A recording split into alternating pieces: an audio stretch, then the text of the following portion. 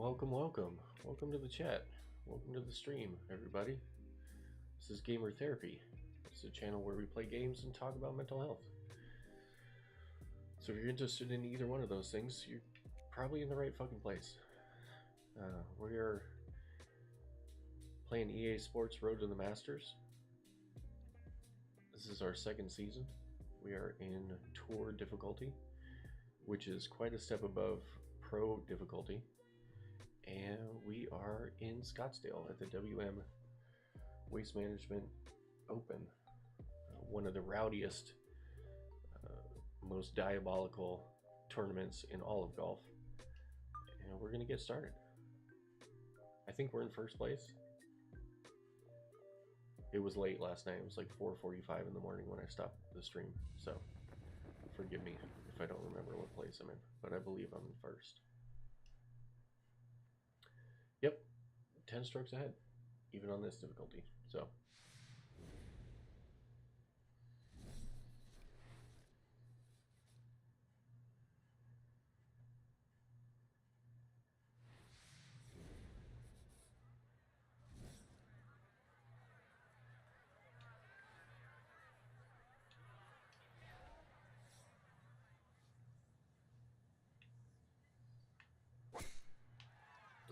that's going left. Is it going to hold up? Nope, it's going right in the sand. All right, time to get warmed up.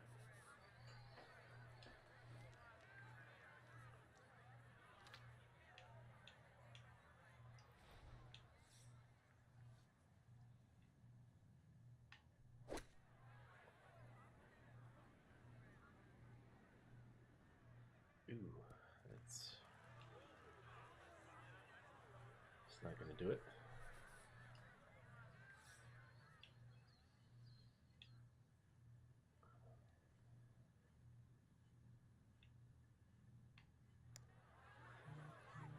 That's not it. That's not it.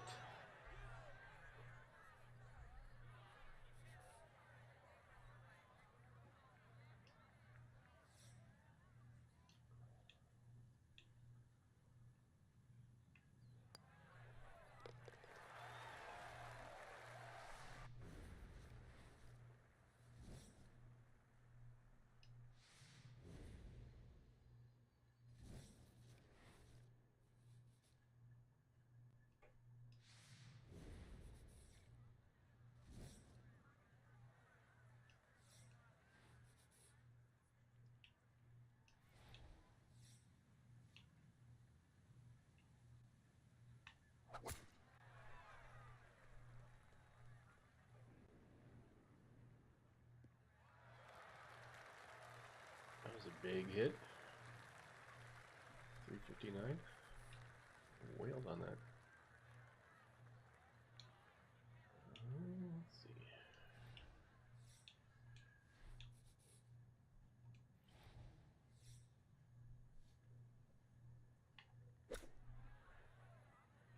Oh, get there.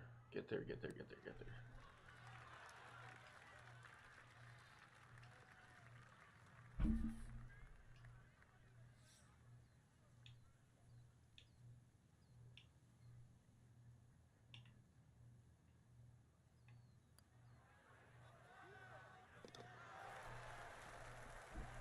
Take a bird.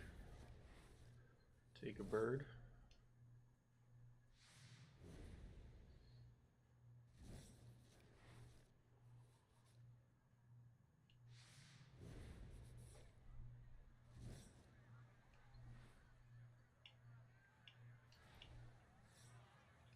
Miles an hour in the face. Not ideal. But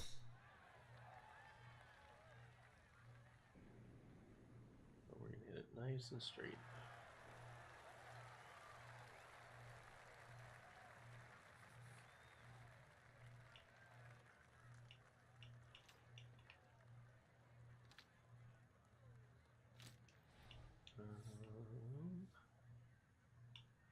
Should we go with the 4-iron?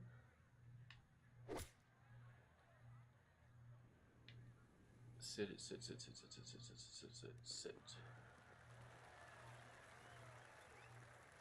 Okay.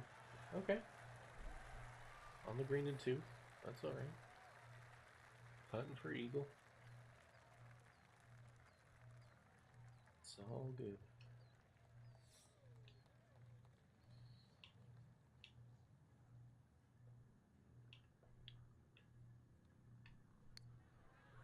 Oh, I think that's too shallow.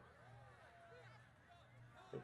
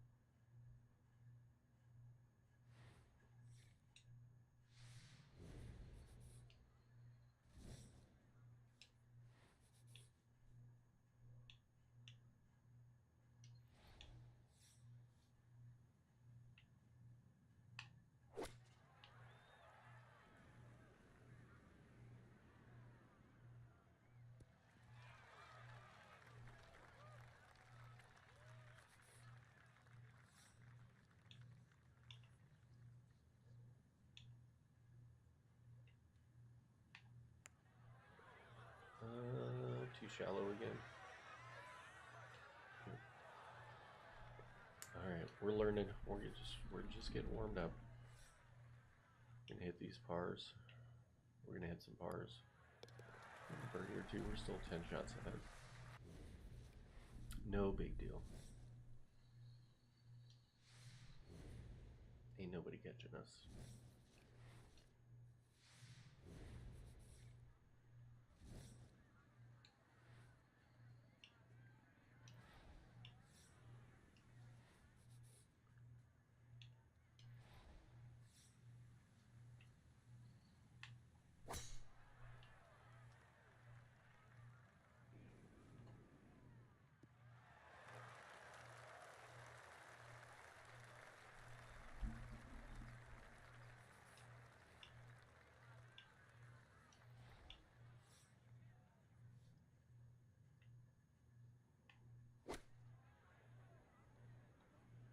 Get up there. Get up there.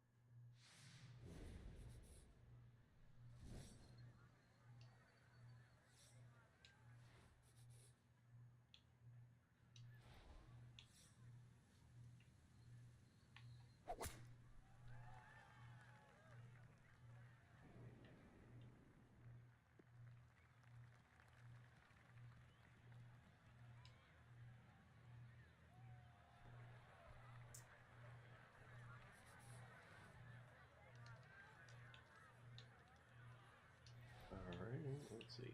We got 10 miles an hour left to right. Wind at our back. Let's see. Right about there. Oh, I pushed that right. Get up there. Get up. Right. What's going on, chat? Happy Saturday. Welcome to the stream. Drop your questions in the chat.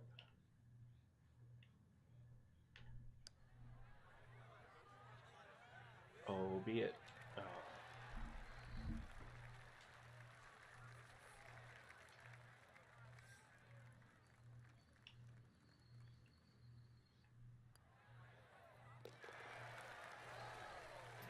Alright, par. That's the way it goes. That's the way it goes.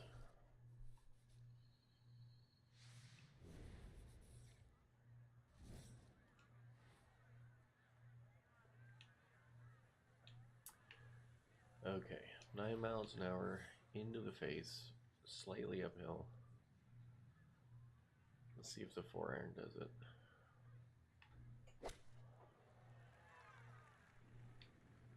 Oh, sit down, sit down, sit down, sit. Oh man, I thought for sure that was the right club.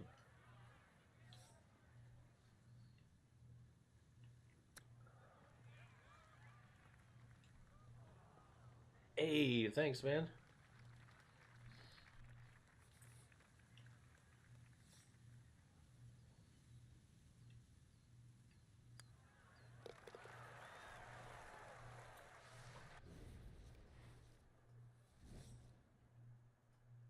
And I got new, or I think I did everything right.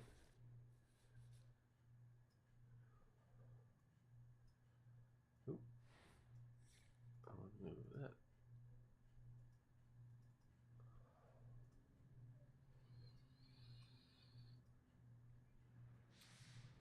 Move that.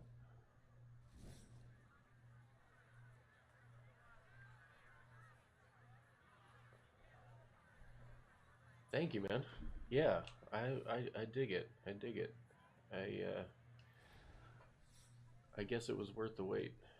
Um, but yeah, like it's on the new logo. I really like the new logo. I think it's uh, it's fitting of the title of the stream.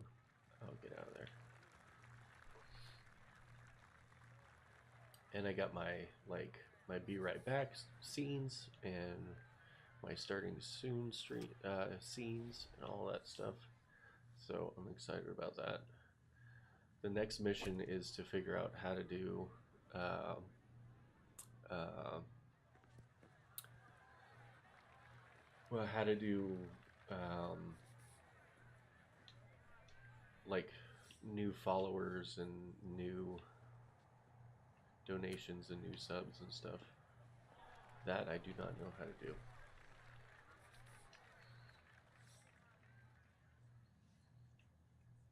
One step at a time.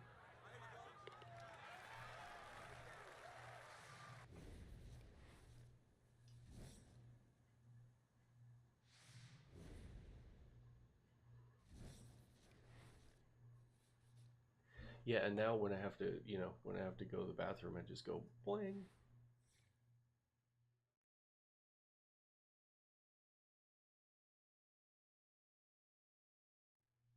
And then I come back.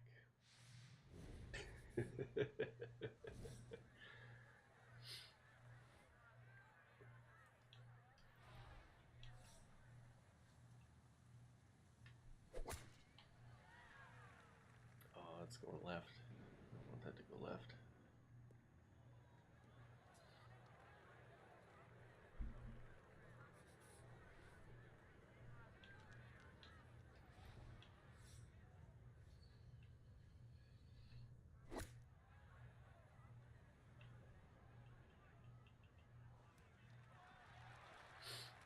I was watching you play COD earlier, man. You're pretty cracked.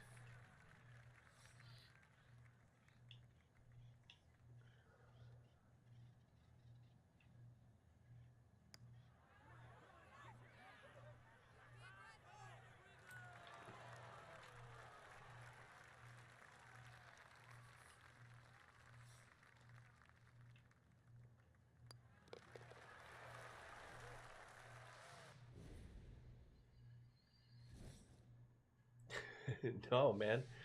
Like I wish I still had the ability to play COD. Like we could totally squad up, but I got permanently banned from COD forever, or hardware banned. I'll say, I got hardware banned.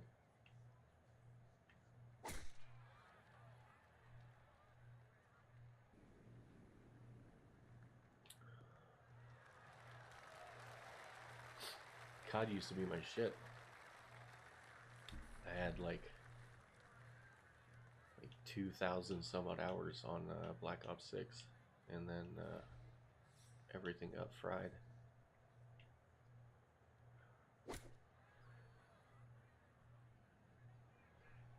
Yeah, I know, right?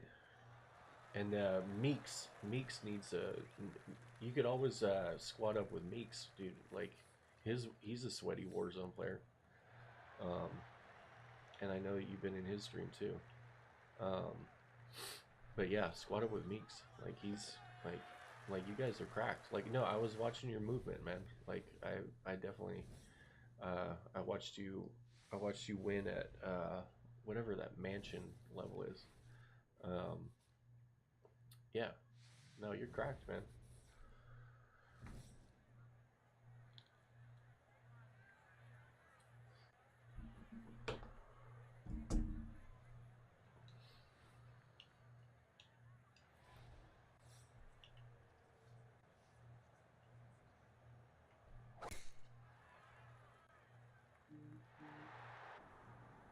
Yeah, yeah, I saw that one.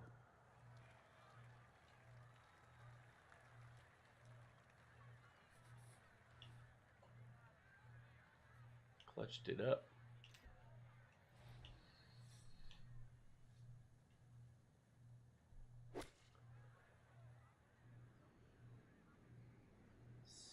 Sit.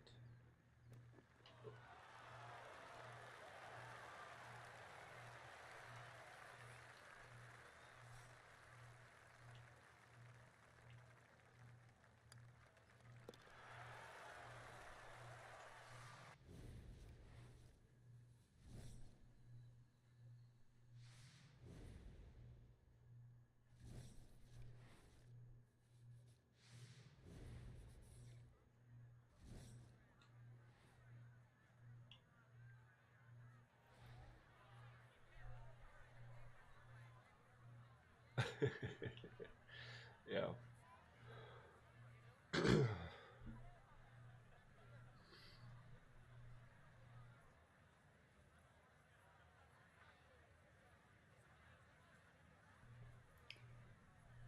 Yeah,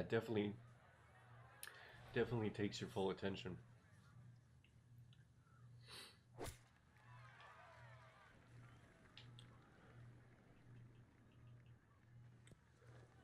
Oh, sit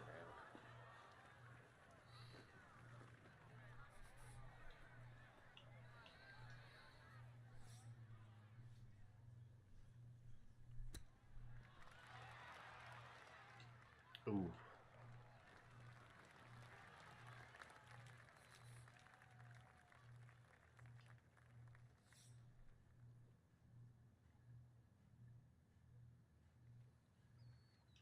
right? I miss that feeling. God, I miss God.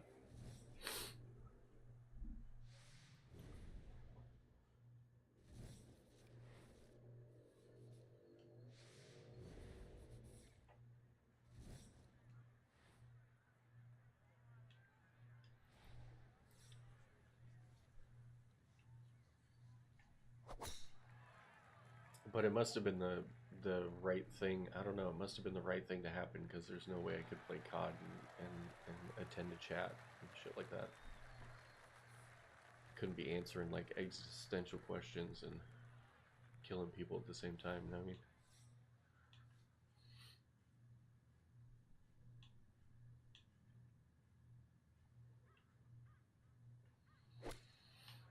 Oh, that was ugly.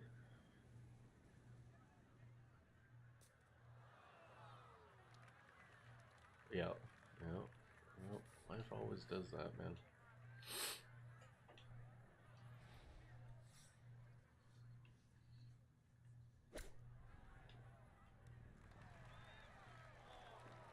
Yeah, it's very fast paced. Okay, just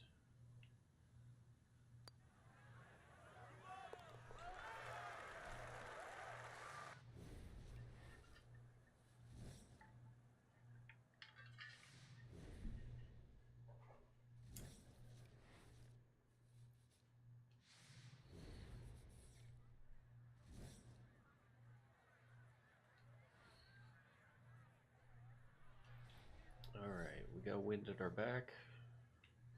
Time to send it. Oh, it's going left. Oh, come on, get out there. Get out, get out, get out. Nope.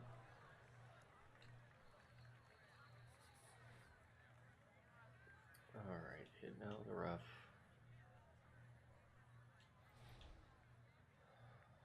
Let's see. Wind at our back.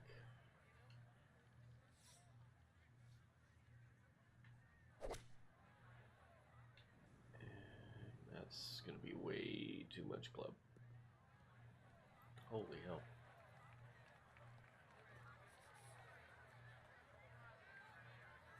Oh yeah? Feeling it today? That makes sense.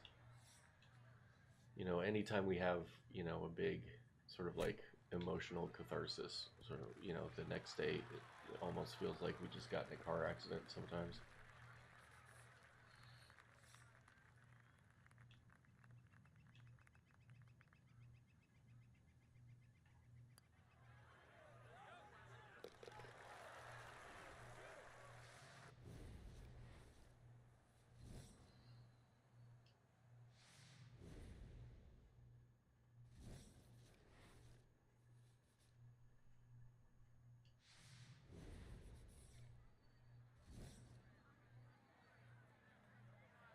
Yeah, I get that, man. I've had plenty of those days. Oh,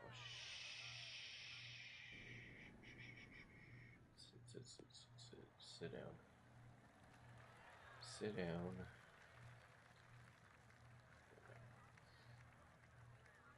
No, I get that. Yesterday was a big emotional day.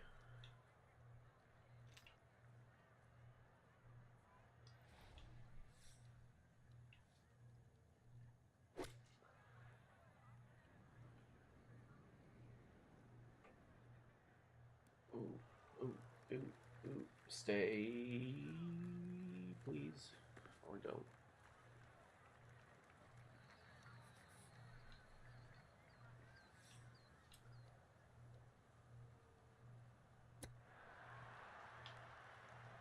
Oh.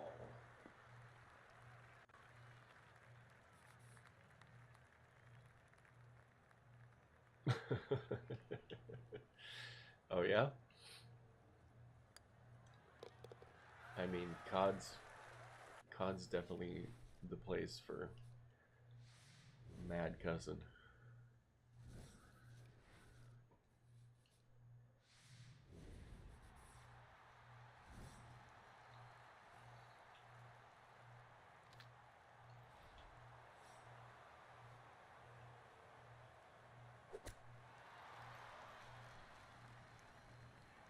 Get there, get there, get there, get there, get there, get there.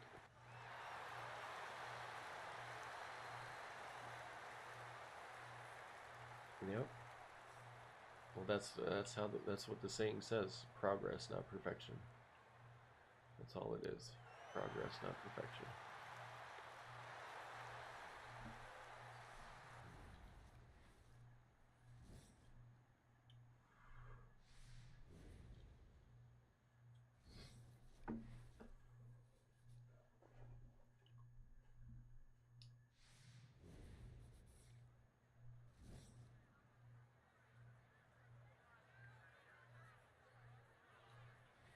It is, man. That's how you slip some of them, like some of them really like nasty positions.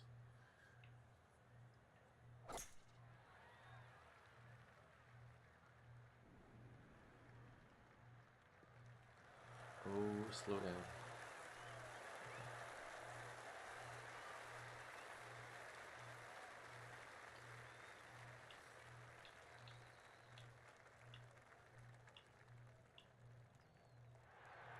Hey, new era. What's good, boss?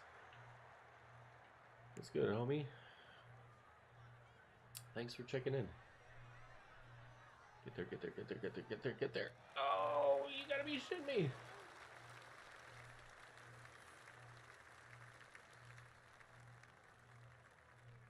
Oh, don't. Yeah, how you do? I'm good, man. I'm good. It was a good week.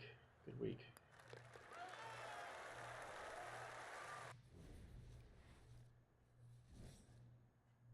Fucking Nightbot. Don't worry about Nightbot. Nightbot's tripping.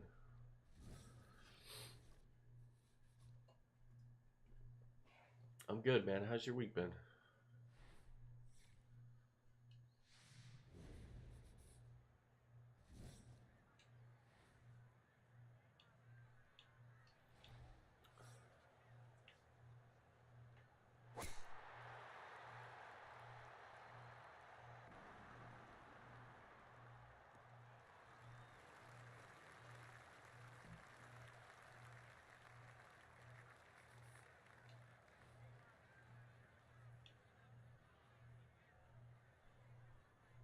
I believe you, man. I saw you. I saw your movement. I saw how you move. That was one of my biggest like flaws in COD was not repositioning. Like I'd always just like stay for the gunfight and not reposition.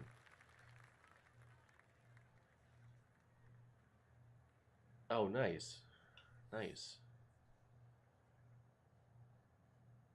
Was it Aberg that was in the lead?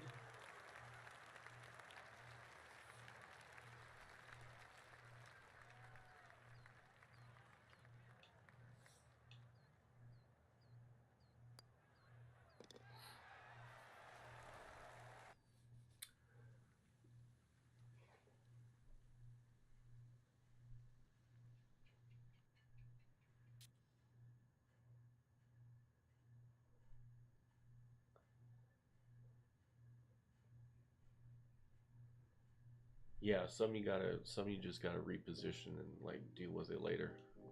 Like yeah, re up. Are you saying you're in a tournament, New Era?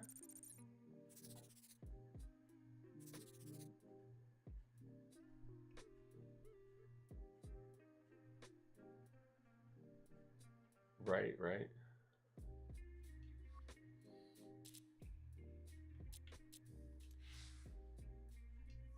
Oh, damn.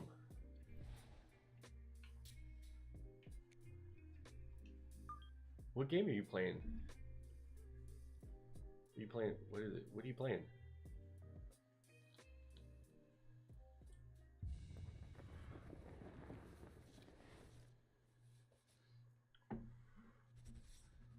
No shit.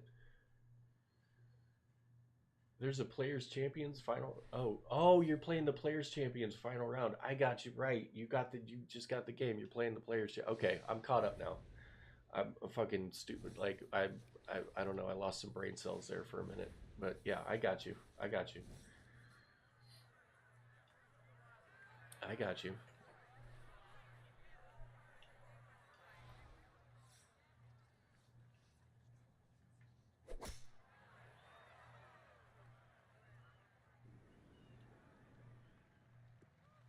Yeah, that's like I hate getting like shot while I'm shooting somebody else.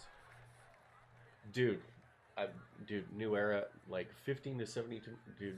There'd been some like when you play the I forget what it's called. I think it's called the Tooth of the Dog or something like that in the Dominican Republic. You'll get like yeah, 15 to 20-mile-an-hour winds. And it's all along the coast of the Dominican Republic. Yeah, that course is brutal.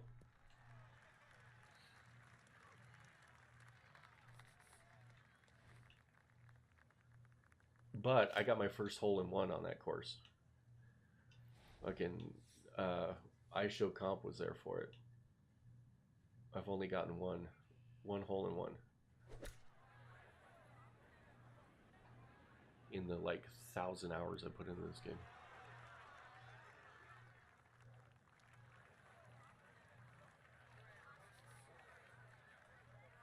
I know. I wish I could play COD too. As soon as I get back to the states, man, we'll squad up.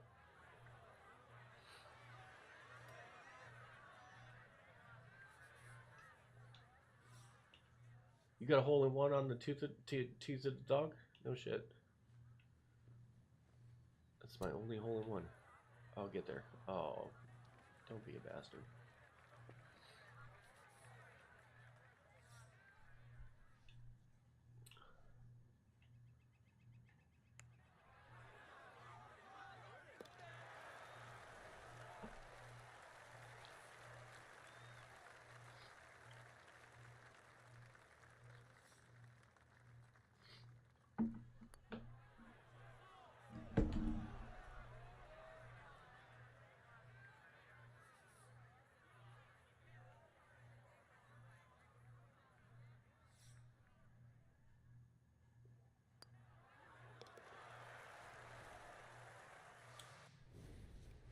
Oh, at TBC Sawgrass? Nice. Dude, it's hard. Like I go to this cigar night with my neighbor across the street, and one of the guys golfs, and I golf too, but like I golf like I don't know, like 3 times a year. Um, but I've actually hit a hole in one, and he was telling me like the odds of hitting a hole in one as an amateur like 1 in 30,000, and even the odds of hitting a hole in one as a pro are like 1 in 7,500. And so, um, I'm always wondering, I'm like, why don't I get that animation more? And I'm like, oh, they probably calculated that into the algorithm of the game.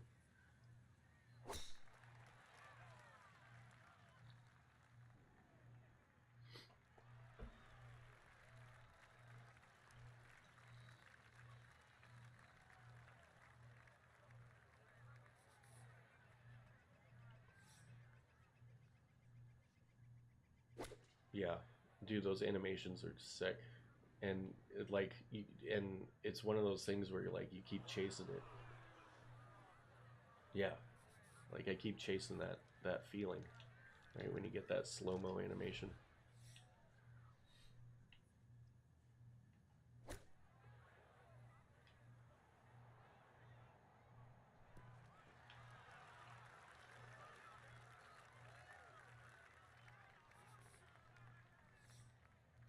Oh yeah,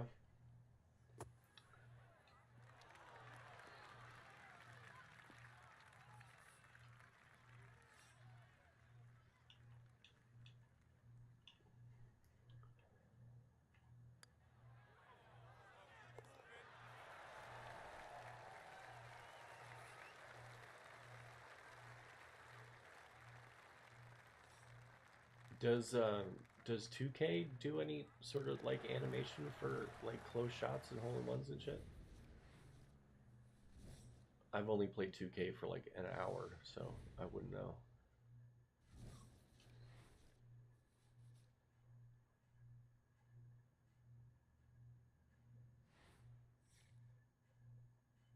Okay. Yeah, keeping it friendly, keeping it light, keeping it, yeah, keeping it, I like that. Keeping it friendly, keeping it light. Smart man is a smart man.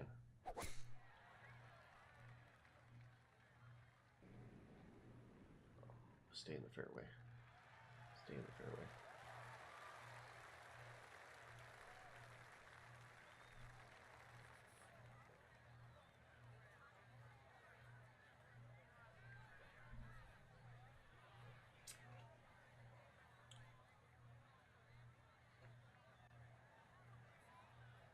Yeah, yeah. And again, sort of like keeping it light and kind of informal.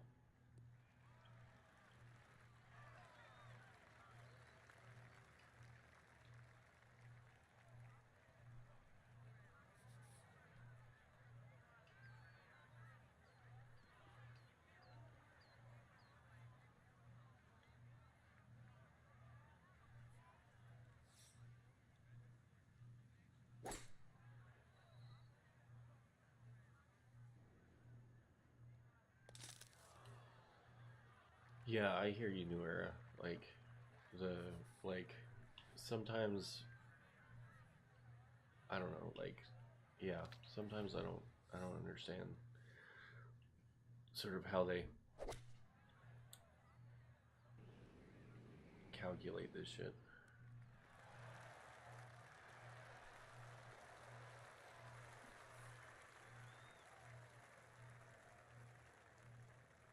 Yeah.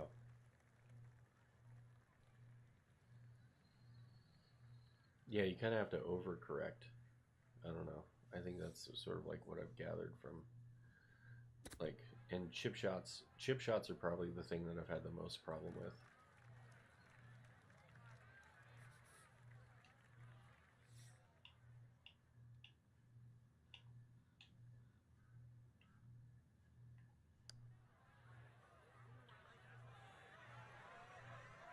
Be it oh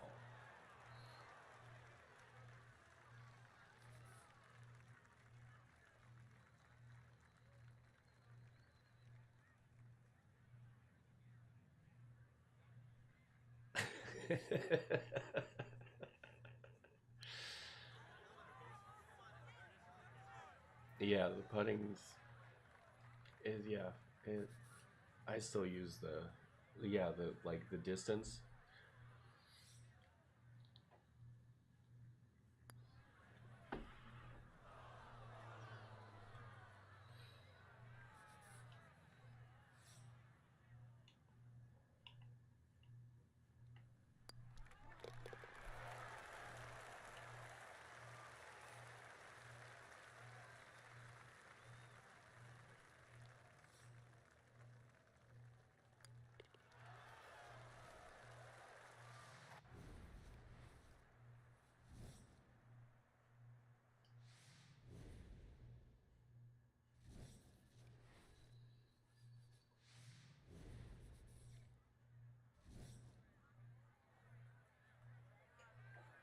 Yeah, absolutely, man. I got it pulled up already. We can definitely do some chat GPT questions. Yeah, let's do it. I need some more I need some more short form content anyway. Ooh, ooh, ooh.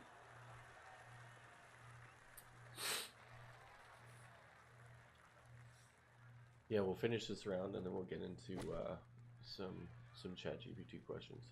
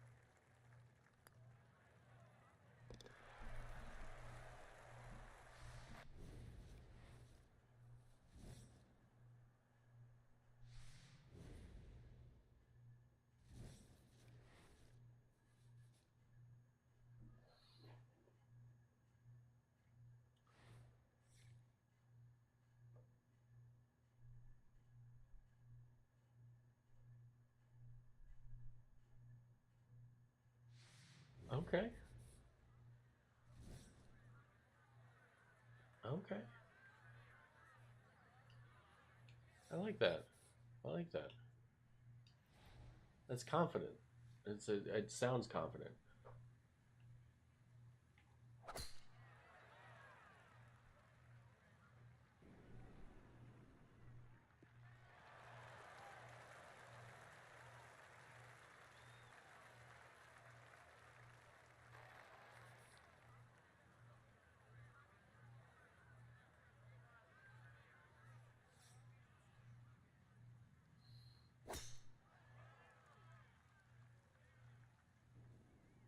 Yeah, you're definitely getting better, man.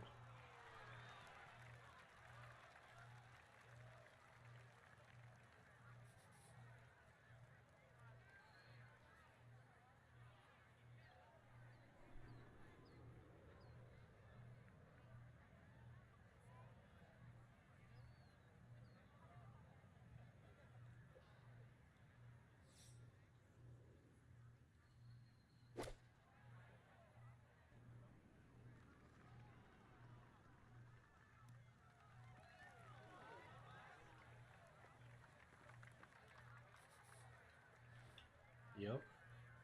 Yeah, man, as soon as we let that stuff go, like as soon as we're able to let that stuff go, like God, like life gets so much easier. You know, as soon as I realized that no amount of worrying has ever stopped anyone from doing anything shady, I like I was just able to let go and just let whatever happened happen. You know, it doesn't mean that it's not going to hurt, but it does mean that like I don't have to sit there and worry about it, right?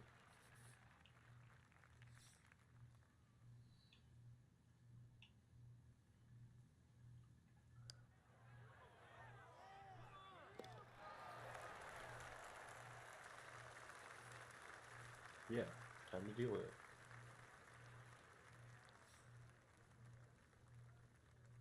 Time to just let it happen.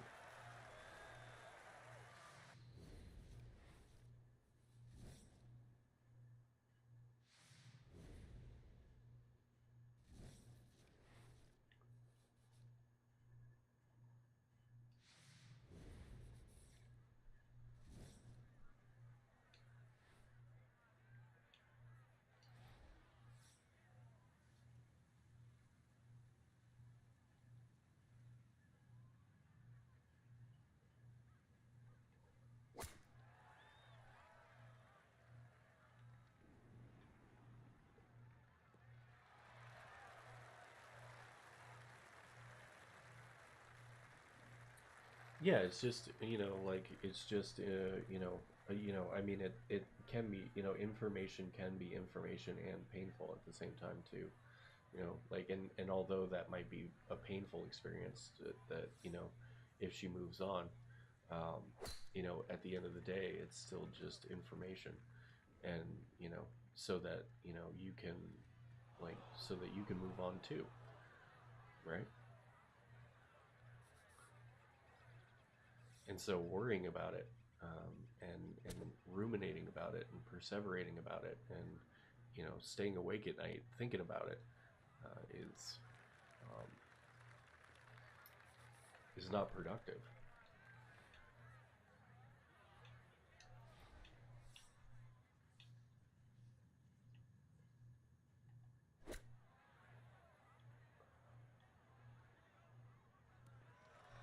Oh, how was that not an animation?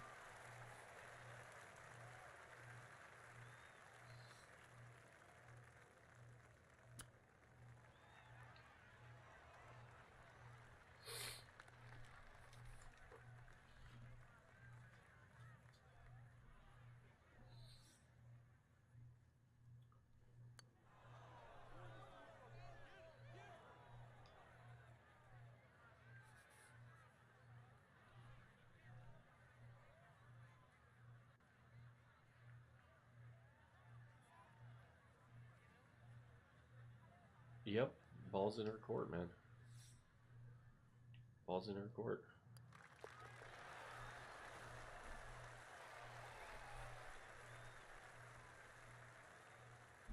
Damn, 20. Dude, those 15 to 17 mile an hour winds are killer, dude. It's so hard to correct for that.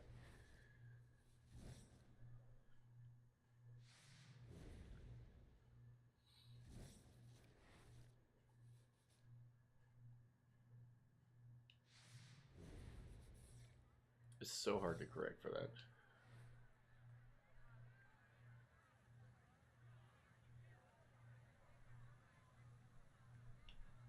Is the comp. Yeah.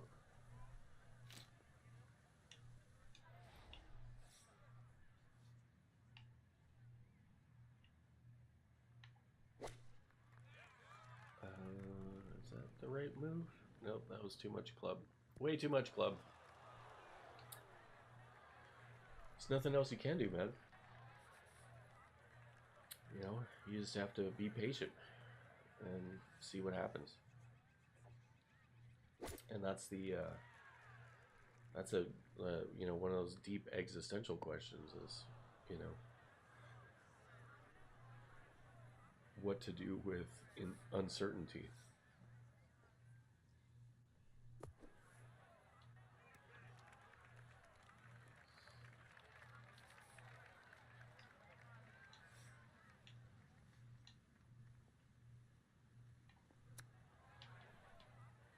Oh, that's punk as fuck.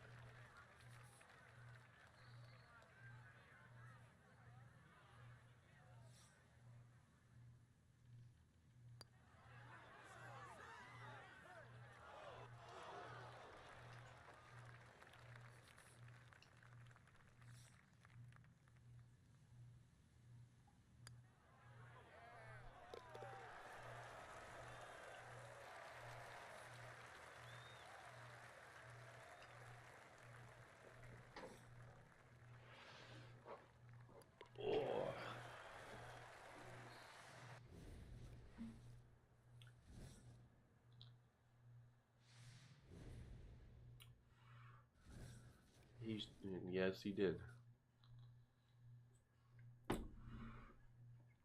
Never leave a birdie putt short.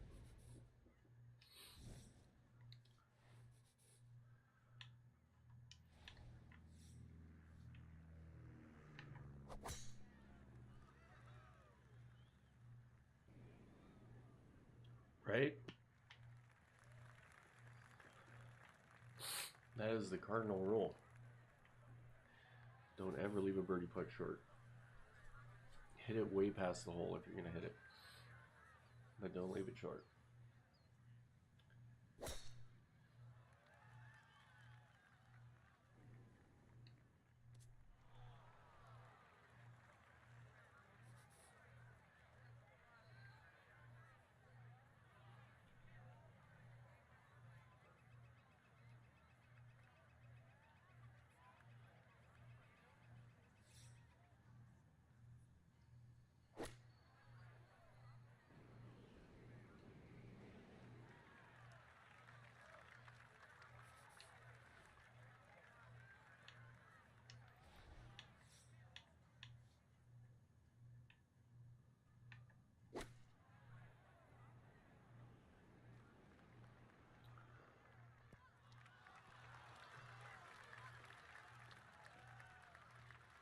Dude, those are brutal.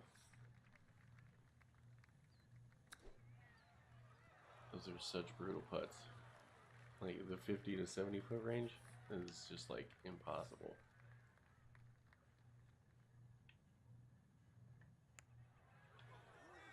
Turn. Oh, just go right past the hole. Why don't you? All right.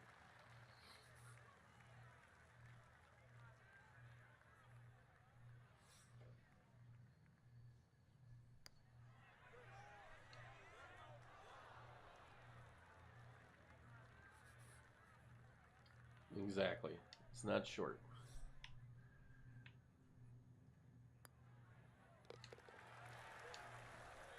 Take a par rather than a short birdie.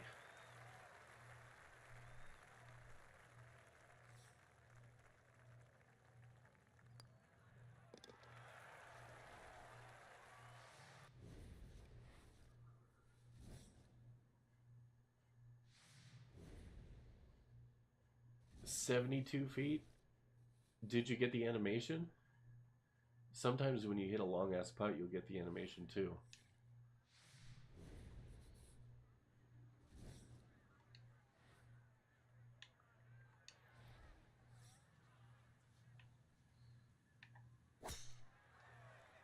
No?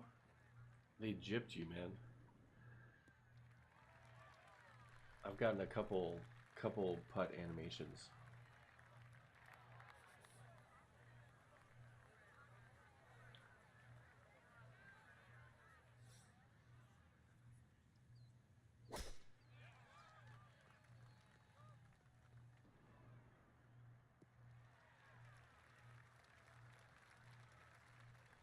That's a huge putt, dude.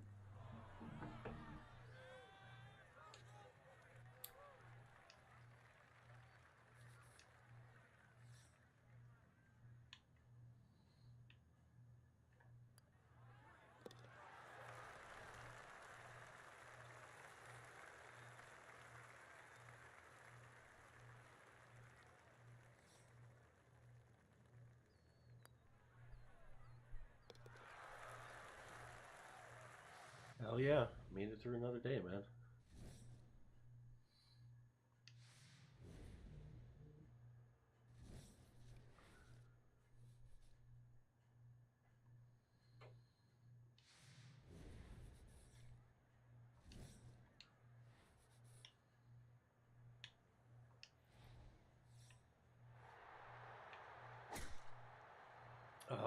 it's going in the sand.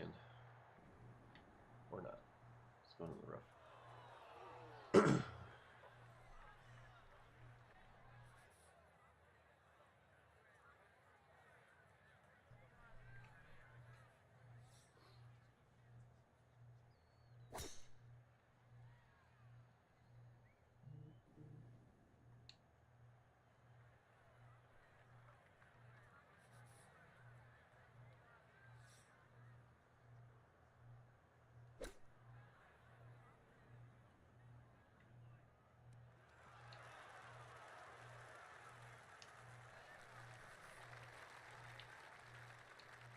Yeah, that's all we can do, right?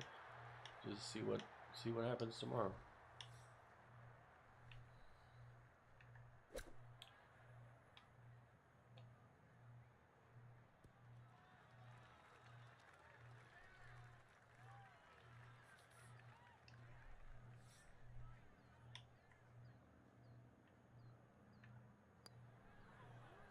Oh, I think I left it short. Yep. I broke my rule.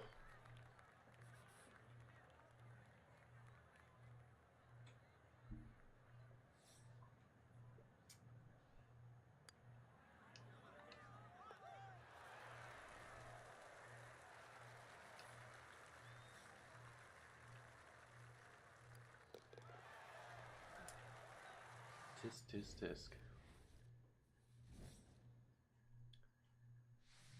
It's a good thing I'm up 19 strokes.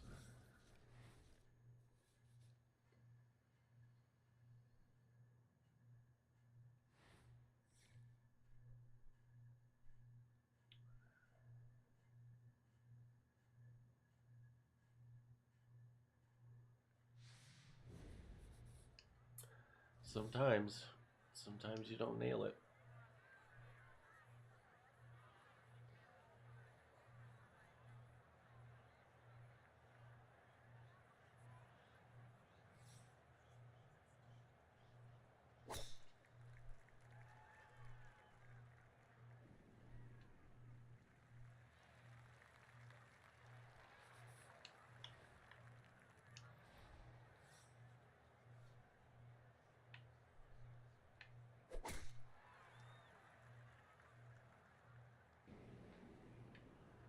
%.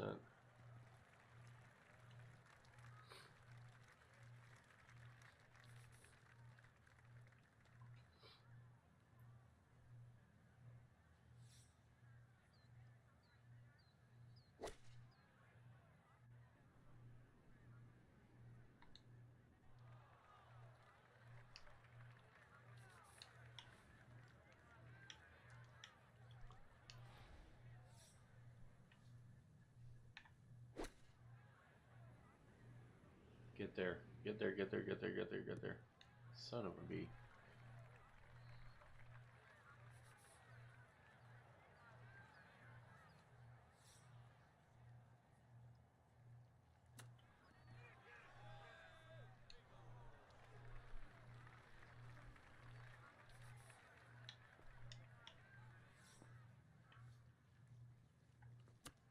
Oh, that was ugly.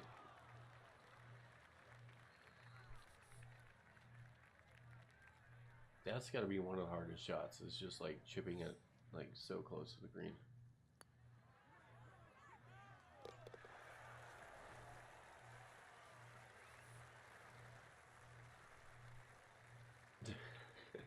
It's sort of a break. Yep.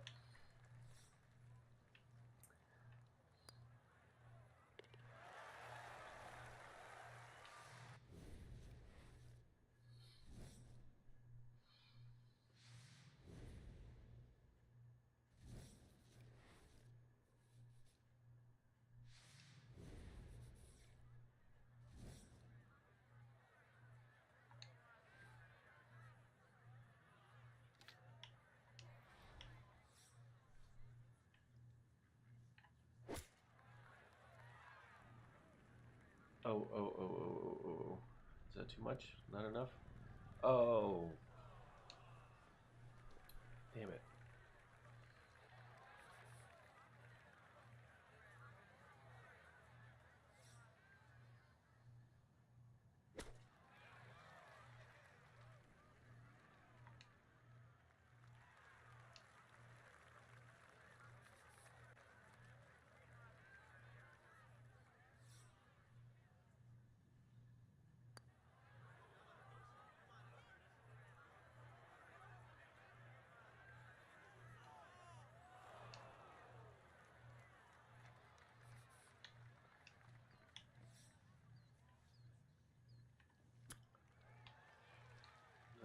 pushed it. Son of a bitch. I'll actually say bitch for that one.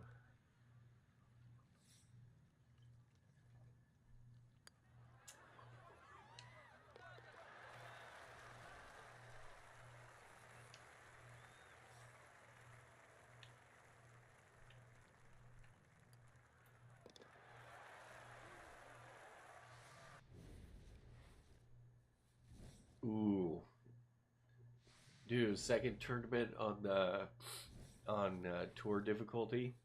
I was 17 under, and the leader was 18 under. I birdied the last hole, only to find out that they got another stroke on the last hole. So I got second place, and it was minus 19 and to minus 18. It was such a kick in the gut.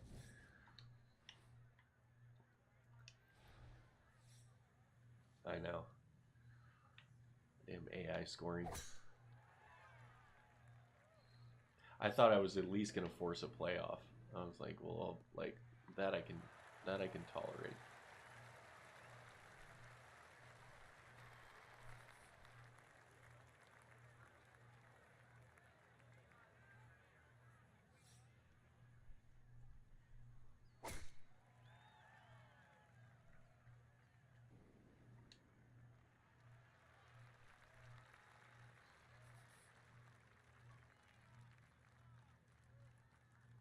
Dude, like yeah, like when it's 15 to 17 mile an hour winds, like yeah, if you can shoot even or a couple under par, like what the hell else are you supposed to do? Like the wind is insane. Like that and um like 15 to 17 mile an hour winds and and Wolf Creek. Wolf Creek is just a pain in the ass to shoot well. Um, with all the elevation changes and the mountains and all that shit. Um, it's just such a like dick move course.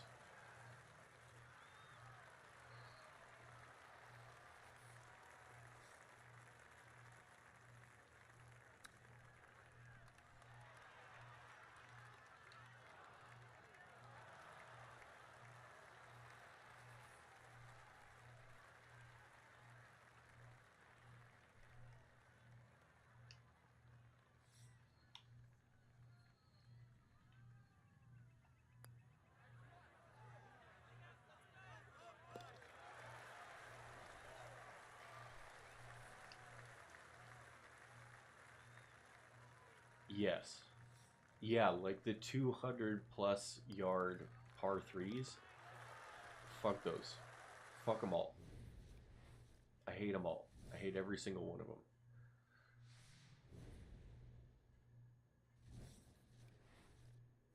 It's just unholy to have like a 255-yard par three. Like how are you supposed to get on the green?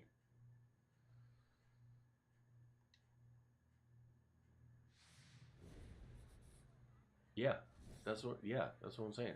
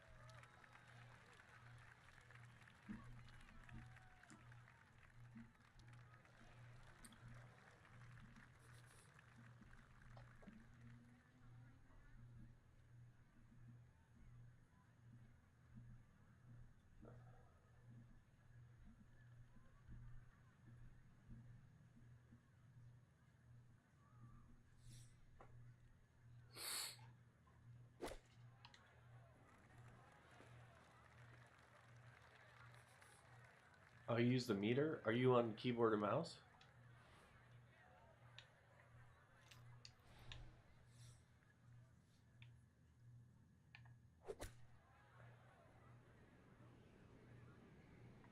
Get there, get there, get there, get there, get there.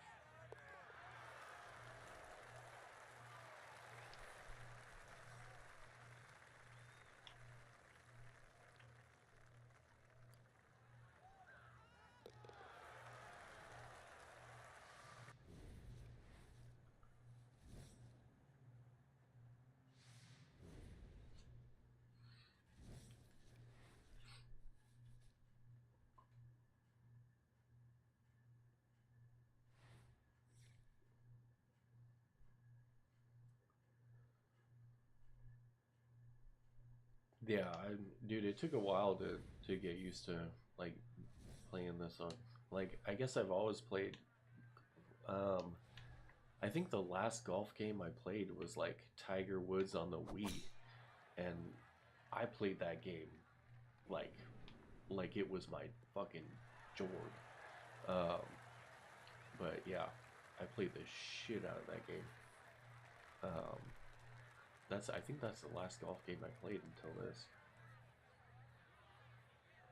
But yeah, for like I hear that a lot of people use the right thumbstick, and I don't know, maybe it's because I'm left-handed that I use the left thumbstick, but I've always just used I've always used the left thumbstick to sweep.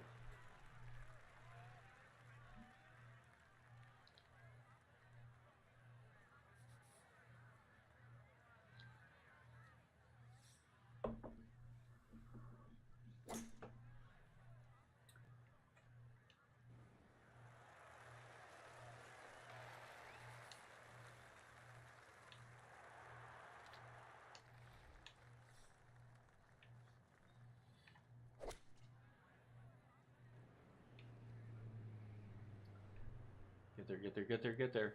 Oh, you suck.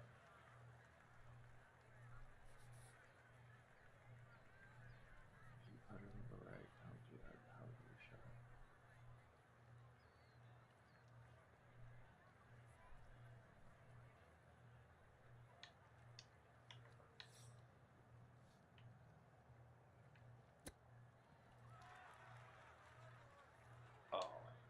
Oh. Oh, if I put it on the right, how would you add power to your shot? Um, if I put it on the right, then like really the only way that I add power is to club up, um, or sort of like put the marker like past the hole to like account for the wind and stuff like that, if that makes sense.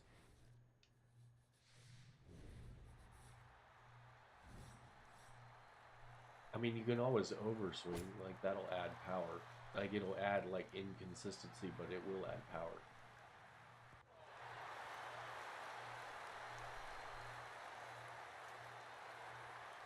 You spam A for power, but you right stick.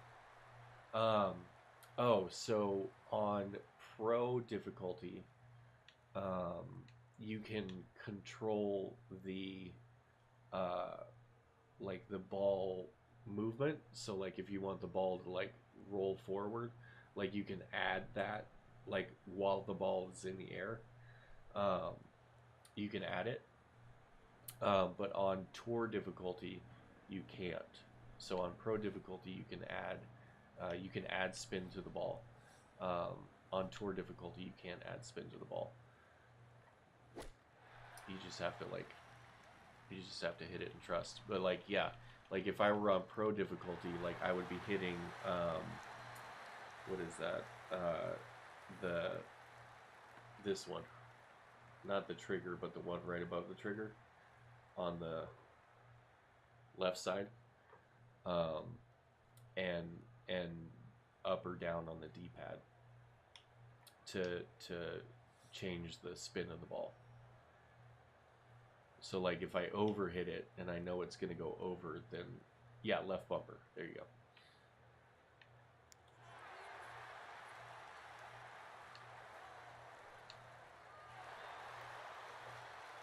Yeah, so it's like left bumper and then the D-pad um, to control the spin of the ball while it's in the air.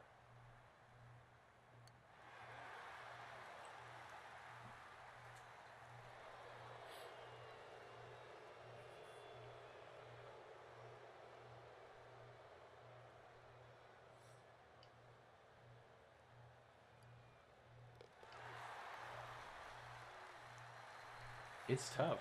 Like it's like yeah, I don't blame you for using the meter. Um I didn't even think like that was an option. Um yeah.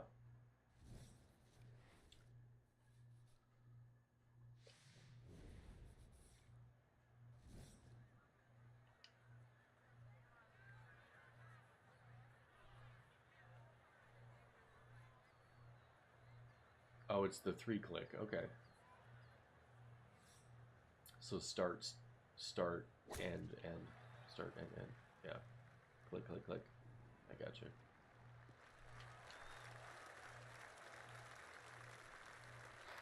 Like the joystick's tough because uh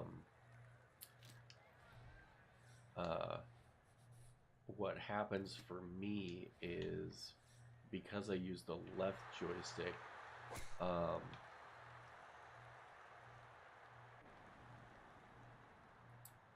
oh, that's gonna go over. That's way over the green. Because I use the left joystick, like just the natural motion of my thumb, like pushes a lot of my shots to the right, so I slice a lot of the time. Um, and so it takes a bit of getting used to like correct for that.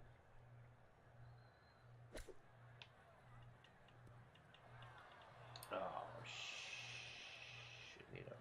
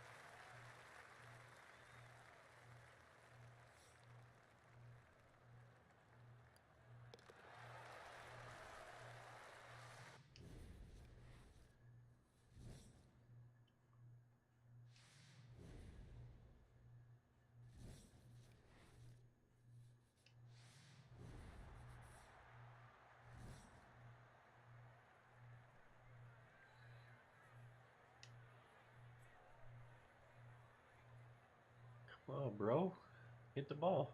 Let's go.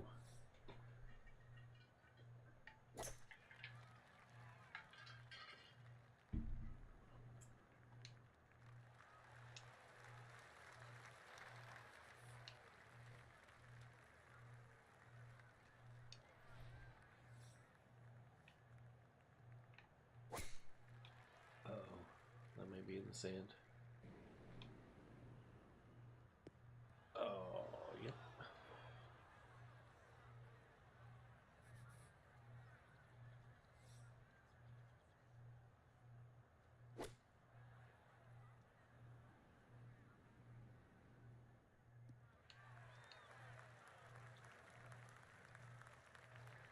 New Era, have you played online at all? We should have run one, maybe.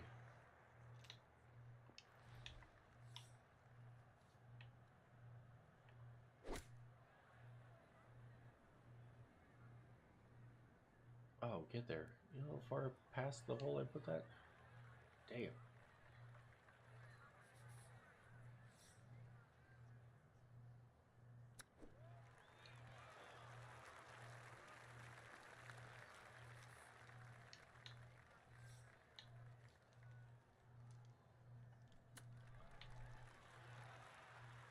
there, get there, get there.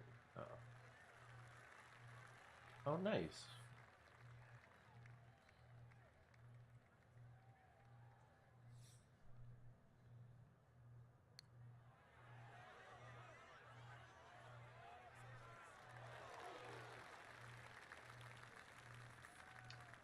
It's nice to hear that like other people play this version. I thought I was like the only friggin' one that bought the EA version. I thought everybody was out there playing 2K.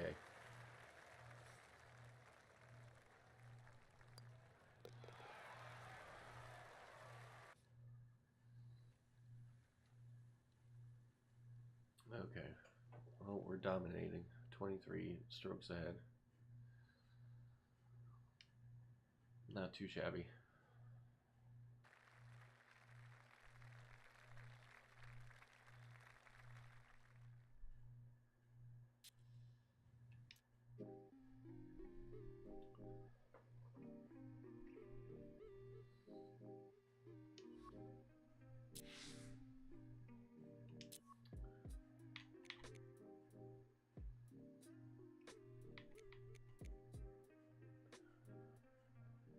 I got 2 events under my belt.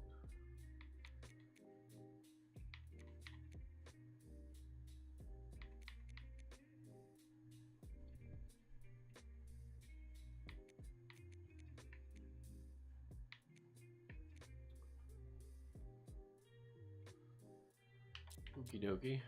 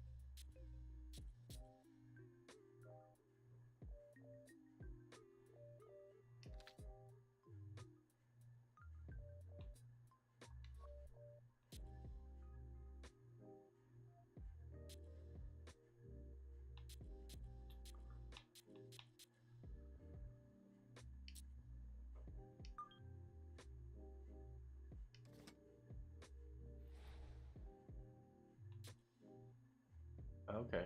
Oh, so I can like invite. Oh, how do I? Oh, I can't type. That's the problem because I'm using the Rogue. I can't type.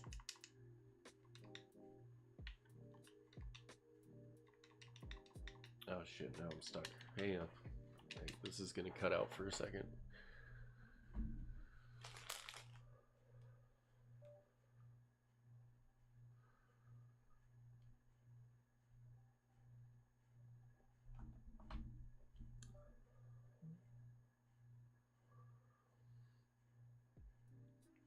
Oh, son of a bitch.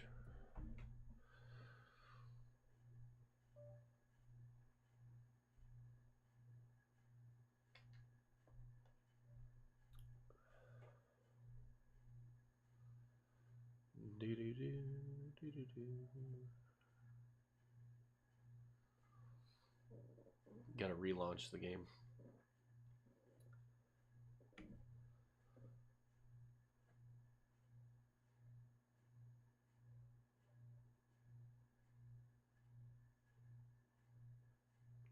Come on. There we go.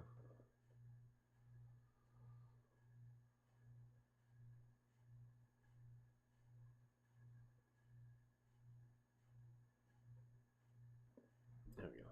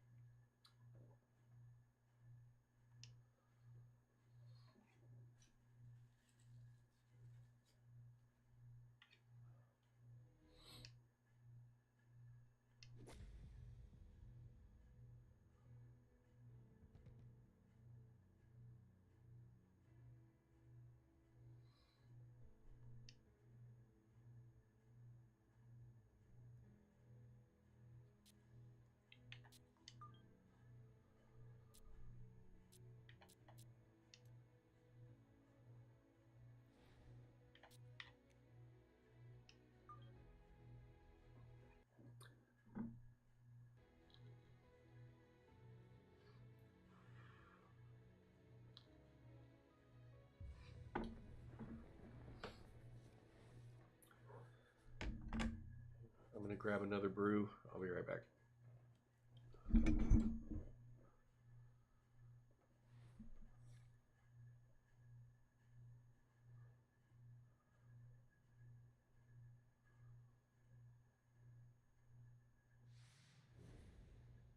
Oh, that sucks, dude. Oh no. You're shitting me.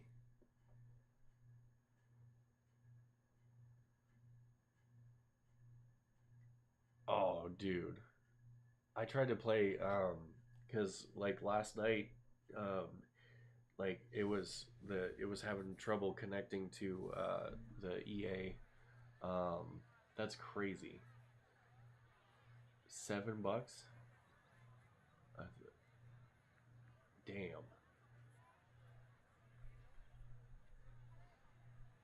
So yeah, I tried to like it kept disconnecting from the EA servers last night, and so like the first stream I did last night was like 30 minutes because it kept disconnecting from the EA servers, and then so I was like, well, fuck it, like let me like play, um, like let me see if like UFC, like I tried to buy UFC, but it's only available on like cloud gaming, and like the cloud gaming like does not work on the Rogue, and so like I couldn't even play. Like UFC would be tight. That's wild, man. Absolutely wild.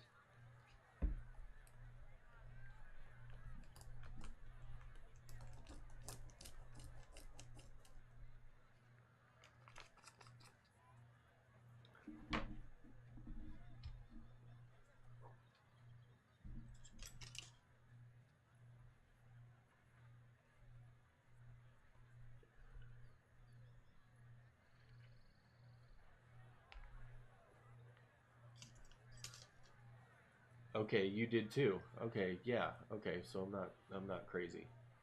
Okay. Well, that makes me feel better because I was getting it. Yeah, like around like 8 or 9 o'clock Pacific last night. It just kept happening. Like I would play like one hole, and it would disconnect. Yeah.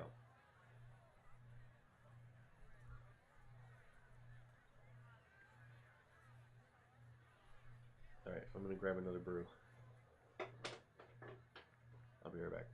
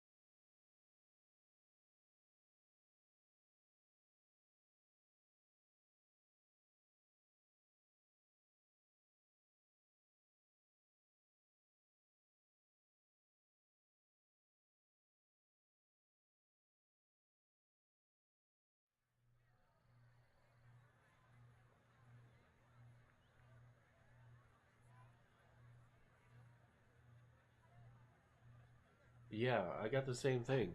Like it would start on a hole and then it would disconnect and then I would have to just like restart that hole again over and over and over again. So I was trying to play a different game and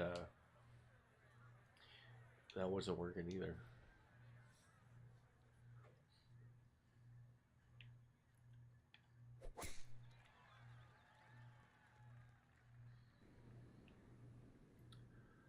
Card path?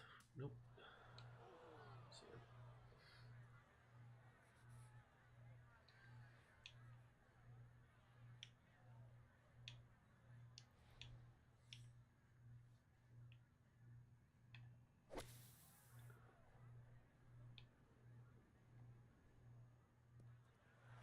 Okay. Yo, Malik, you still here, bud? Where Malik at?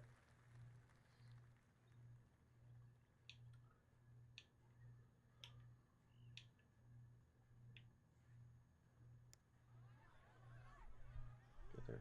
No, not enough. Son of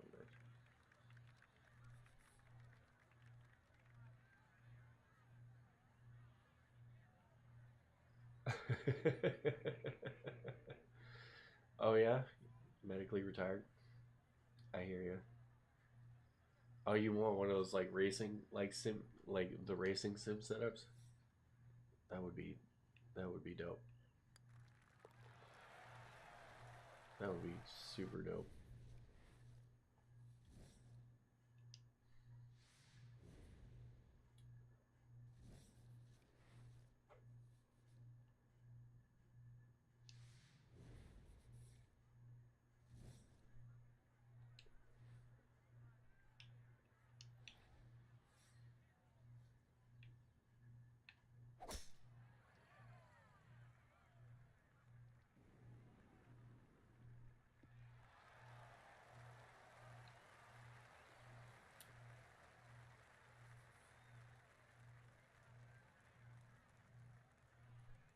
Yeah, I bet. I mean, I bet it could get up to like 5 or 6 grand, right? Like, there's some people that are fucking serious about that shit.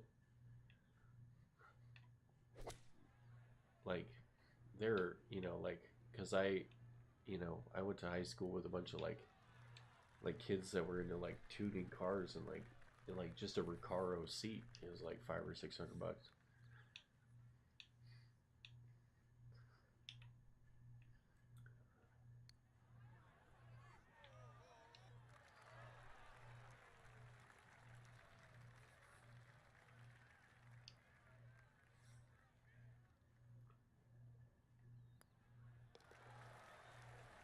Yeah, yeah, because they're of like legit Recaro racing seats.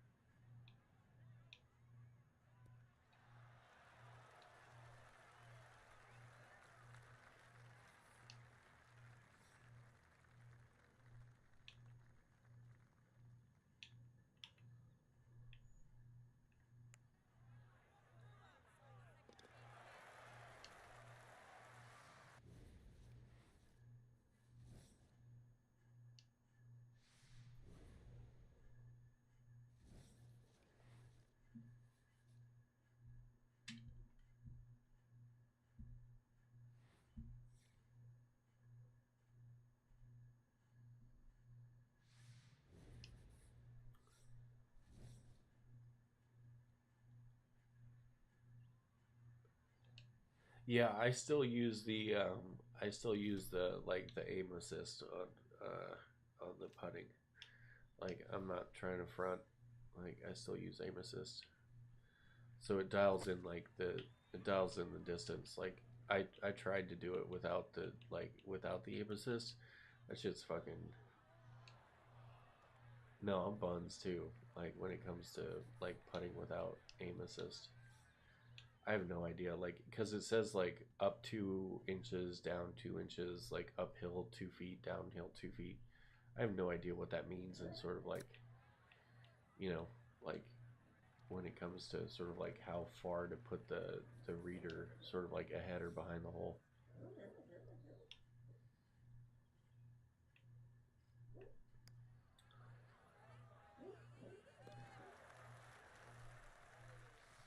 That's nuts. Your buddy's a savage.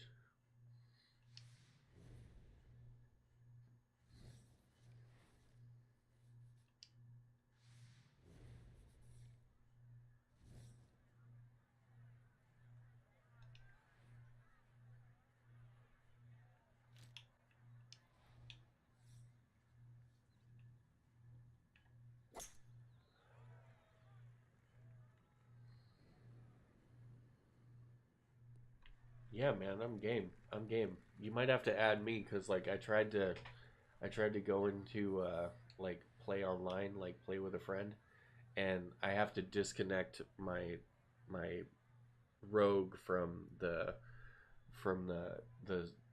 capture card so that I can type in your name. But you can take my. I'm gonna type my. Uh, this is my gamer tag.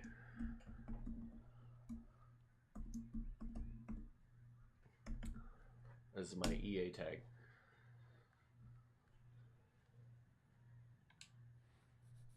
Yeah, I'm on the EA app.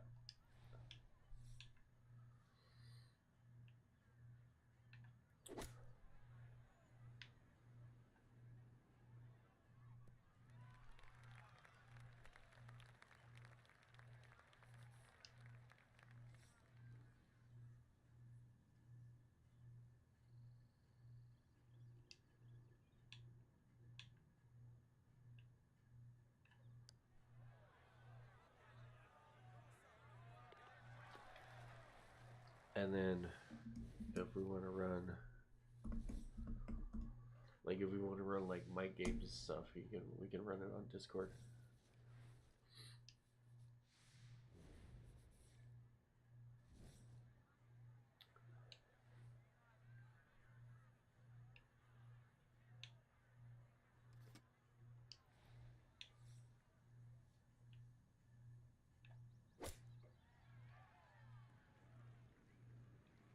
Get there, get there, get there, get there, get there.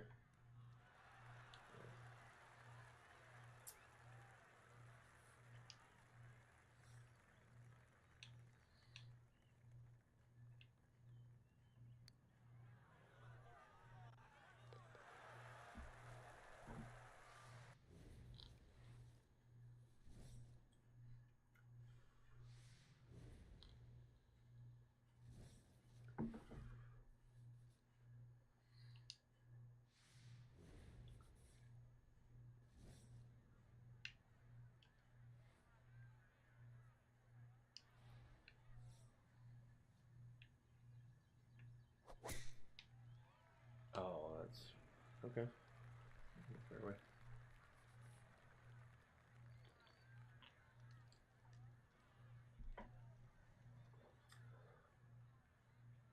Where link doesn't work? Oh shit.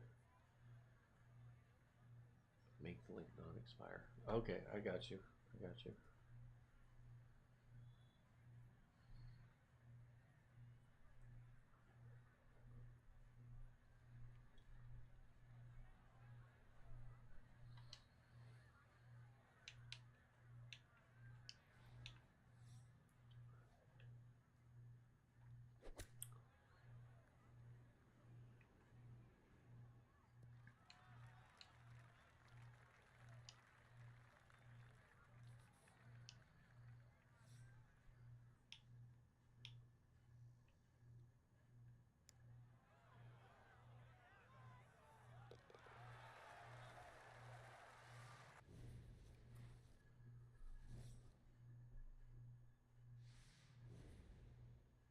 Nice. Okay. I'll definitely see it then.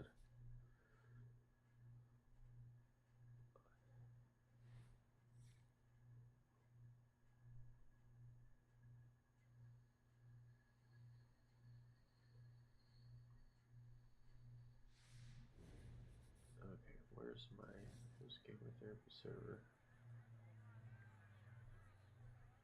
Which one use?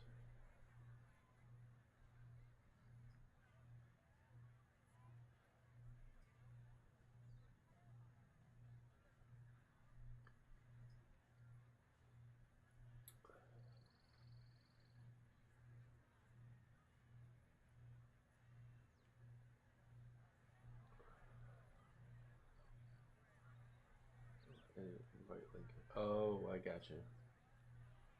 Never. There we go. I don't want it.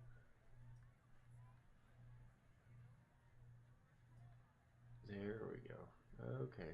I got you now. I got you.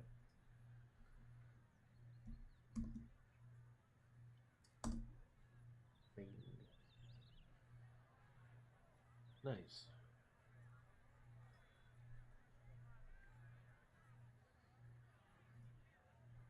Yeah, let me change. Let me change Nightbot one. Here.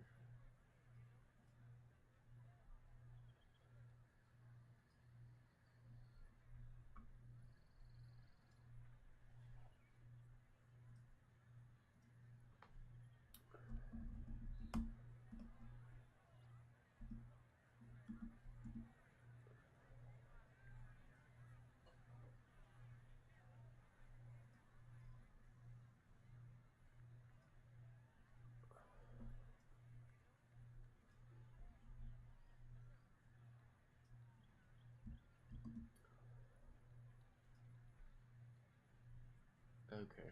Now the Nightbot's updated.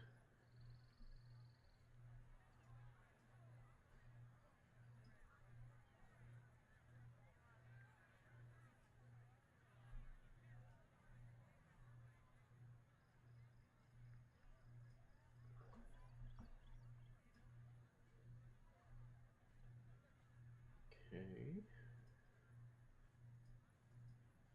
What's going on?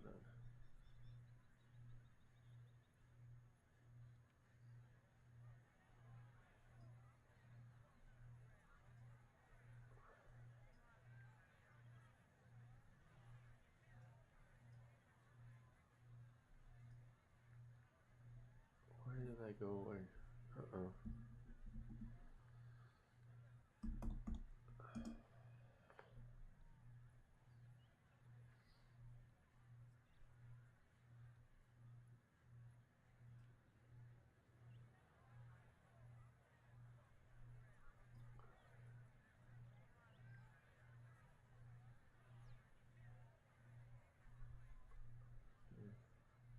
We live now? Are we still live? Okay. Sorry, for some reason, Restream did not like the fact that I exited out of the tab to change Nightbot.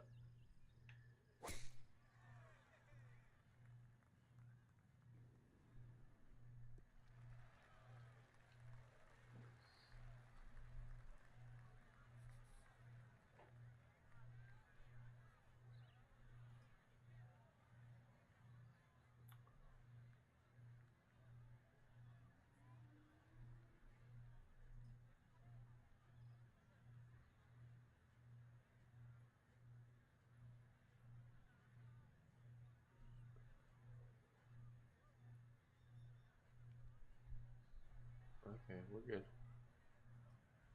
We're good.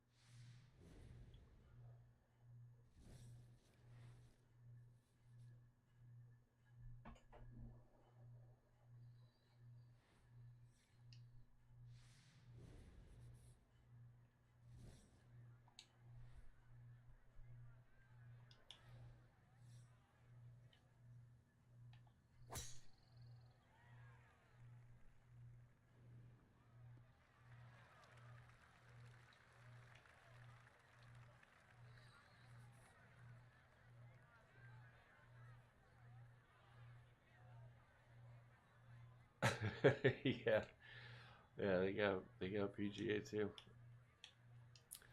But I'm glad. Yeah, I was wondering if you were here or not, Malik. Let's get into some Chat GPT questions.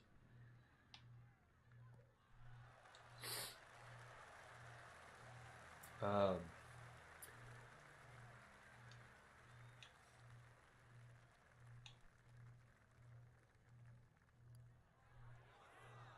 oh, you suck.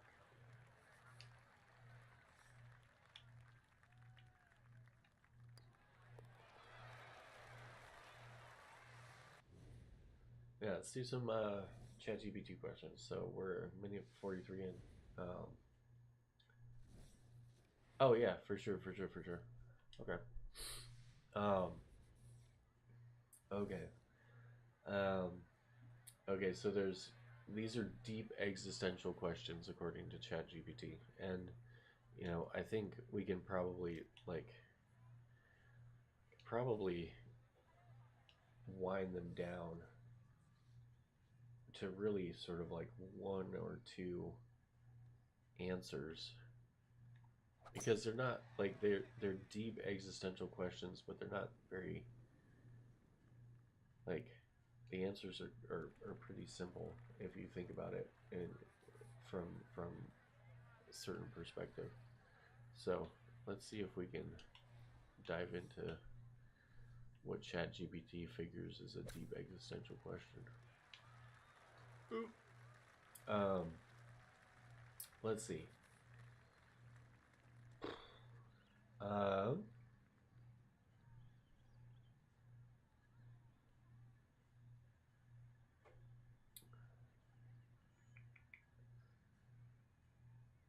okay.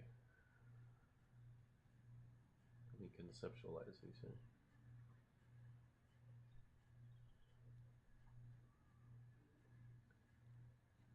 Okay. So the second question and the fourth to last question are kind of the same. And the fourth to last question is why do people struggle accepting uncertainty? And we've gone over this in previous streams. The reason why people struggle accepting uncertainty is because we like to think and believe that we have some semblance or locus of control over our environment. And when we perceive that we do not have a semblance or locus of control over our environment, many things become uncertain. And that is an uncomfortable feeling for people to experience. It's an uncomfortable feeling for people to process. It is an uncomfortable feeling for people to sit in and sustain. And so the idea of accepting uncertainty or the fact that life is full of random, chaotic, traumatic events that make no sense, that shouldn't make any sense, um, point to the idea that human beings desire control. They desire agency. And that's okay. It's okay to desire agency. And it is also necessary to understand that we have limited agency. Right. And that's okay, right? Like, the idea is that nothing makes sense. Um,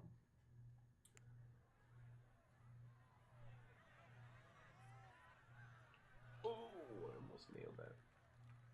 So when people talk about struggle with uncertainty about the future, when they talk about questioning their life direction, um, I think human beings seek meaning and seek direction and seek impact and seek influence.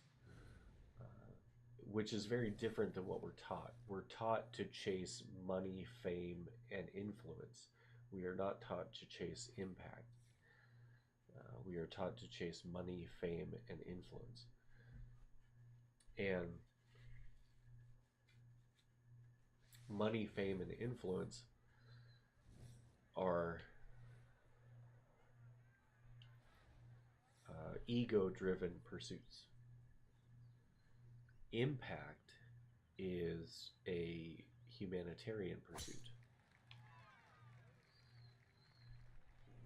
You know, I want to have an impact on my community. I want to have an impact on the human race. I want to have an impact on children. I want to have an impact on et cetera, et cetera, et cetera. But to want money, power, and money, fame, and influence is to solely desire something that strokes one's own ego.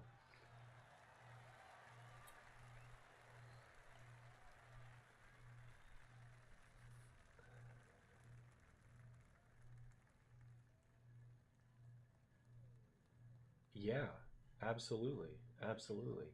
And things like that, like those random traumatic things happen all the time, and are like human beings desire to have a reason for it, right? And we want like we want it to make sense, right? The brain craves making sense of the world around us, and sometimes, and this is not this isn't this isn't something that we're taught when we're young, that terrible things happen for no reason, and we're not taught that. We're taught that everything has a reason, and unfortunately, when terrible things happen to us, especially when we're young, a lot of times people blame themselves, and that's because we are taught that everything has to have a reason. And sometimes parents need to sit down with their kids and just say, sort of like, hey, sometimes random, chaotic, traumatic shit happens, and that's just that. It is very much just that. Is just random, chaotic, traumatic shit that happens, and there's no controlling it. There's no avoiding it. There's no controlling it. But it challenges our perception that we have control over our environment. And human beings love to think that we have control over our environment. We love to think that we have control. We love to convince ourselves that if only I had done this, or if only I had done that, or if I wasn't walking in that area, or if I wasn't wearing this, or if I didn't do this, or if I didn't do that, then I could have avoided this terrible thing. And it's like, nope, incorrect. It is just a random, chaotic, traumatic thing that has happened, and there's no could have or should have that can you know um, can take that away, nor should it, right? um, you know but that's our egocentric selves trying to make sense of the world by thinking that we have control over what happens to us when we don't. And you're absolutely right, New Era. Like, because men in general are taught that production, what we produce, equals our inherent value. What we are able to produce, what we're able to provide, what we're able to do, how much work we're able to put in, equals our inherent value. And men are taught that from a very early age. You do means you are valuable. You can do XYZ, that means you are valuable. And it it it's not the healthiest way of teaching men that they are valuable, because men have inherent value, and so do women. Everybody has inherent value, but men are taught that their value is somehow tied to what they can produce and what they can offer, and the acts of service that they can provide other people, and how much, uh, yeah,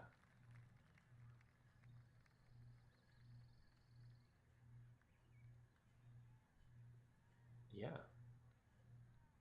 yeah, and it's another fight with Social Security. It's another fight with disability.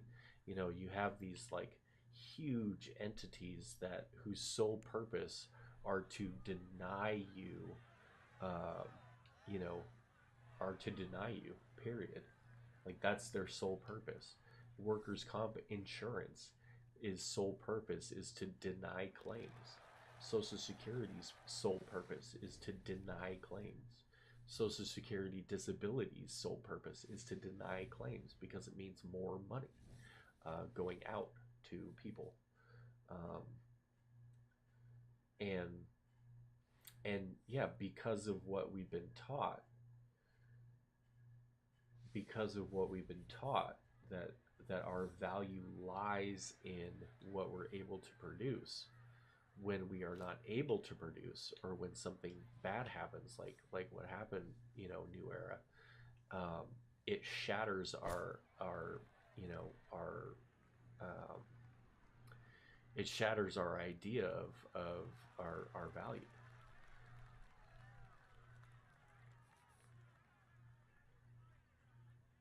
Yeah, four herniated discs. Like that's a tremendously traumatic injury. That is a lifelong traumatic injury.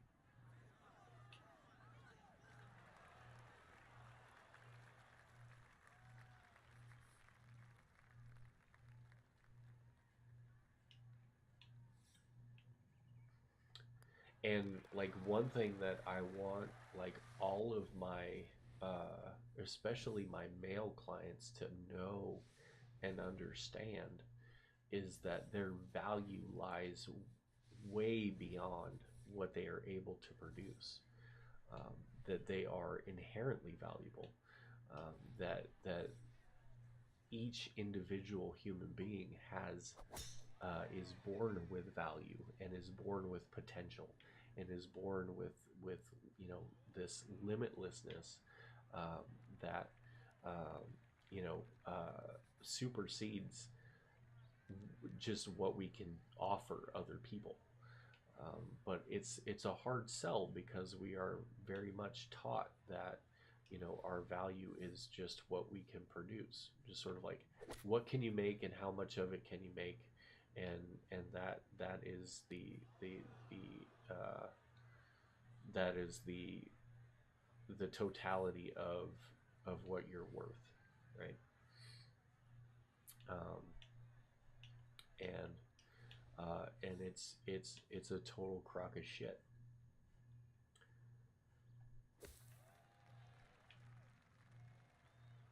It's a total crock of shit to think that the only value I have is what I can produce. Like, I am valuable because I exist. Like, that's the value.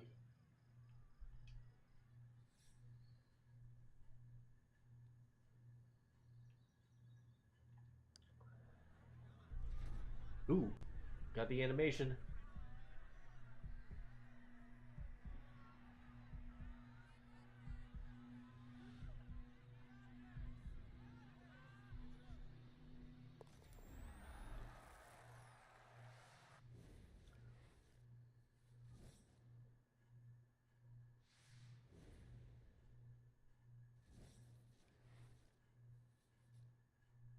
Yeah, like, you're talking about, like, traumatic spine injuries. Um, yes. Yeah. That's what we're all taught, man. That's what we're all taught. We're all taught that our value is just what we can make and what we can provide. We're not taught that we are inherently valuable people. Like, just as people, just as a human being, that like I have value. Nobody ever said that to me. Nobody ever told me that. Nobody ever told me I was inherently valuable.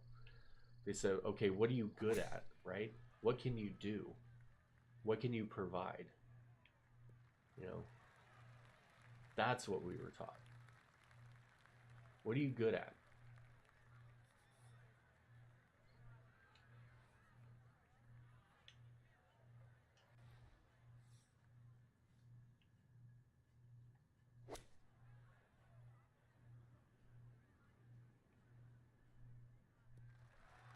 Yeah, it's really hard to deal with, and and I can totally understand, being tired of just being in the house, and you know, um,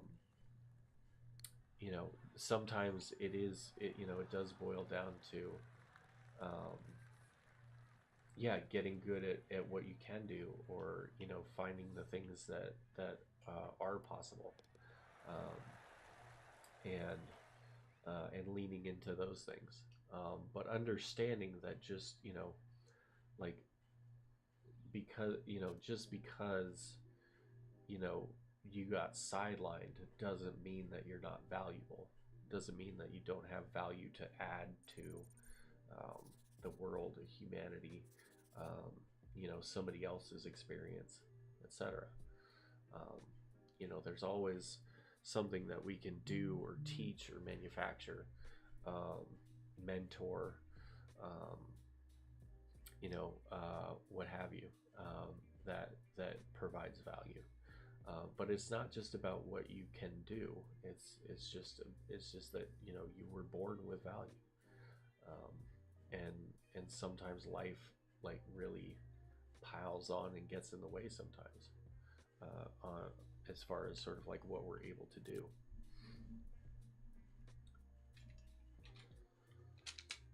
Yep, that's my profession.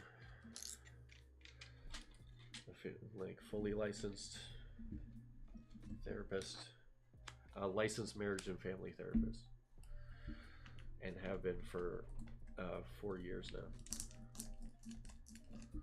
That's my profession.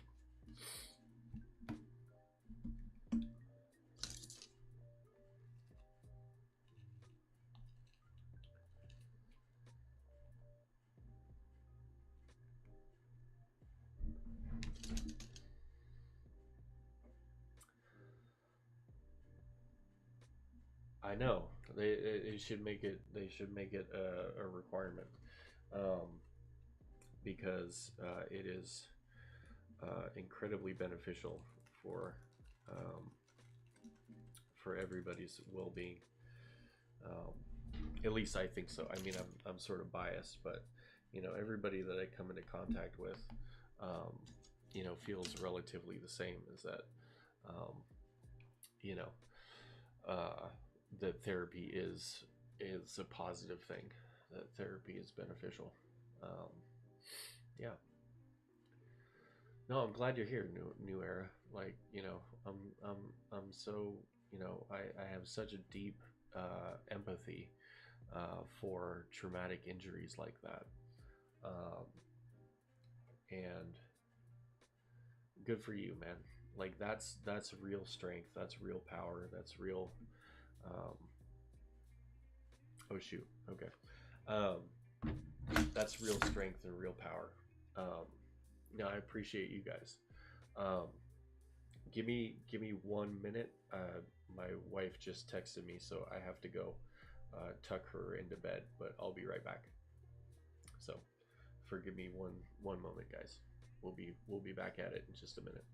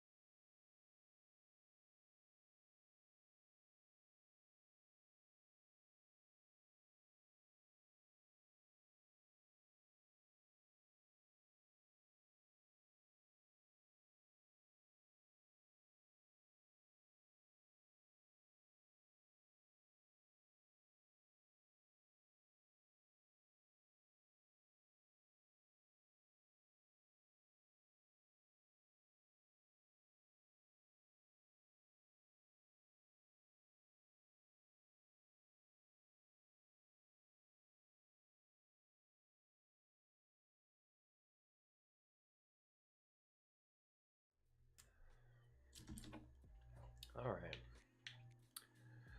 I'm back. How we doing, gents?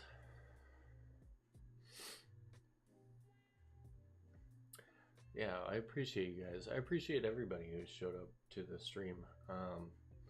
One of the things that I really wanted this stream to be all about was supporting supporting mental health and supporting men in mental health. I feel you, man. I feel you, Malik. I feel you. I feel you.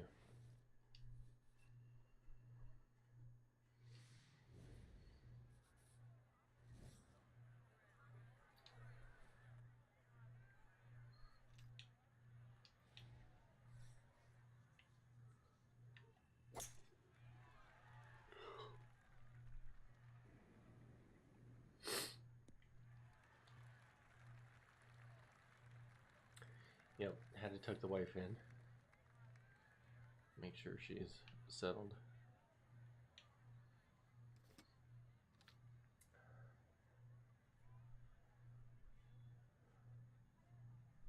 Oh, trust and believe I don't, man.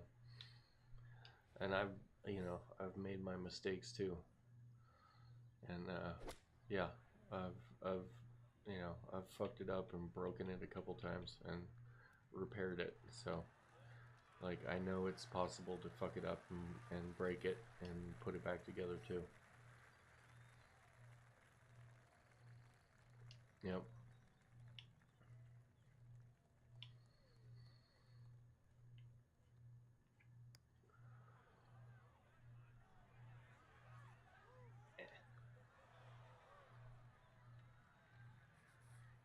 Oh yeah?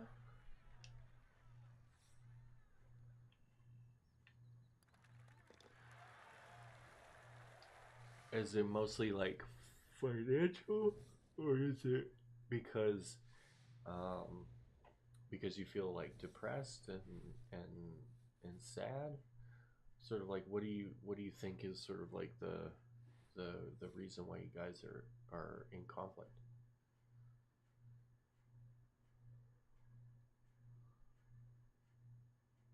Yeah, yeah,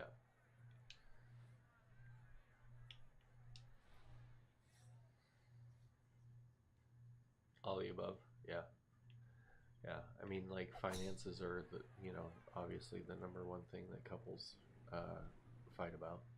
Uh, conflict around finances and things. Communication is a close second. Um, and that's just because we weren't taught how to do that stuff.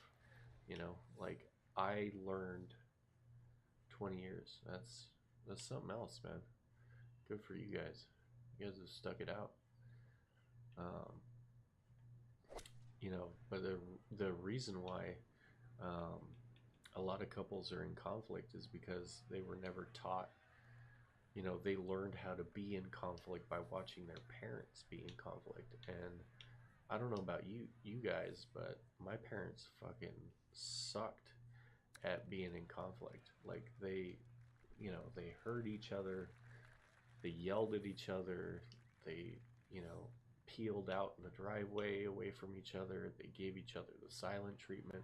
Like that's who I learned that's who I learned from. That's who I learned how to be in a relationship from, was by watching my parents. My parents are fucking terrible at being in a relationship. Um, Not that like all the blame falls on them, but like they were my first like real models of how to be in the world and how to be in a relationship, and taught me what love is and all those things. We learn so much from our parents. Yeah. Oh, I hear you. And when we feel like that, when we feel you know, when we feel like that, we want to be invisible, and so we isolate ourselves. We try to become smaller, like less visible, um, and that makes perfect sense. Like it's a protective, uh, it is a protective thing to do, right? Um, and you know, um, and even just identifying that piece is that the part that isolates you from your family is the part that's trying to protect you from feeling like a loser. Um, is that why that's why we become or want to become smaller and invisible is because we don't like that feeling. We don't like the feeling that we're not the provider and that we're not the protector and that that we have weaknesses and vulnerabilities and all of those things. And let me tell you, fellas, like everybody, everybody got weaknesses and everybody has vulnerabilities. Um, there is no man on this planet that does not have a weakness or a vulnerability. Um, a lot of them pretend not to have any, but we all have weaknesses and we all have vulnerabilities. Unfortunately, we are taught that if we do have weaknesses and vulnerabilities, that somehow makes us weak and makes us pussies or whatever.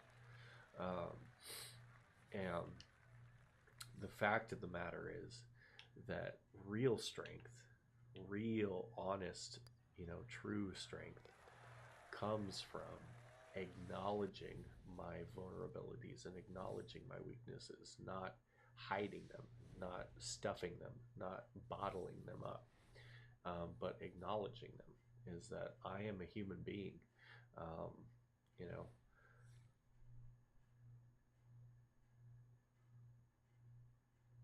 yeah, yeah,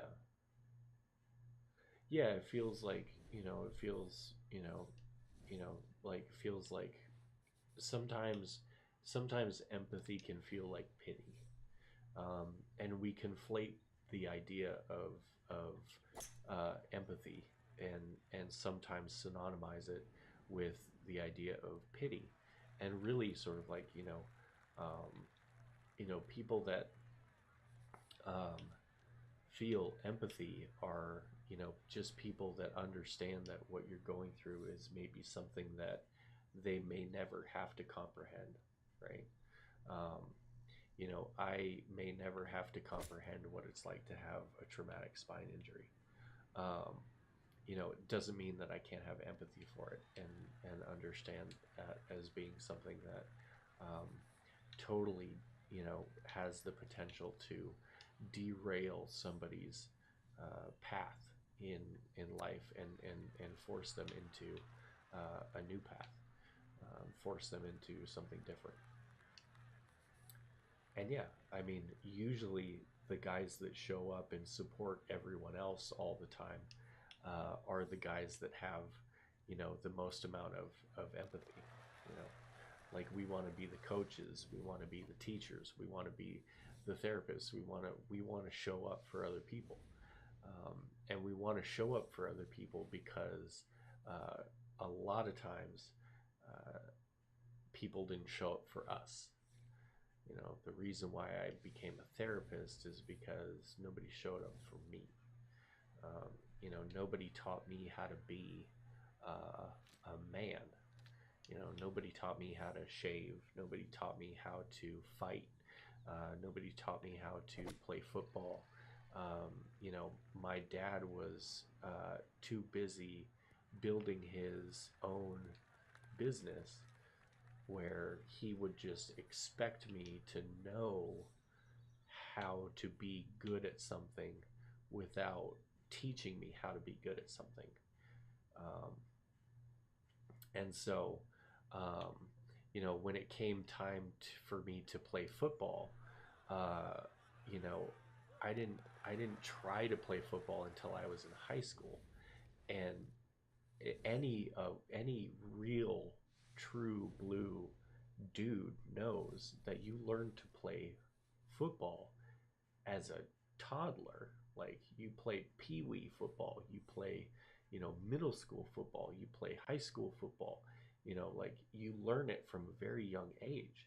And he just wanted me to get a scholarship, and he said, "You better get a scholarship, and um, this is your path." He said, "You're going to be the starting quarterback for Stanford, and you're going to get a full ride scholarship." But he never even taught me how to throw a fucking football. He just put that on me. He just gave that to me. Um, and there's no way I could ever live up to it because there was nobody there to teach me how to do it. Yeah, and that's when the healing happens, is when we understand how to deal with the pain, not just the physical pain, but like the emotional pain, and um, you know, from California.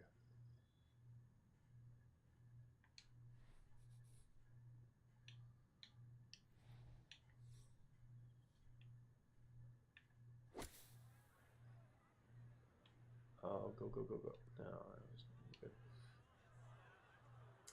Um, but yeah, like when we understand how to deal with our pain, and that it requires us to deal with it rather than stuff it, somewhere deep down inside until sort of it becomes a tumor that we have to cut out, right? Um, yeah, my dad was a real hard ass. Uh, my dad had two hobbies. His hobbies were working and working out. Those were his only two hobbies. Those are the only two things he ever did. He is now 80 years old and is still working and working out. Um, my dad, at one point, uh, like he was a monstrously strong human being. Um, there are pictures of him bench pressing 400 and something pounds, um, where the bar is bending. Um, he was it's like 6'2", jacked dude, um, and he was a really scary guy. He had a temper, um, and he was not afraid to express it, and I learned a lot from that, and I learned a lot from yeah, watching the way that he treated me and my mom and my sister. Um, no, he wasn't like he smoked weed, um, and in fact, when he caught me with weed, he punished me for an entire year uh, while smoking the weed that he caught me with. Um, so he did drink and he did smoke to a point, um, but he was a very, very measured guy. Um, he's a self-made millionaire, um, and made his first million in his 40s, and built a very lucrative business. And yeah, yeah, yeah. He was just a big scary guy when I was growing up, with really high expectations, um, and those expectations were impossible to meet because there was nobody there to actually teach me how to execute those expectations. So he essentially sort of like told me what my future was without teaching me how to become that person. And that's why I feel like I chose this field, is that I can help people find their path, um, and and teach them how to be successful in their path and what it is that they really want.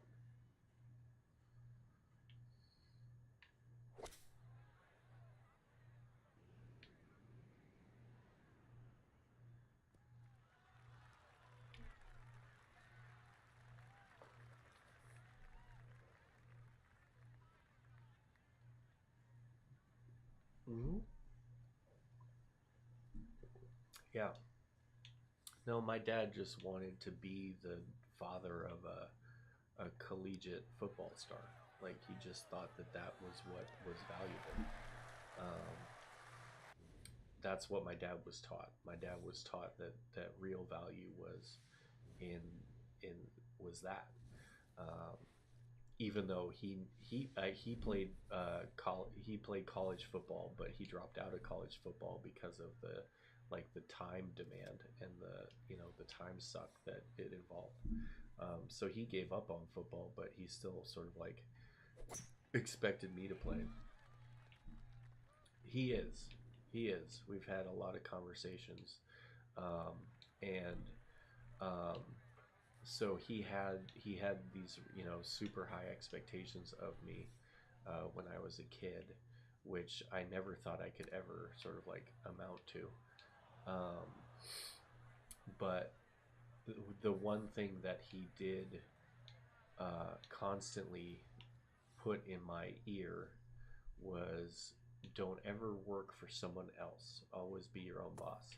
Um, and this is a profession where I can do just that, where I don't work for anyone, where I don't have a boss, where I control my schedule, I control my rates, I control everything. Like, so I am my own, um, I'm my own boss, and that was the thing that he really, uh, I think, is really sort of like gives him pride in me is that I've found a profession where I'm my own boss. Like he would have loved for me to take over his business, um, but uh, he would have never let it go, and I had to walk away.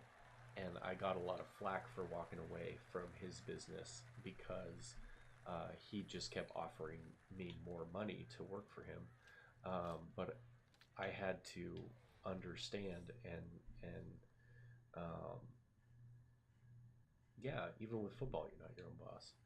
Um, but walking away from the family business was a big to do um, because it was very lucrative. He could always offer me more money.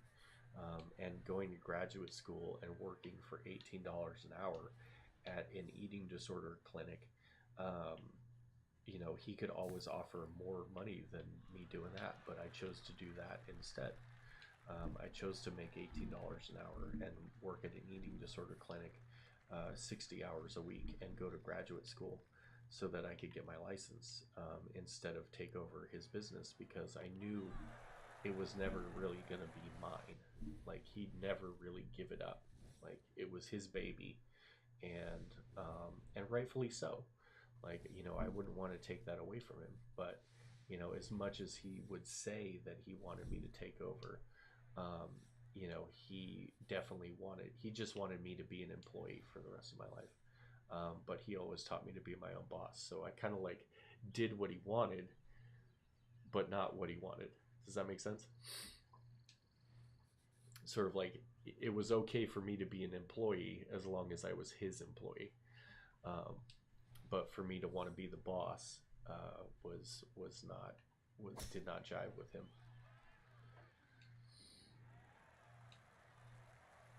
So when I broke away from the family business and decided to go to graduate school and decided that I wanted something different for my life, um, it caused a lot of friction, and we didn't talk for some time.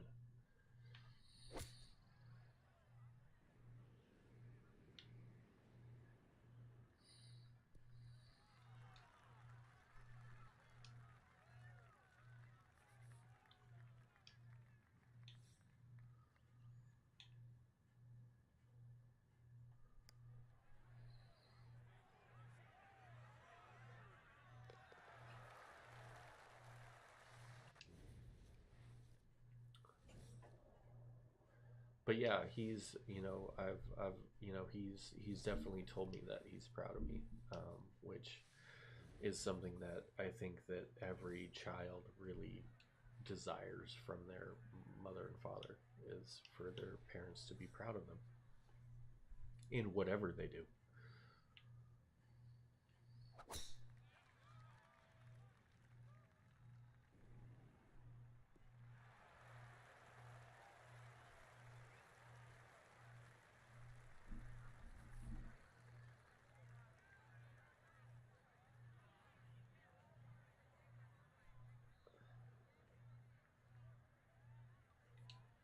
No, as long as it's, as long as it's, someday in the future when she's receptive to it, um, I don't think it'd be bad.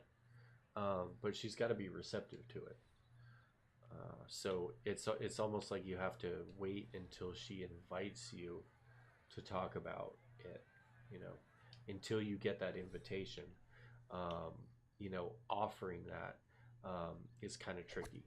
Um, so you kind of have to wait until she invites you to do it, until she sort of like, yeah, until she invites you to talk about it. But no, I don't think it'd be bad to let her know where your mind was at, during that last year of your relationship. It's more information is never a bad thing.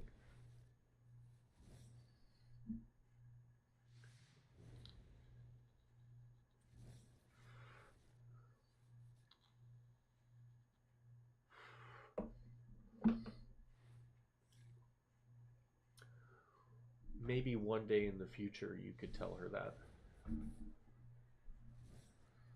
but one day in the future, right? Like we are, we're probably, we're probably a ways, probably a ways, away as far as exercising patience um, from that point. But yeah, it's not saying like never. Um, you know, just letting her know, sort of like, you know, um, I've learned a lot over the last, so many months, and I'd love to share it with you when, if and when you're ever ready to hear it, and just sort of like letting it go at that.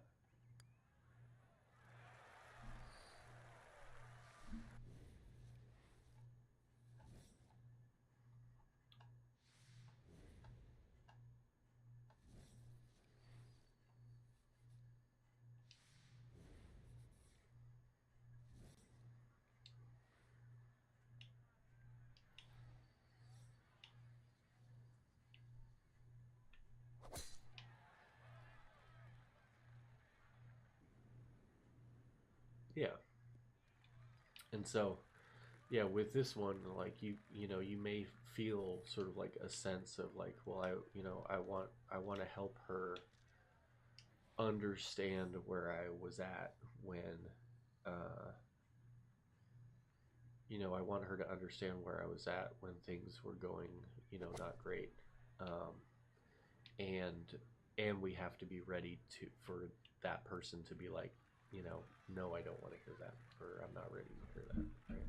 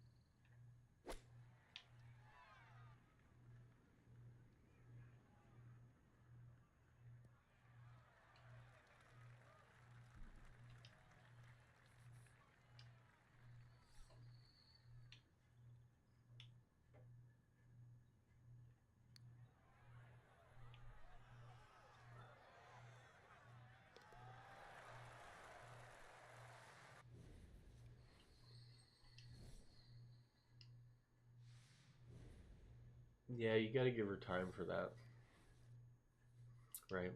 Just remember she's in protection mode.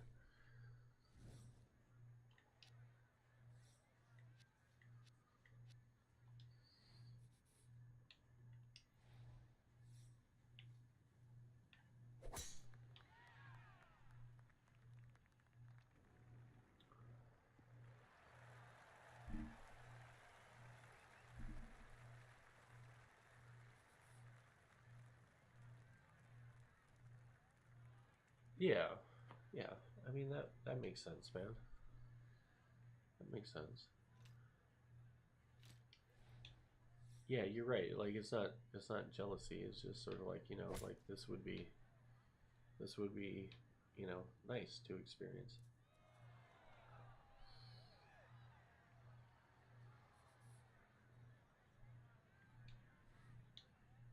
Yeah, you guys have like just in the past week, you guys have covered a lot of ground.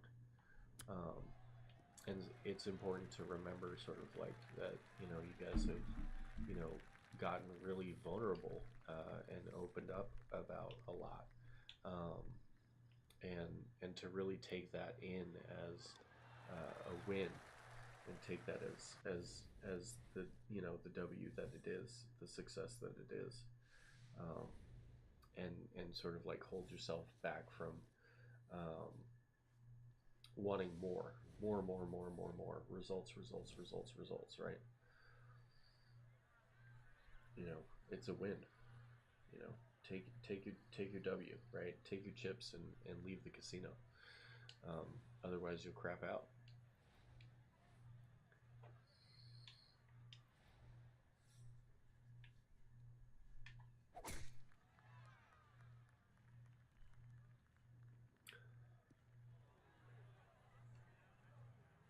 And I tell that to couples all the time. It's just sort of like like I have couples all the time that talk about sort of like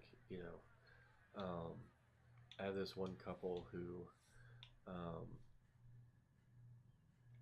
who would want an apology from their partner, and they would get an apology, but then they would sort of say like, well, it's not the apology that I made up in like that I it's not the apology that I wanted or fantasized about. And it's like, man, sometimes you just got to take your chips and get the fuck out of the casino, man. um take the W, like take the win, and and get out before you crap out. Otherwise, like, you're gonna be in a mess. um but yeah, like human beings, like in general, we want more. We want more, bigger, better, faster, stronger, more expensive, this thing, that thing, the other thing. We're taught that there's always a tier that we haven't reached, and that our whole goal in life is to continually reach for these tiers that keep moving further away. um, and that's a huge pain in the ass. um, it teaches us to never be satisfied. And you know one thing that we can do to disrupt that system that is in place is to be satisfied with exactly where we're at, and exactly where the people that we care about are at. But one of the reasons why we chase external success, and we struggle with and we question direction, um, and struggle accepting imperfection, is we are taught that perfection is attainable, and it's total bullshit. Perfection is a lie. Perfection is a myth. Perfection does not exist. In a perfect world, perfection doesn't exist. But we chase it. We chase external success because of what other people think and feel, um, or how we perceive other people to think and feel. Um, rather than just doing the things that make ourselves and the people that we care about uh, satisfied and happy.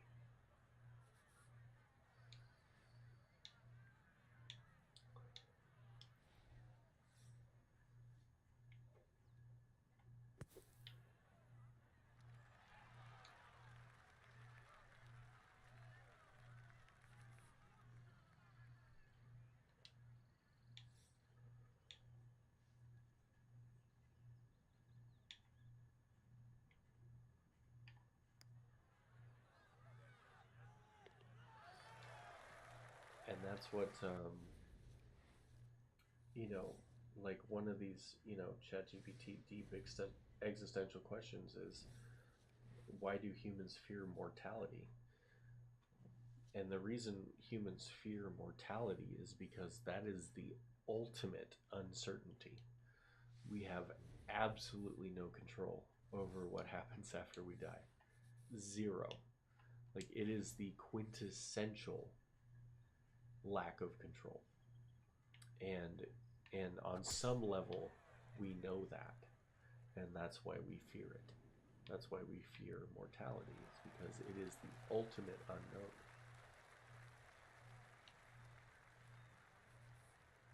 Yeah, and that's one that is one way to look at it, and there are other ways to look at it, right? There are other ways to look at it.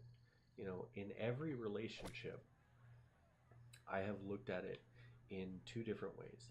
The first way is, um, you know, this is what, you know, uh, this is the content, right?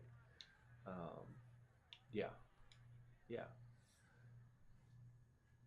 yeah. Short term, midterm, long term goals.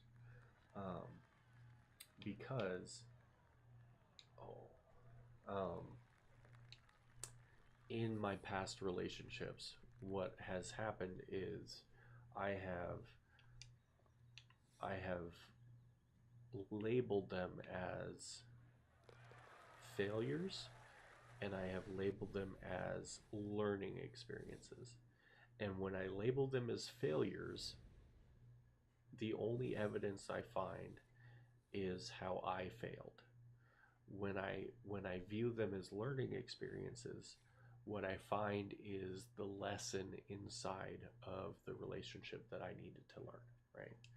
Um, and so I was a very insecure, very jealous, very angry young guy, and I think a lot of men can relate to that.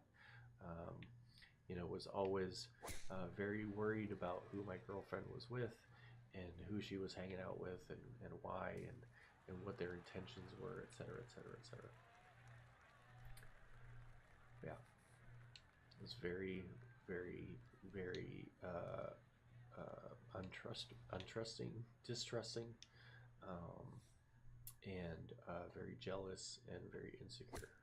And um, what happens with that is that I pushed her away because of the things that I was uncertain of, or things that I was afraid of happening. The things that I was afraid of happening ended up happening because I facilitated them. I helped facilitate them by being afraid of them happening. Yeah. And so, when we talk about manifesting reality, we talk about self fulfilling prophecies. And the self fulfilling prophecy is the idea that if I have something that, I fear, and I think about it and I worry about it enough, then it will eventually happen, because my brain needs to provide myself and the environment with proof that this thing will happen. Um, and that's what a self-fulfilling prophecy is. And so if I if I accuse my girlfriend of cheating enough, she gonna cheat, because what's stopping her from cheating, right? She's already been labeled as a cheater from my perspective, right? I've already confirmed that I'm convinced that she's cheating. And so she's going to go out and she's going to cheat, because I made it happen. I made it real out of my own fear, my own worry, my own concern. Um, and that's what I really want to get through to men, is that no amount of worrying will ever stop something bad from happening.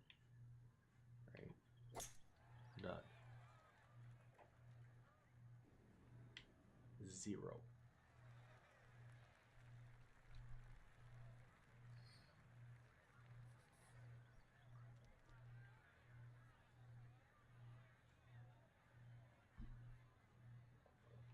Yeah.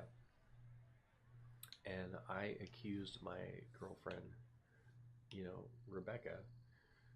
I accused her of cheating on me all the time, and it got to the point where she was just like, well, fuck this, like, like if that's how you're gonna see me, then that's how I'm going to behave. Um, and yeah, she broke up with me um, because some other guy, found their way into her life. Um, yeah,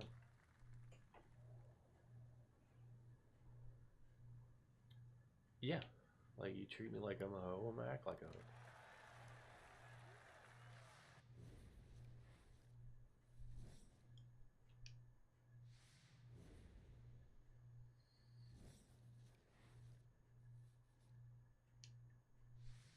And she wasn't.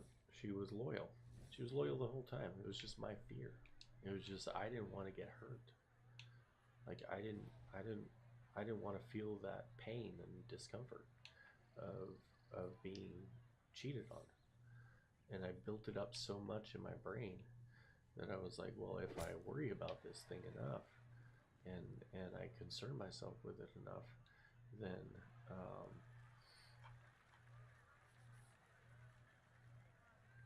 yeah, yeah, absolutely.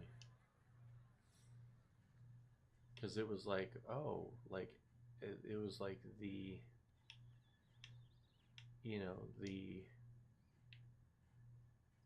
it was like my worst fears come to come come to come to life.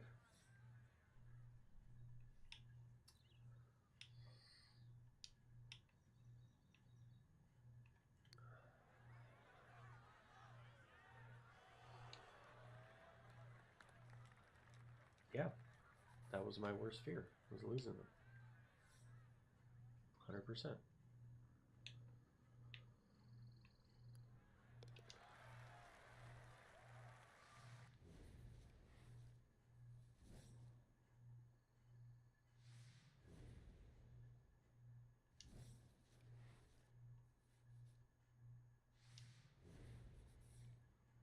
And then there were things that I learned from the relationship that were important to learn from the relationship. um, yeah, yeah. I mean, like us guys, like we we all fear being inadequate. And when someone cheats on you, that is essentially them saying, you are not adequate. I need someone else to be adequate, right? Men fear inadequacy. Men do not want to experience the discomfort of them being unable to satisfy their partner, um, in whatever way, relationally, financially, emotionally, etc., um, physically, intimately, etc. Um, but one thing that men fear to an incredible level is inadequacy. And when we treat our partners as though they have already done something that they would have never done, we are acting out our own inadequacy, and it will it will become true because we will make it become true.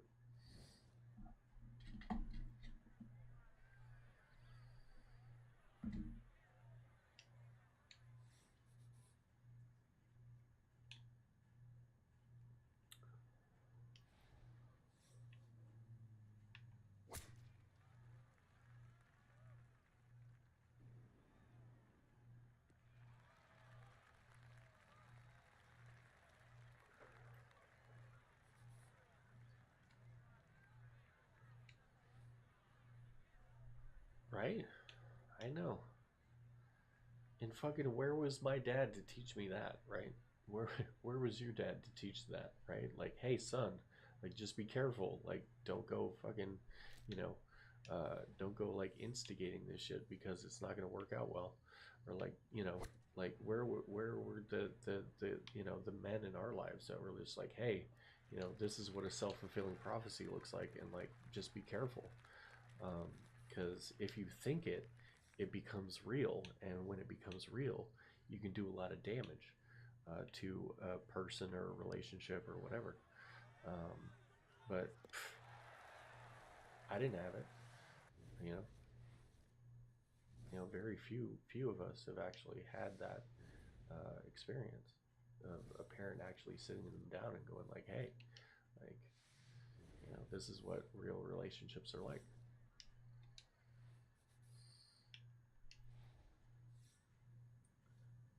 I sure as fucking.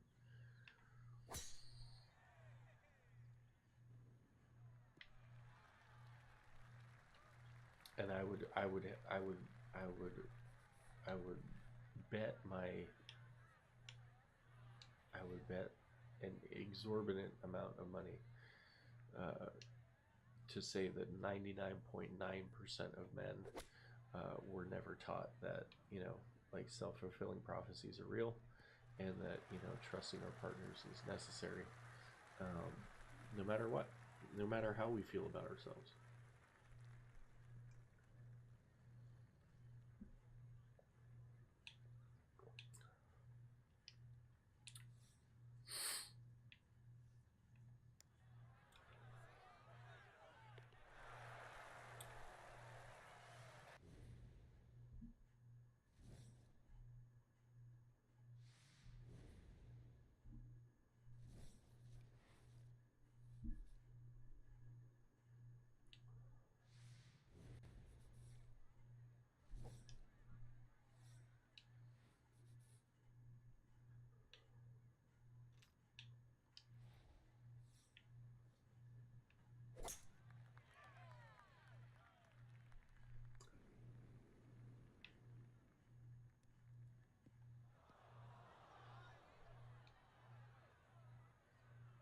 Yeah,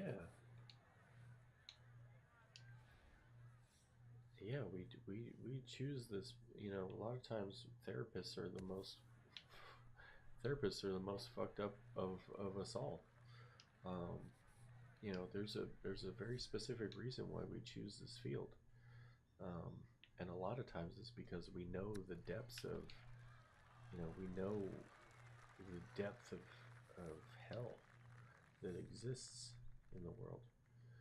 Um, that's why I chose to be a therapist, is because I recognize that, um, you know, hell is real and it is deep.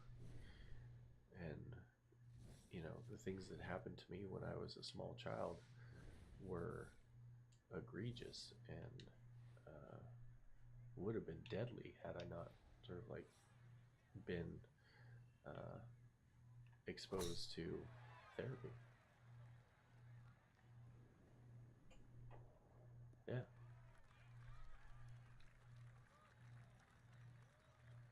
it's got to be like, why else is there so much suffering? Why else does suffering exist?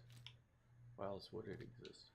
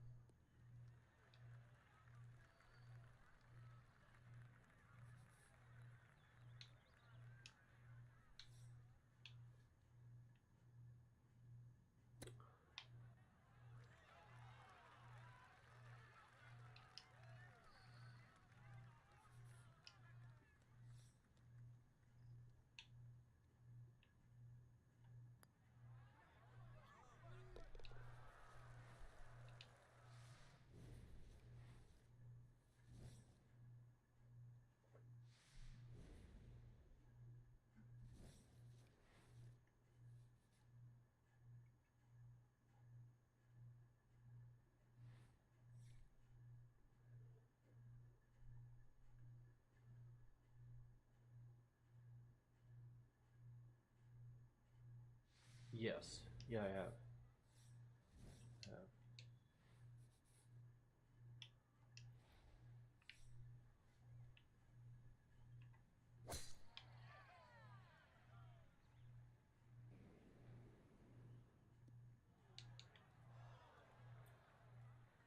That song hits.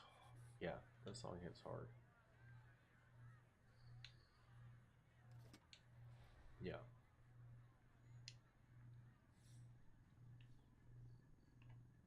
that one. That one rips the. Yeah, that one rips the heartstrings.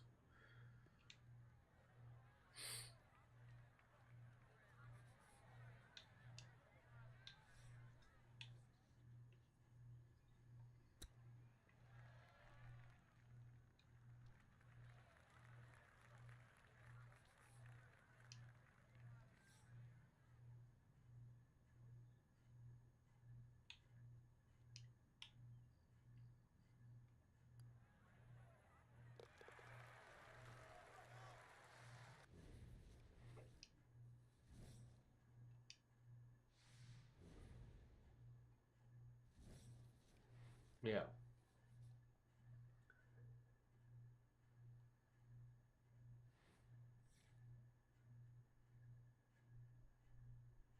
yeah, that makes sense. That makes sense, man.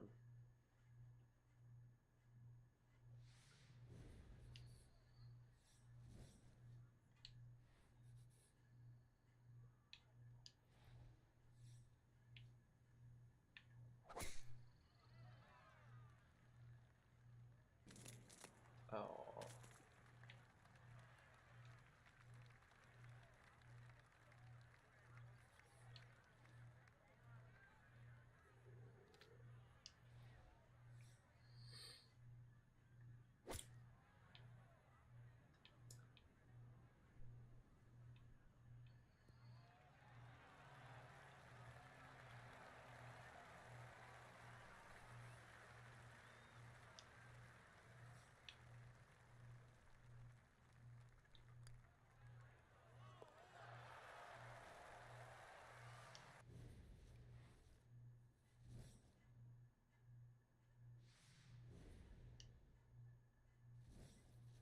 yeah, that's hard. It's hard when we're reminded of our, our spouse or a loved one, sort of on a daily basis.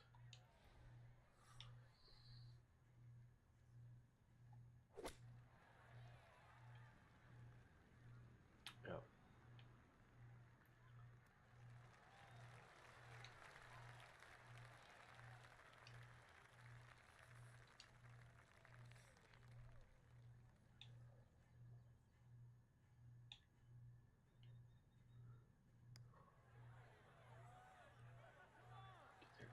Oh,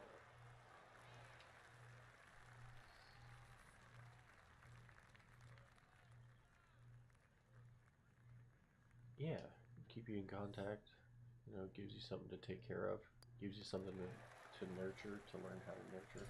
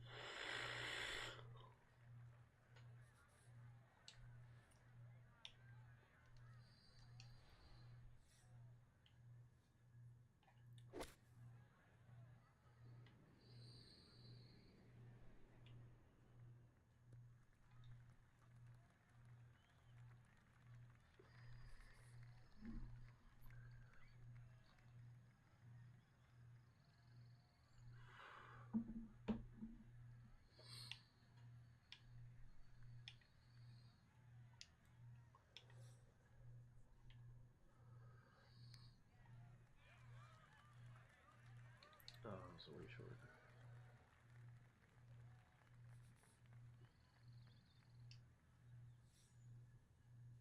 Yep, that is what it feels like. That is exactly what that's exactly what it's not supposed to feel like, but that's exactly what it feels like.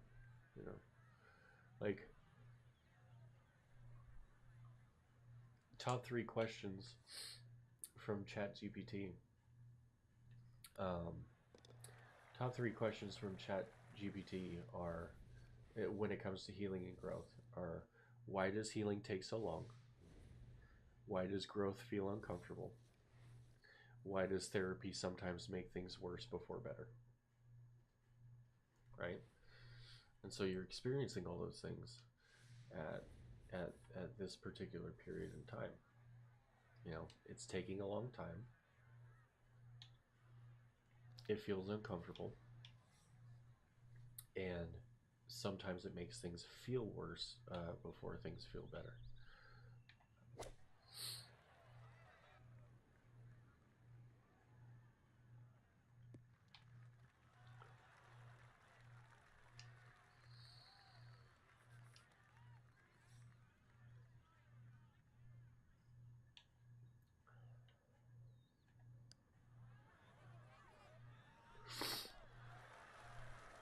Yeah, and there are very specific reasons for all those. The reason it takes so long is because the patterns that we have built over very long periods of time, sometimes years, decades, ages, and ages. That's why healing takes so long, is because a lot of times our pain is very old, and our pain exists in a very young part of ourselves. And so that's why healing takes so long, is we have to access very young, vulnerable parts of ourselves. And in order to do that, we have to be, brave and ready and willing to do that.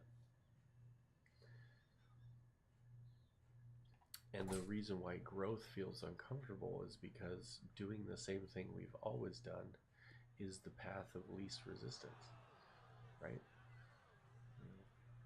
Like, continuing to do what we've always done is the easy road. Changing what we've always done is the tough road.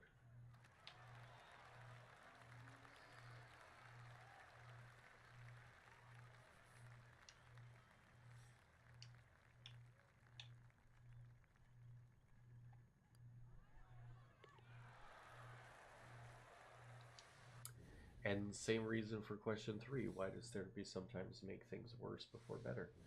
It makes things feel worse before better because sometimes we are trapped in an unhealthy yet comfortable system or pattern of behavior. So take enmeshment, for example. Enmeshment, which means that two members of a family system, or members of a family system, don't have any boundaries between what they discuss, who they discuss, what they talk about, etc. And they have this boundaryless relationship for 20 years, and it's them against the world, and it's this and that and the other. Well, when when one person from that pair goes to therapy and learns that what they've been doing for so many years has been something that's unhealthy and or toxic, and they start to set boundaries, uh, that can make things definitely feel worse before they feel better, because you are disrupting a system that has been in place for many, many, many, many years.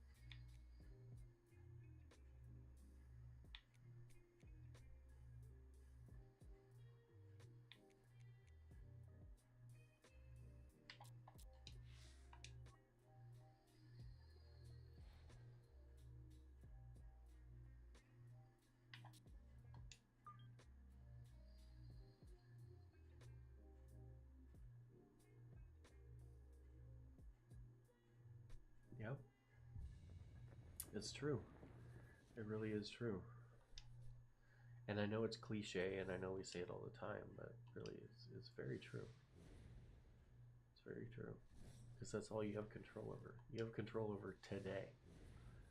You have no control over tomorrow, and you have absolutely zero control over yesterday. You can control today.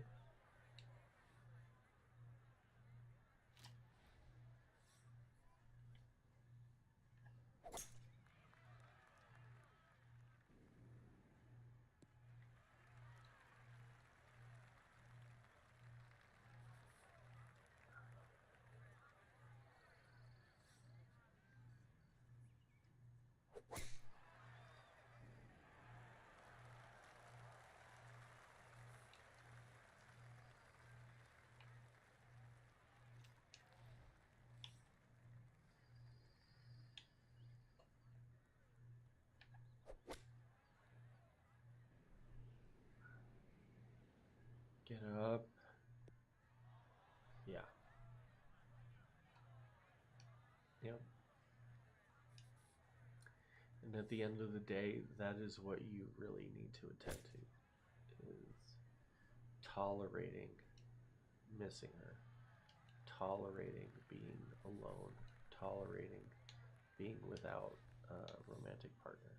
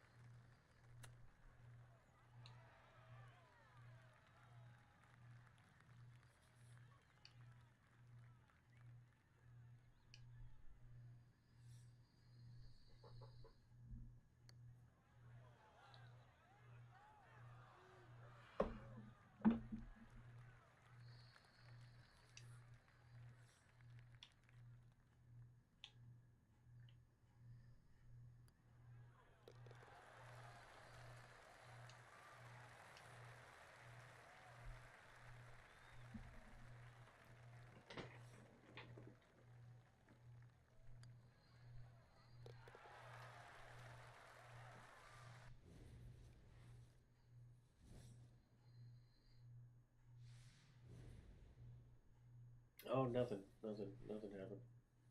You're good, man. I'm just leaning back because my my backside hurts. I've been sitting down all day. If I lean forward, the camera will come back into focus.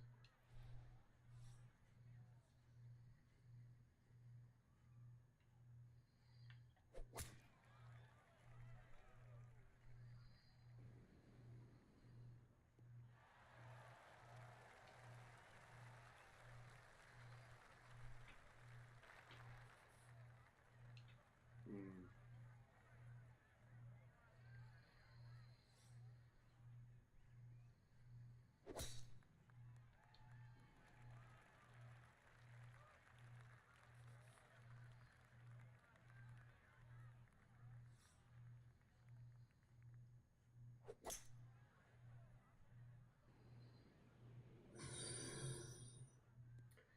Ooh, what do we got? Did we get a follow? Lucario, Knight. Thank you for the follow, man. Appreciate you, bud.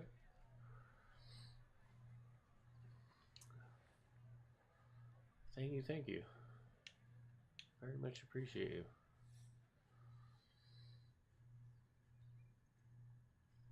That's awesome. I just put the noties on my OBS, so I'm learning little by little. So got the noti. Thank you, Lucario.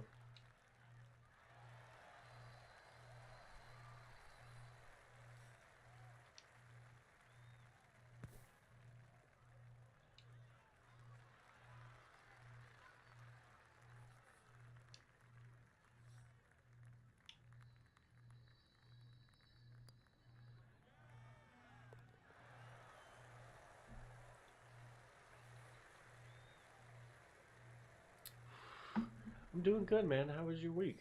How you feeling? We're in here. We're just we're playing some golf. We're playing some mellow games. We're answering some mental health questions. We're helping people with relationships and personal stuff. So half good. Okay. Sometimes we got to take the half wins.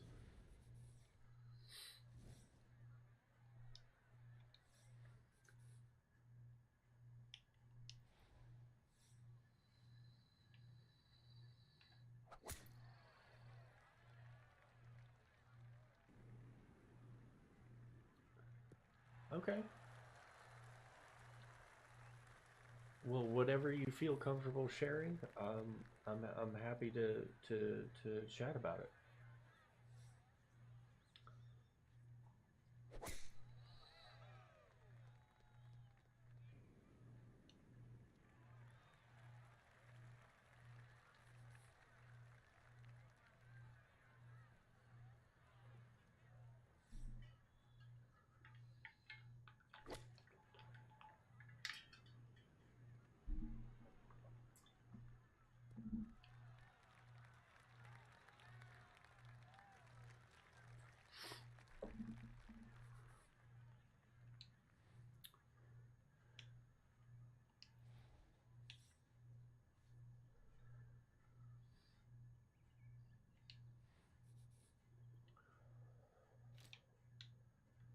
100%. You overthinking some stuff? You worried about some stuff? Yeah, bottling it up, but that's as that's what we're taught to do, right? As men, we're taught to bottle things up. We're taught that we're allowed two emotions. We're taught to be angry and we're taught to be fine. But we're not taught to be sad. We're not taught to be afraid. We're not taught to be in pain. And so we bottle it. We stuff it all down, and that's it's a killer. It really is. You know? Like it doesn't mean that we don't feel sad and we don't feel grief and we don't feel fear and we don't feel pain. But we're just taught to stuff it down, stuff it, stuff it, stuff it. Because it's weakness or it's vulnerability, and vulnerability is somehow a bad thing. You know, and it's just a backwards way of thinking about things.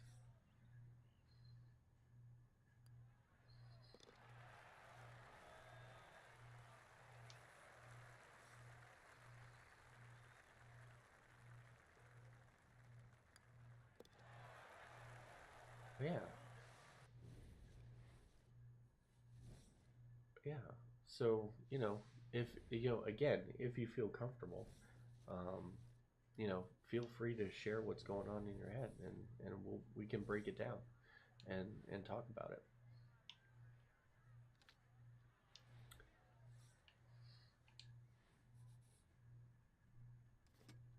Because like we're just a group of guys figuring shit out, really.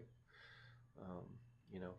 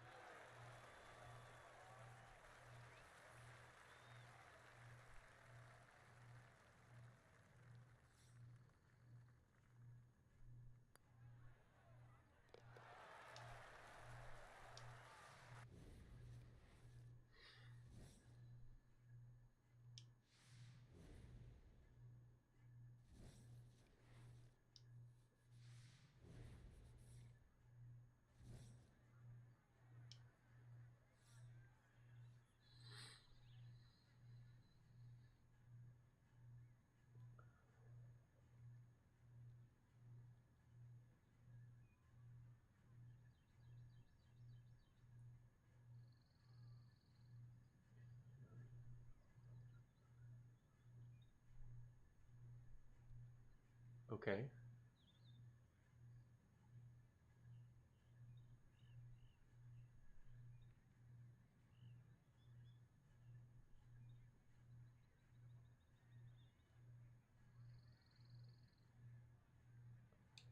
Okay. I got you so far.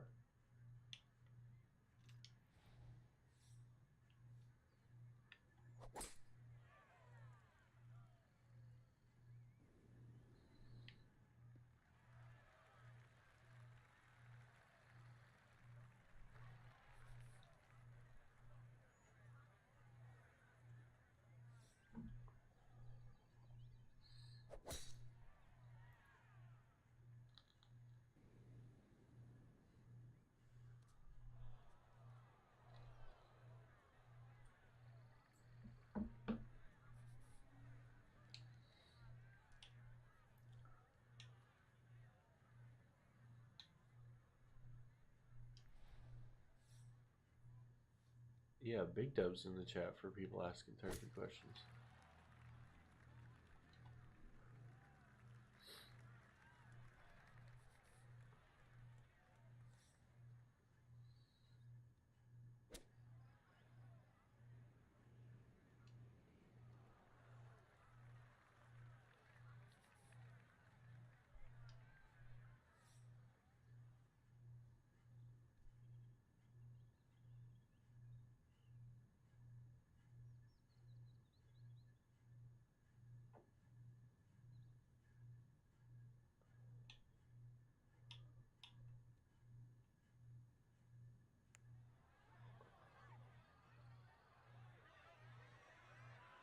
Is it going?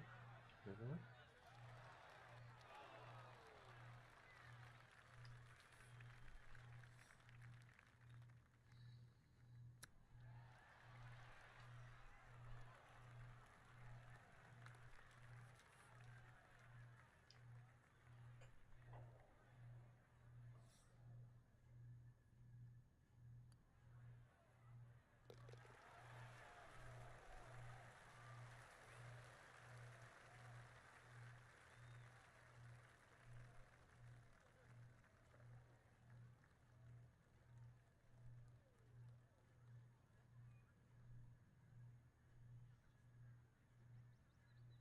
Okay. Okay.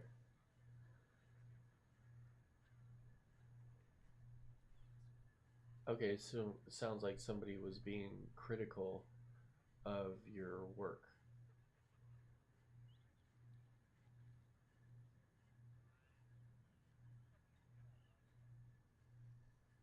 Okay. I'm following so far, I think.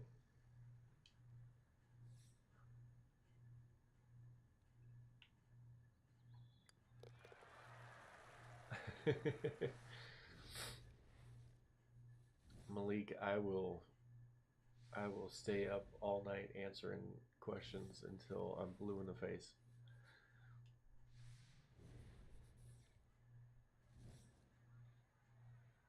That would be a dream come true.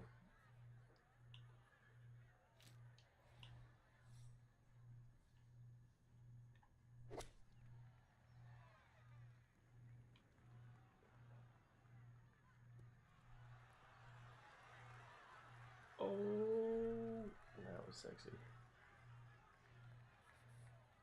For real. For real, for real.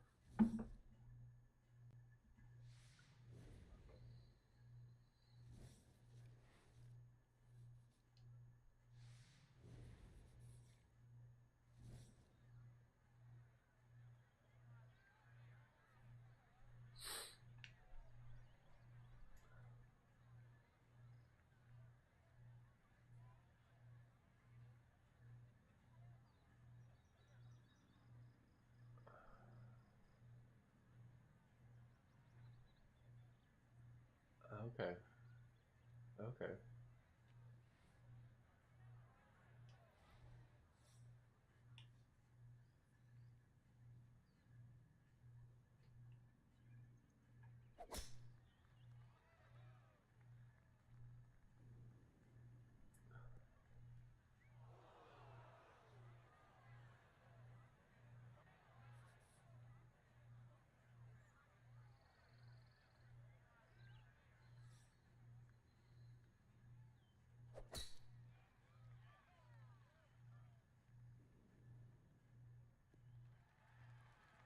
Okay. Okay. So it sounds like, um, yeah, it sounds like somebody was being critical, and there are parts of it that could have been in a joking way.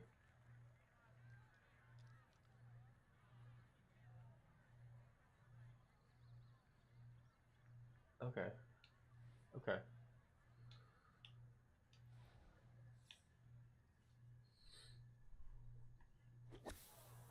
So, oh, did I just go saying this in? Um, okay. So there's a couple, sort of like a couple things happening here. Um, One is potentially, there's a couple things that may be happening here. I'll say that much. Doesn't mean that they necessarily are happening. Um, a couple things that may be happening is um, people pleasing, or the desire to please everybody, or sort of like have people not mad at you. Um, and the other thing is caring what other people think. And um, those are two ideas that are very challenging for folks to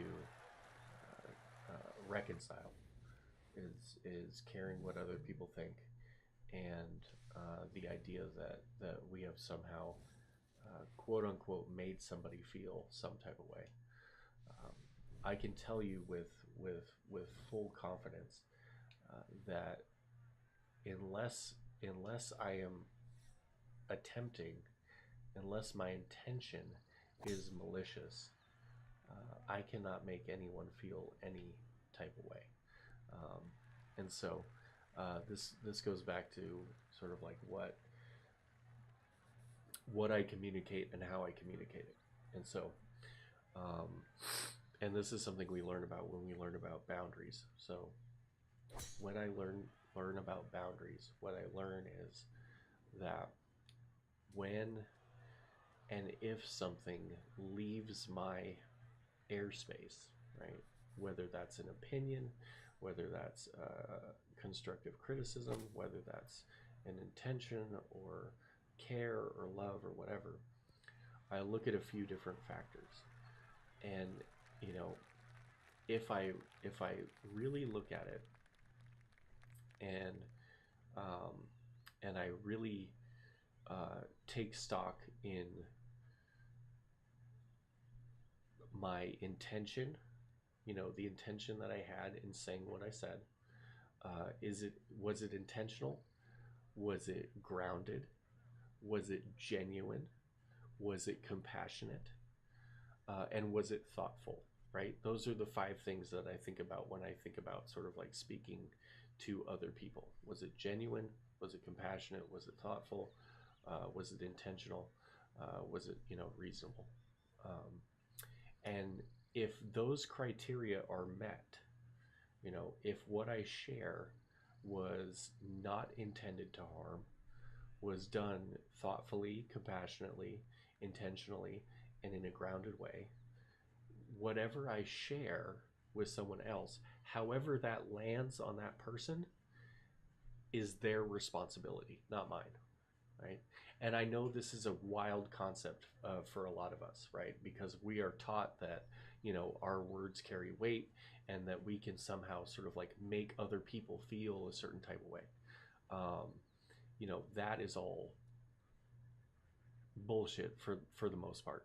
Um, the only way I can make somebody feel some type of way is if I intend to harm them, right? So if my words are malicious, if they are thoughtless, if they are incompassionate, if they are not grounded, and if they are, like I said, malicious, then absolutely I can hurt somebody with my words. And however, if what I share with someone else is thoughtful, genuine, grounded, compassionate, and reasonable, then however it lands, not my responsibility.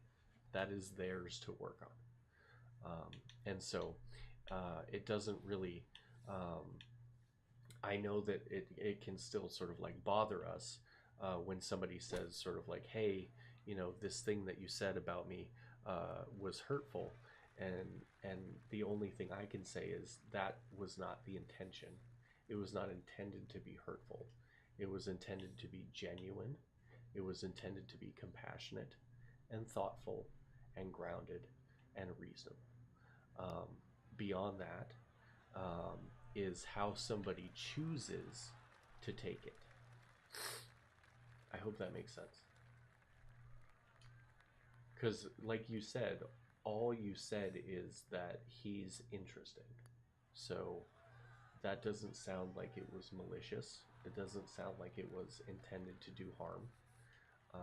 It sounds like he may have taken it that way. But if that wasn't your intention, then there's no need to worry about it.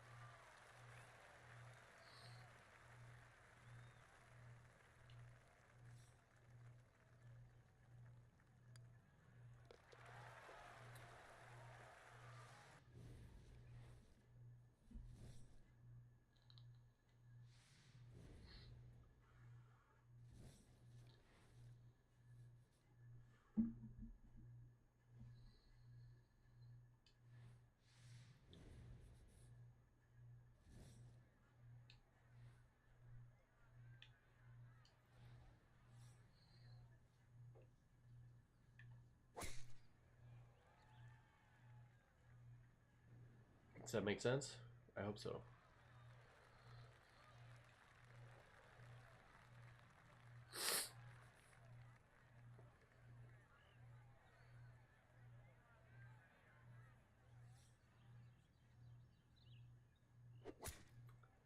So when we concern ourselves uh, about the concerns of others, we can get ourselves into trouble because what we are concerning ourselves with is their perception of reality, and I have a different perception of reality. Again, if my words were thoughtful, genuine, grounded, and not intended to harm, then if somebody takes them as harmful, that's theirs. That's theirs to deal with, not mine. But you will get people who will say, "Oh, you made me feel this way. You did this. You did this maliciously. You made me feel this way." And a lot of times, it's not true, because a lot of times human beings aren't malicious. We're not malicious creatures. Our intention is not to do harm. Our intention is to lift up and help and construct.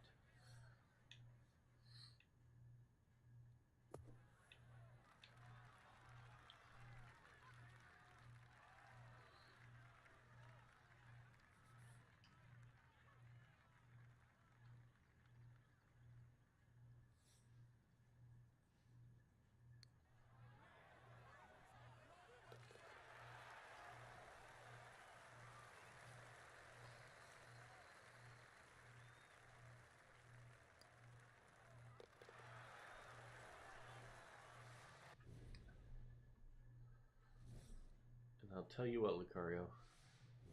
Yeah, yeah. Like, it can definitely feel like people are uh, it can definitely feel like people are um, um, convincing us that our words and things have a profound effect.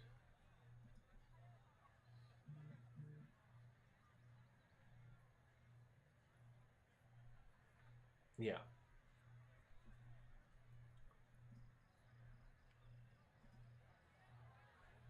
yeah. Thanks for I want people to feel uh, like welcome here, and we're just building the channel, and so anybody who asks a therapy type question gets a sub, because I really want to build a community here, and I really want to build a space where people feel safe, where they can um, ask difficult questions. But yeah, like you said, the dude said it with full power and intent. Um, but yeah, something feels off when he said those things, because it didn't match with uh, your uh, your intention, right? You know, and that's okay, right? Like not you know our intentions don't always match.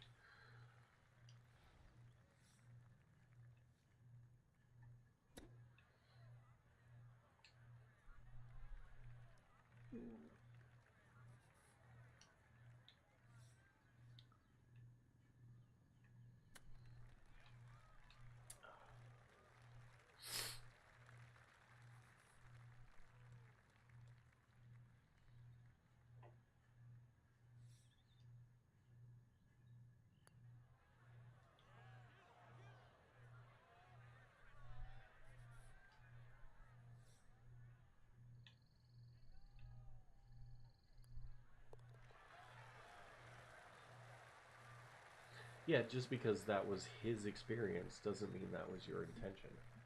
Um, and that's where we sort of like, um, that's where we kind of like draw lines. Is it's sort of like my intention can be different from your experience.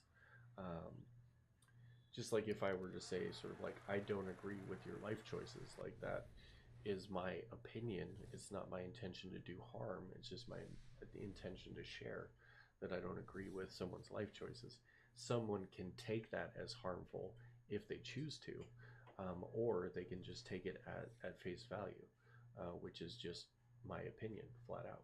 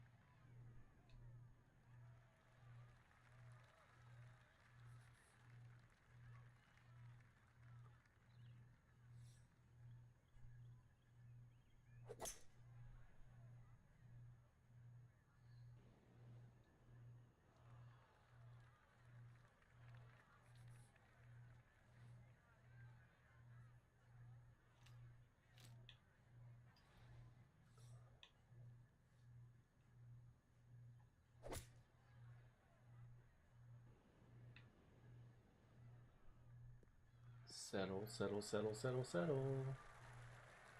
Sit, sit, sit, sit, sit. There we go. All right, on and two. Okay, thank you, Lucario, very much for the question.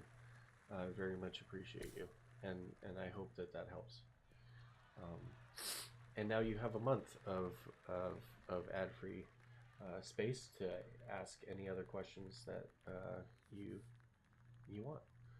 Um, yeah, because I definitely want to share the the message of this channel is to provide support. So, yeah, 100%. Very welcome.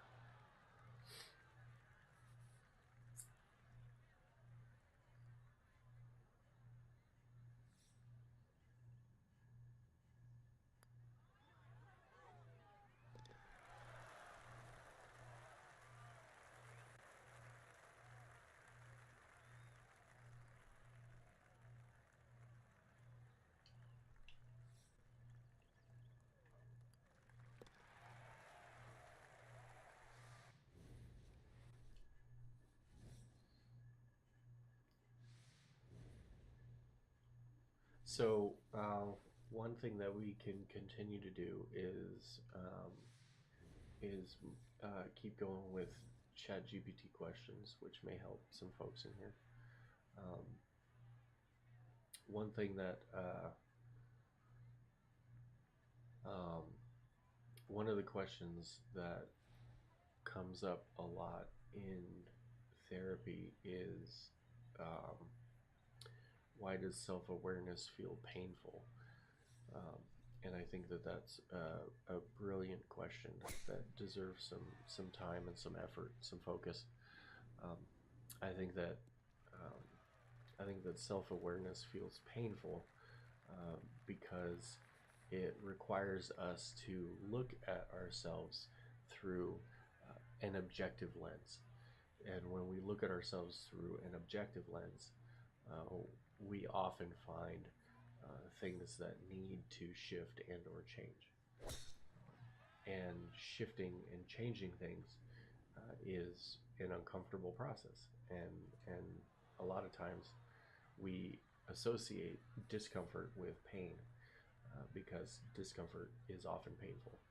Um, and so I like to think of it as, um, looking at it through a lens of the idea of growing pains. So anybody that went through puberty, likely went through a period of time where they got taller in a short period of time, or they, gained weight, or they, grew, a substantial amount. And in that time, bones grow and stretch, and muscle tissue grows and stretches, and all of those things tend to happen. And so, in the same fashion, self-awareness breeds growth and the need for growth and change. And so, just like um, just like growing pains do. And so that's why it can become or it can feel painful. Yeah, Lucario, hit me with it. The floor is yours, brother.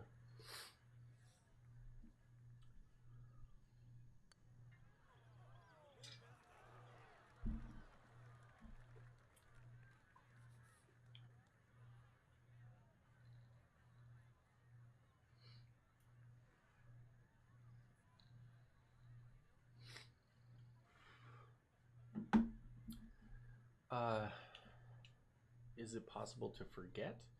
Um,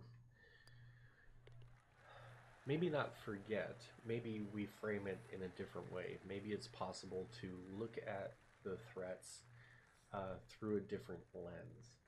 Um, like um, the way that I look at things is through two different lenses. The first lens is it reasonable? And the next lens is it possible? Um,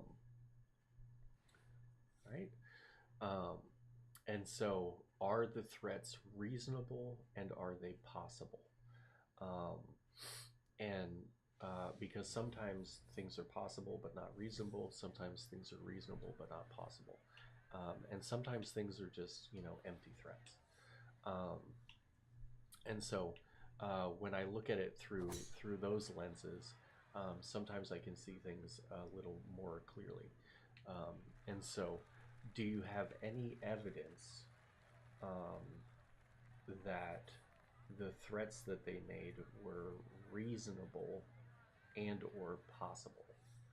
Um, And if the answer is no to one or both, uh, then um, then we can make the assumption that um, that they were just empty threats, if that makes sense. So while we can't necessarily just, you know, wish them away because the threats were made, um, we can analyze them in the frame of whether or not they are reasonable and possible.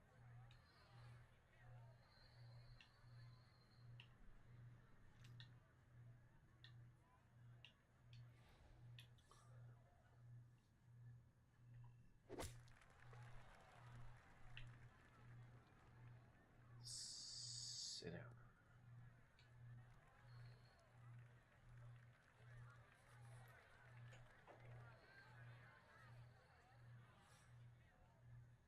I know, Malik. This is getting exciting.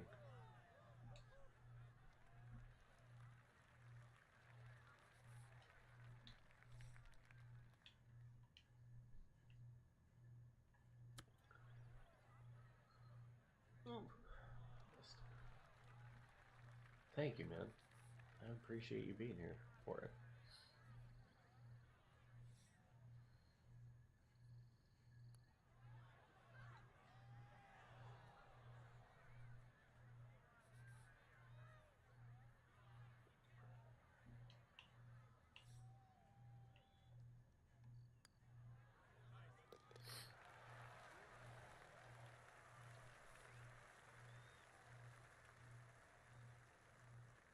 Okay, cool, cool. And so, yeah, like if obviously, I don't want people to not take serious things seriously. Um, but what I do want folks to do is look at things through a lens of what is reasonable and what is possible. So if someone said sort of like, um, you know, if someone said to me sort of like, I hate you, I'm gonna ruin your life. Um, is it reasonable? Is it possible? Chances are very slim that it is reasonable or possible for somebody to ruin my life. Now, if somebody said sort of like, I know where you stay at, and I'm gonna come run up on you and beat your ass, um, and this is where you stay at, then I would have to take that as an active threat, and I would have to treat it seriously. Um, but it really comes down to looking at things through a lens of like, is it reasonable? Is it possible? Um, like, is it possible for somebody to run up on me? No, because I don't live in the United States, so it would take a very concerted effort for somebody to run up on me. Now, this is somebody in my town or whatever, um, and they're like, "I'm gonna beat your ass next time I see you," then you know maybe it's reasonable, maybe it's possible, and I have to treat it accordingly.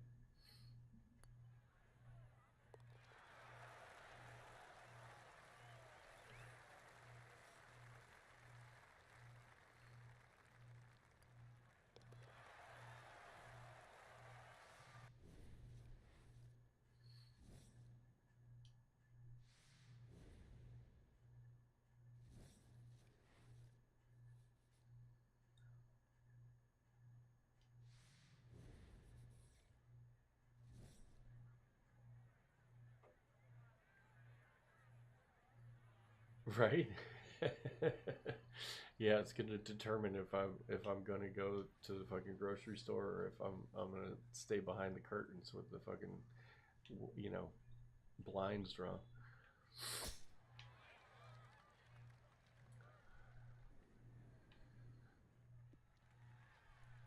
But again, it depends on the threat and the reasonability and possibility of the threat.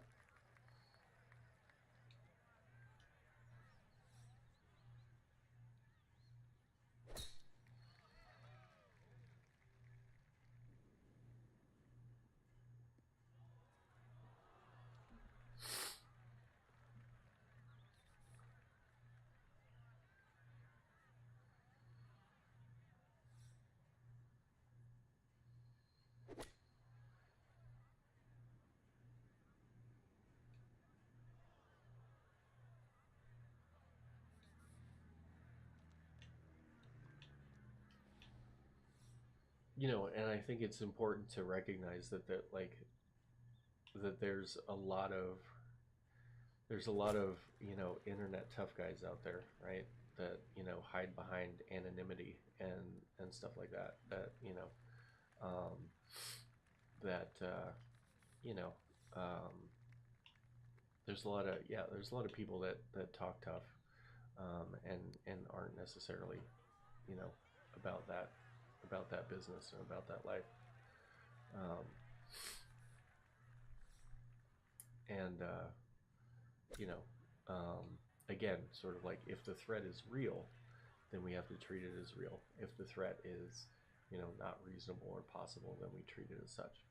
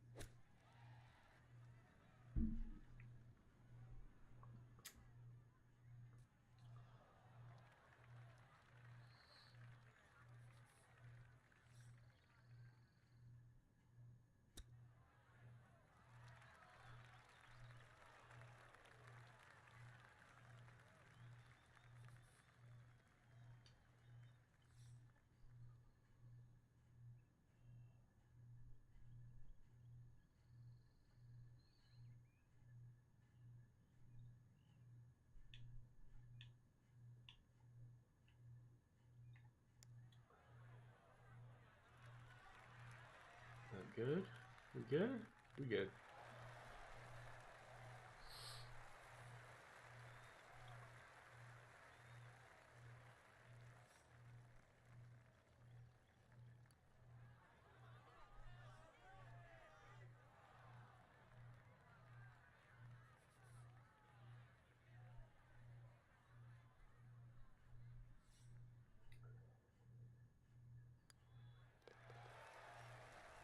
That was pretty decent, right?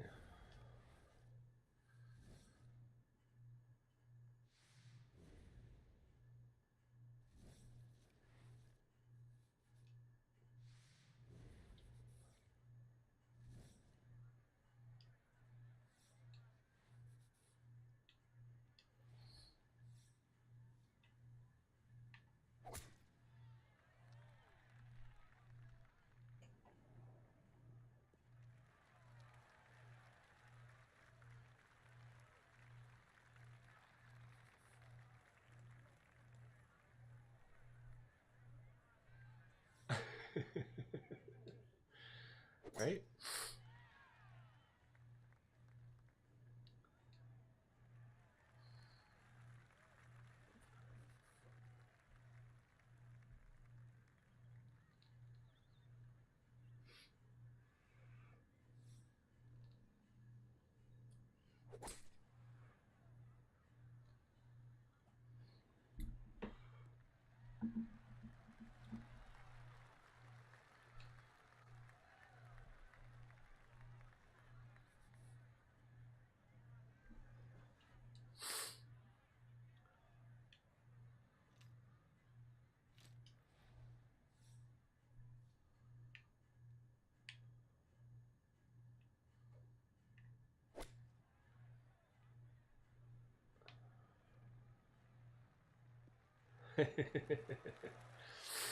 Good. I hope so.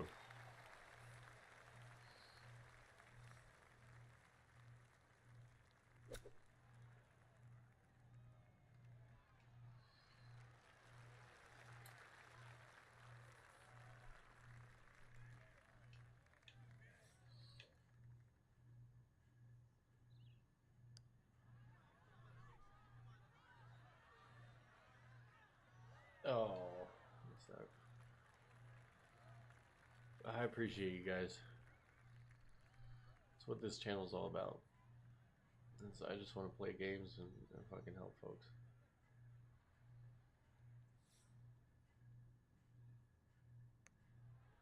Yeah, yeah. Like, I appreciate it. I appreciate you guys tuning in. It's really cool. This is exactly what I intended the channel to be all about.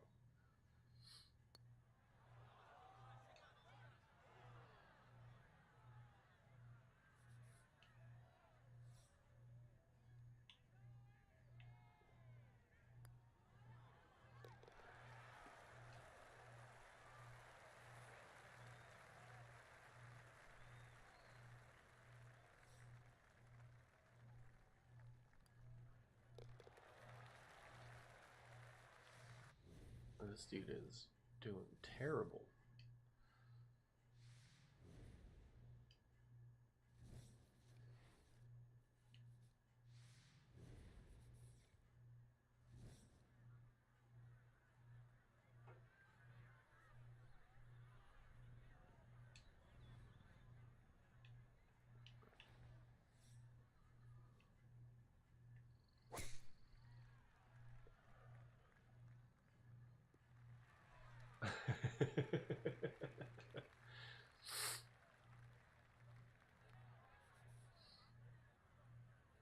We could definitely do some coaching.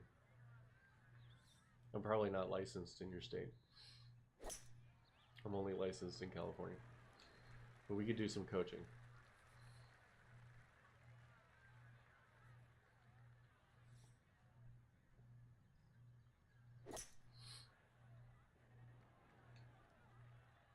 And I'll officiate your wedding. How about that?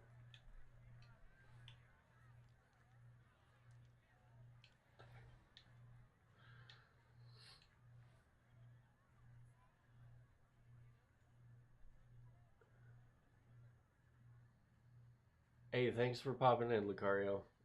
Good luck on your test tomorrow. I hope you do well.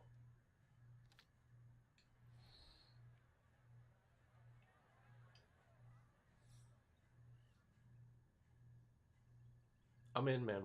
I've been asked to do it before.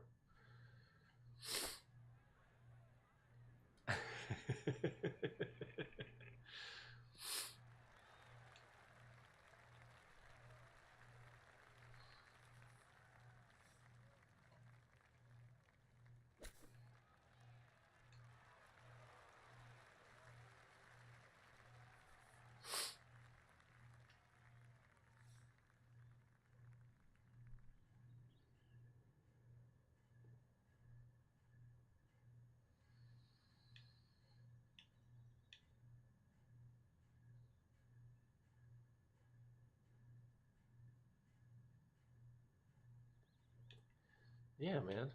Like, you know, and that's like that's the whole part of the, like, it's not the journey or the destination. It's the people that we become along the way. Like, you know, it's neither, and it's both, right? Like, it's yeah, it's not the journey or the destination. It's both. It's who we become along the way. And you know, um, when we lose something, you know, chances are we you know, if we look at it through the right lens, um, you know, we may have lost something, but we gained something else. Whether that's wisdom or knowledge or patience or virtue or whatever. Um, you know, just because we lose something doesn't mean that we don't gain something else.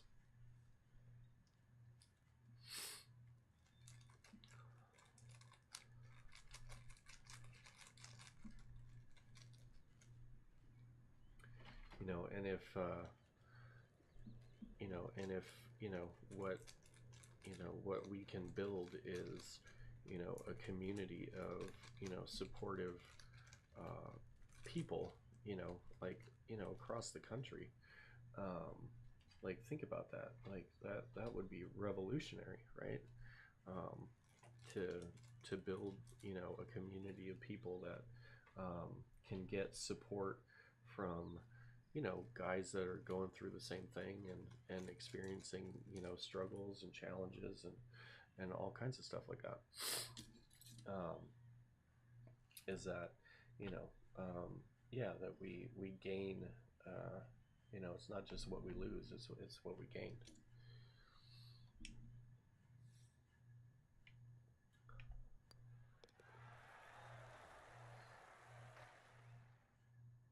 Hell yeah, man, hit me. I got some sour chewy Skittles in the fridge right now. I might have to grab them.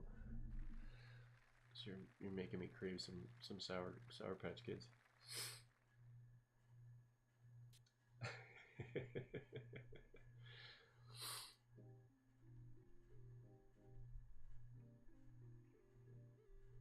Dude, the best. Love everything sour.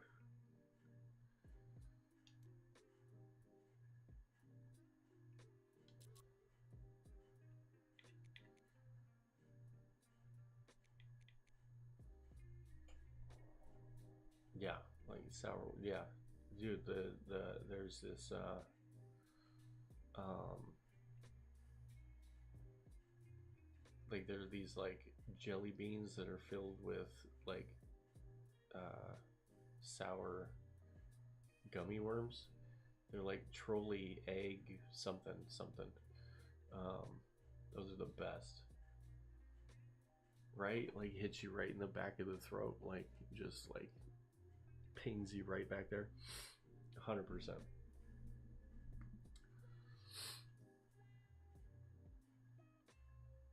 Yeah, they're dope. You gotta try the trolley eggs.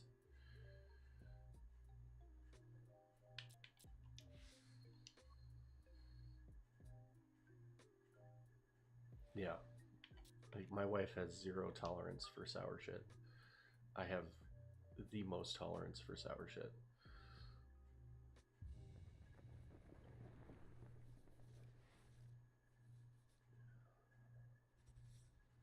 Warheads, warheads.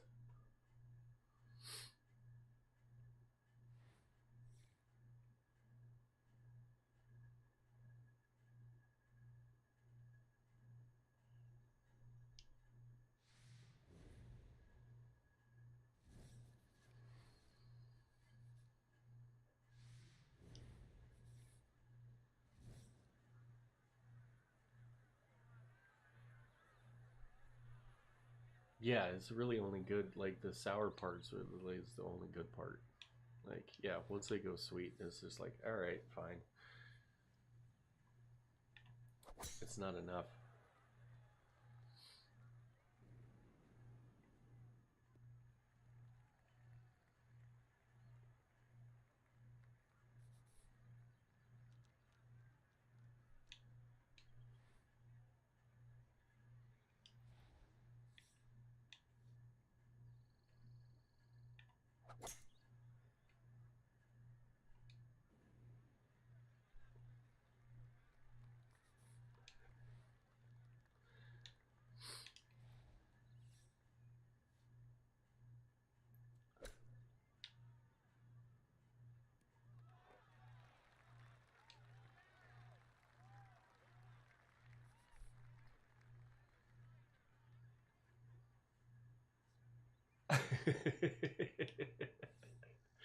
Deal.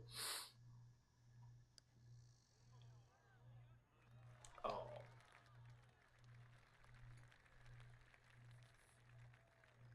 I'm in, man. I'm in. I want people to be happy and healthy and communicative and yeah, find secure attachment and all that fun stuff. I'm locked in.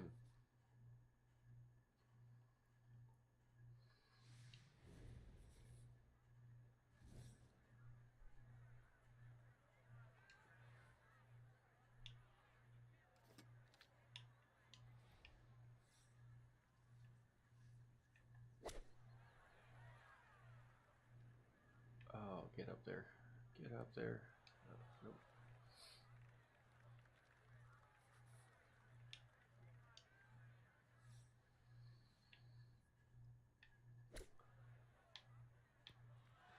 Oh, get there. Oh, you gotta be shitting me. Why is that cup so small?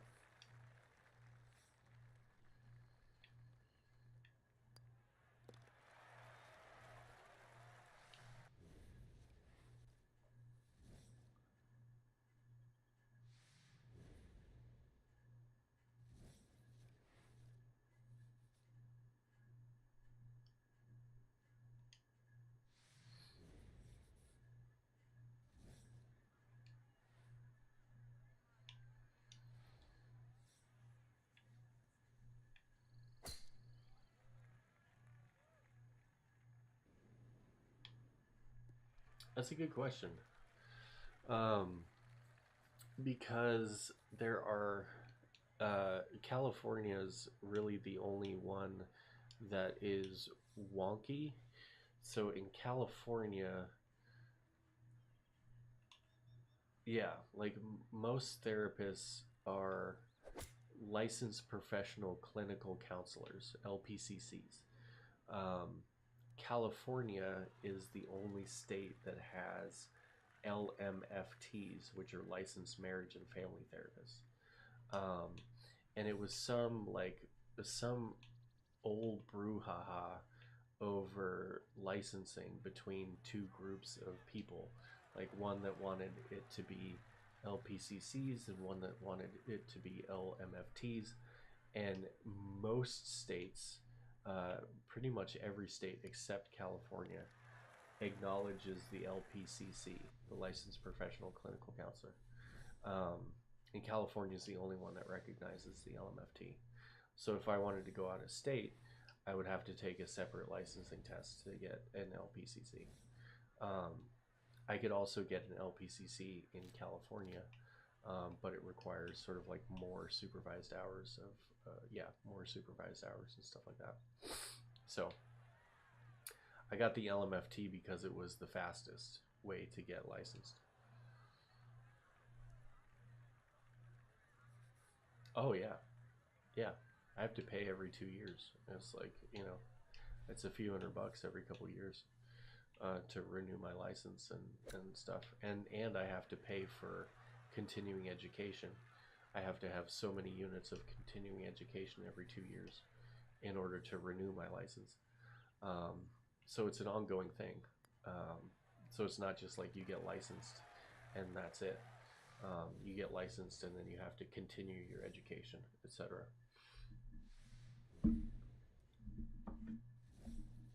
Yeah, yeah, it's a real pain in the butt.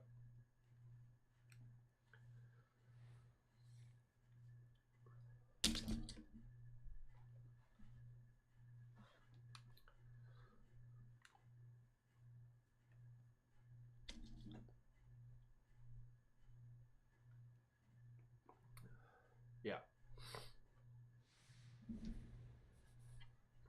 it's a good amount of work.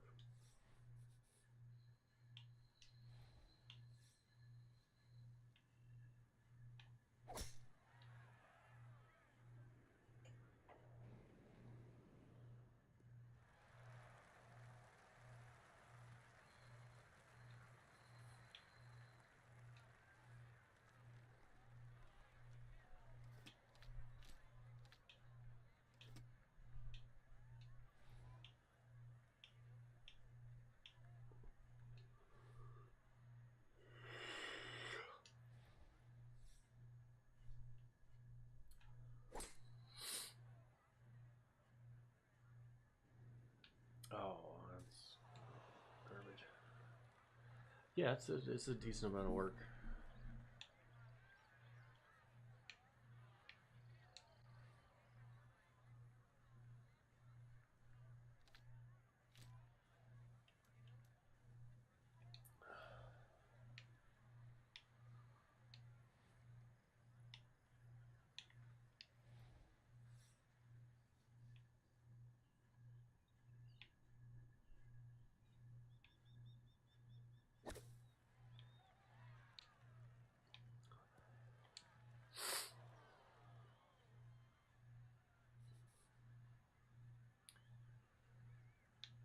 Yeah, it's hard to beat. It's hard to beat. You know, I mean, I mean, it's uh, it's challenging work, but it pays well. You know, um,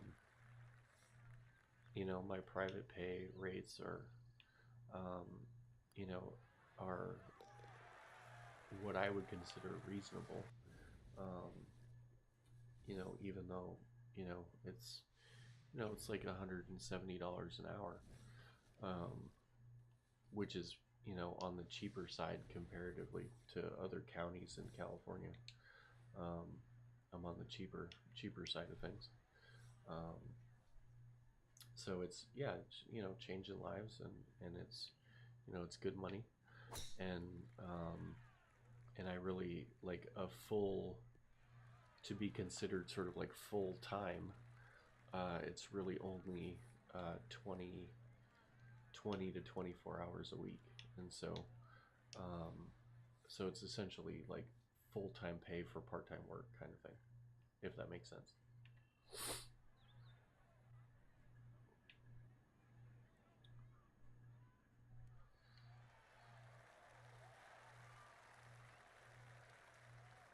Yeah,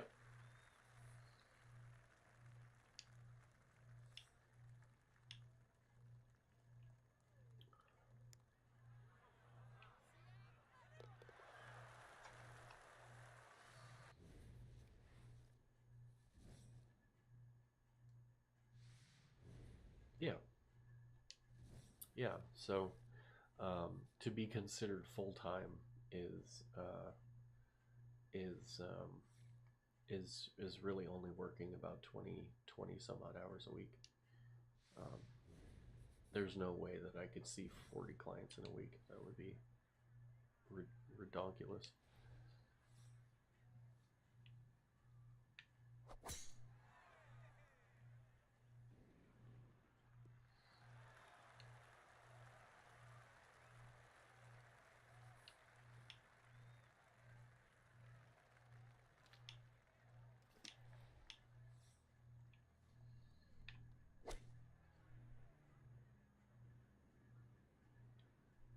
Yeah,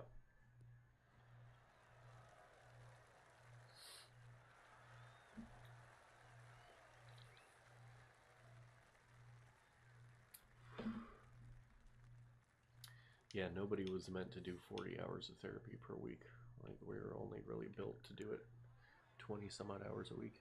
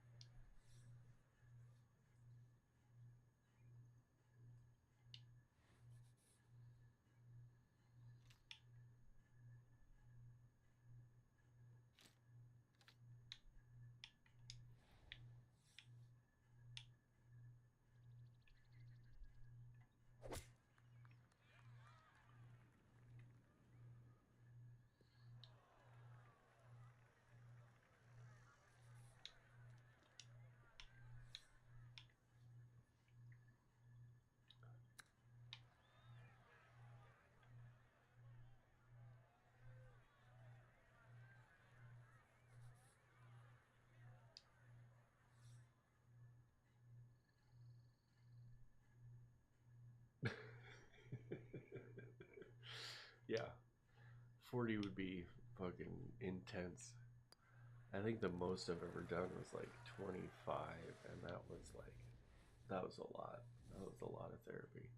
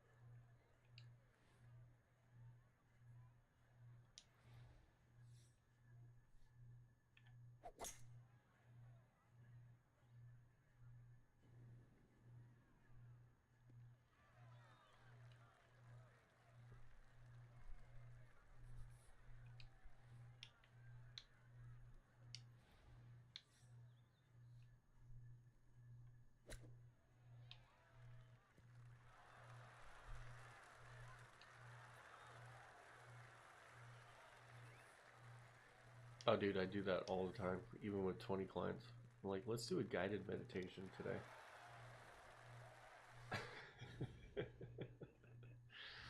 Like, yeah, let's just close our eyes and let's just be in the moment. If you hear someone snoring, it's just your imagination.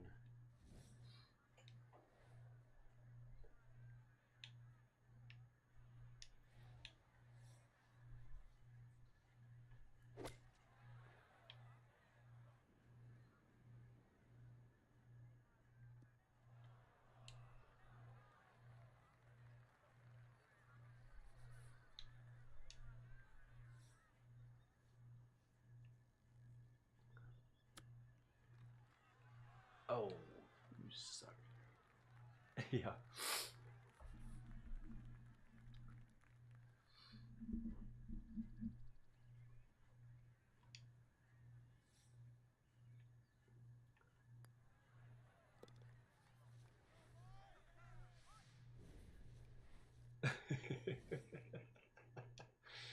It's all part of the plan. Just close your eyes. Everybody go to sleep.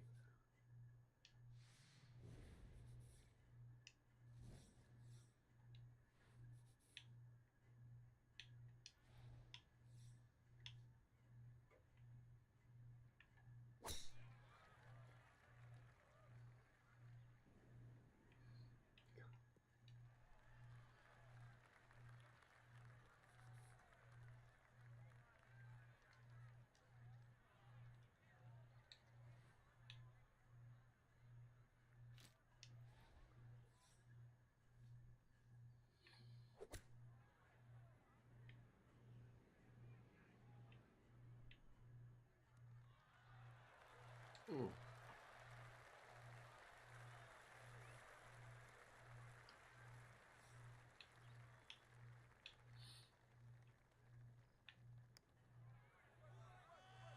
Oh, bitch.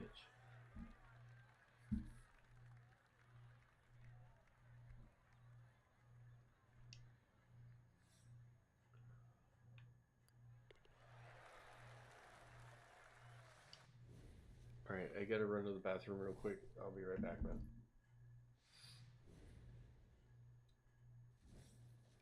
Hell yeah. One day. That's what it's all about, man. Give me 2 shakes. I'll be right back. Kaboom.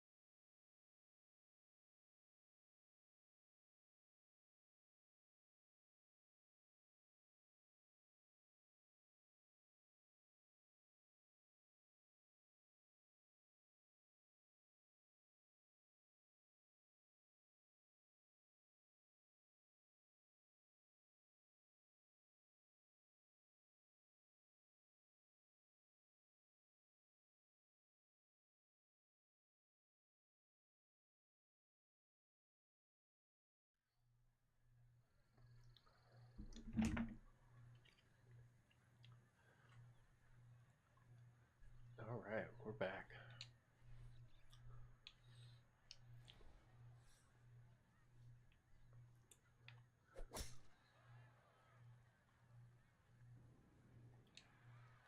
We're back. Let's see.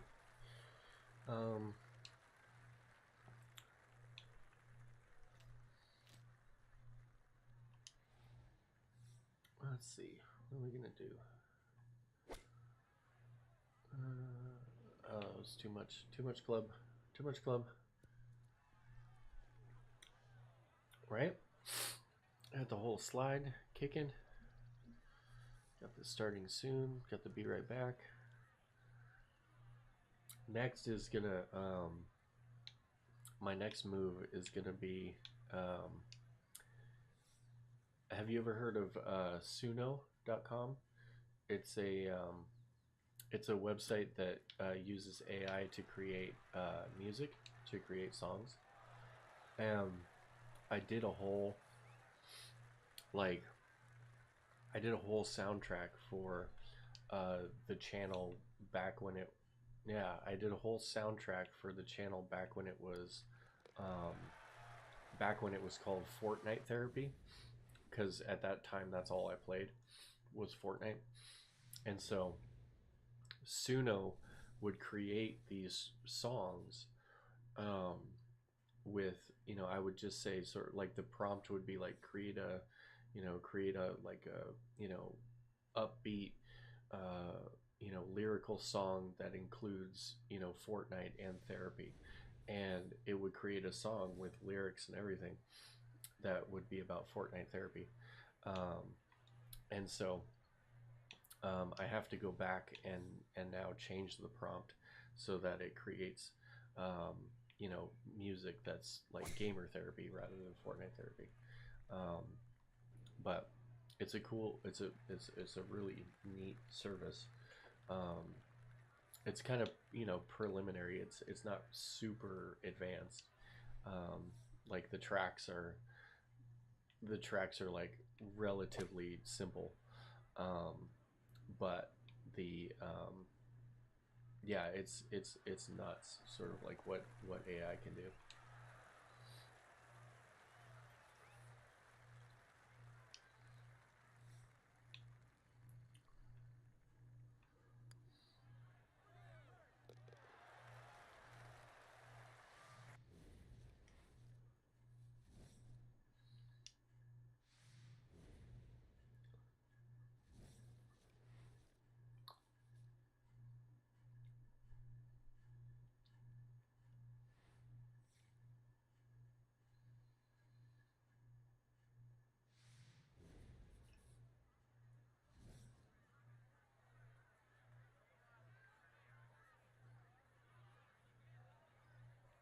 Yeah, not yet, at least. It definitely helps me with my notes, but it definitely can't be a therapist yet, which good so far. Otherwise, I'll have to become like a plumber or an electrician.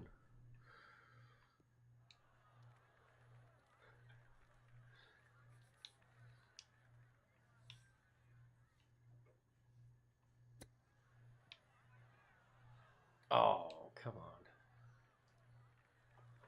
Yeah, AI can't do therapy just yet. I feel like I'm safe for now.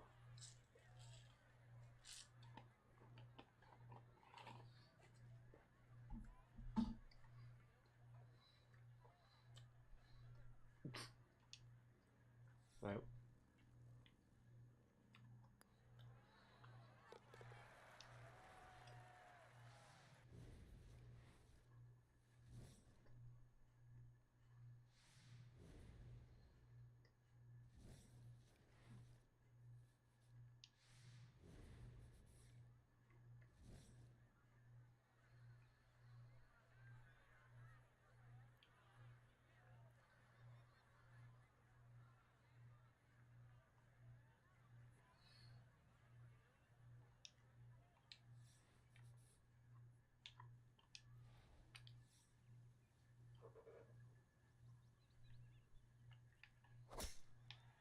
Oh, that's going way left.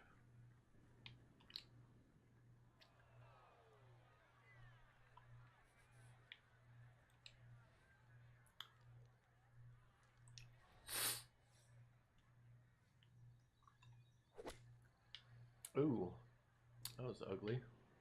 What was that all about?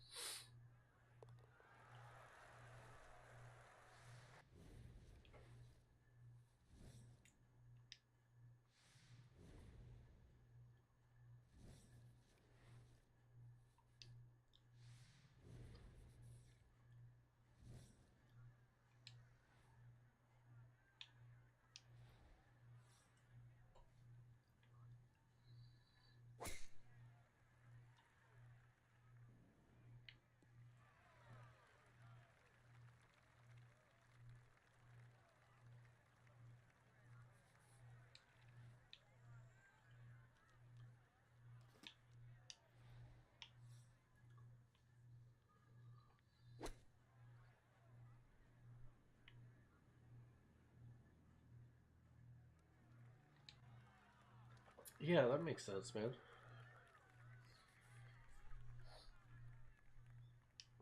That makes sense.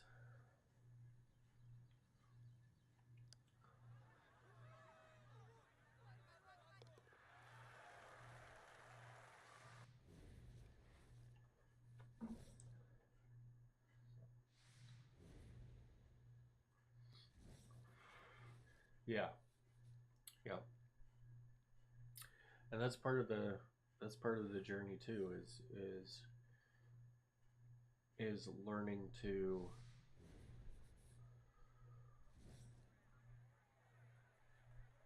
learning to be um,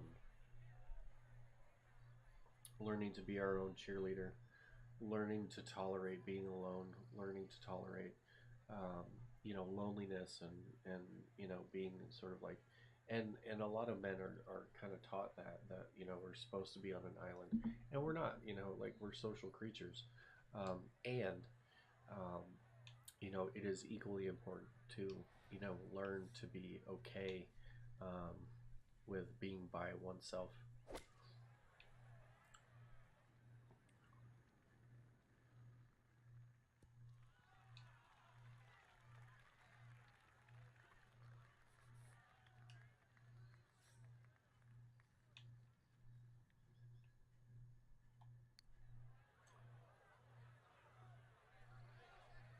Oh,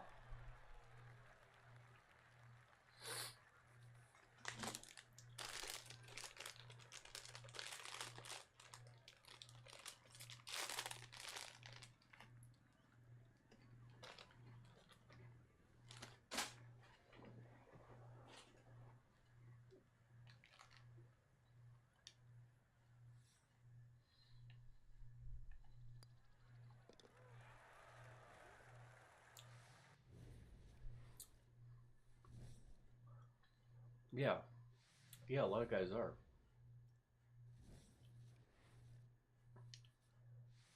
Yeah, it's the uncertainty. It's the uncertainty.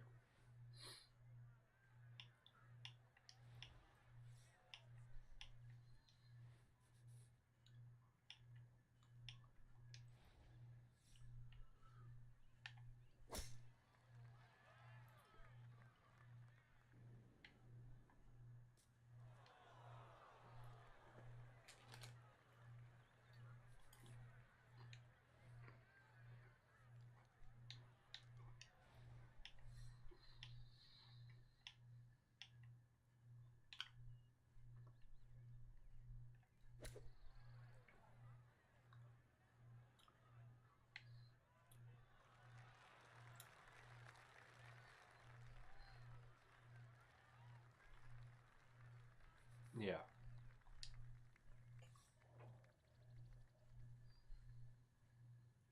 yeah, yeah. All that makes sense, man.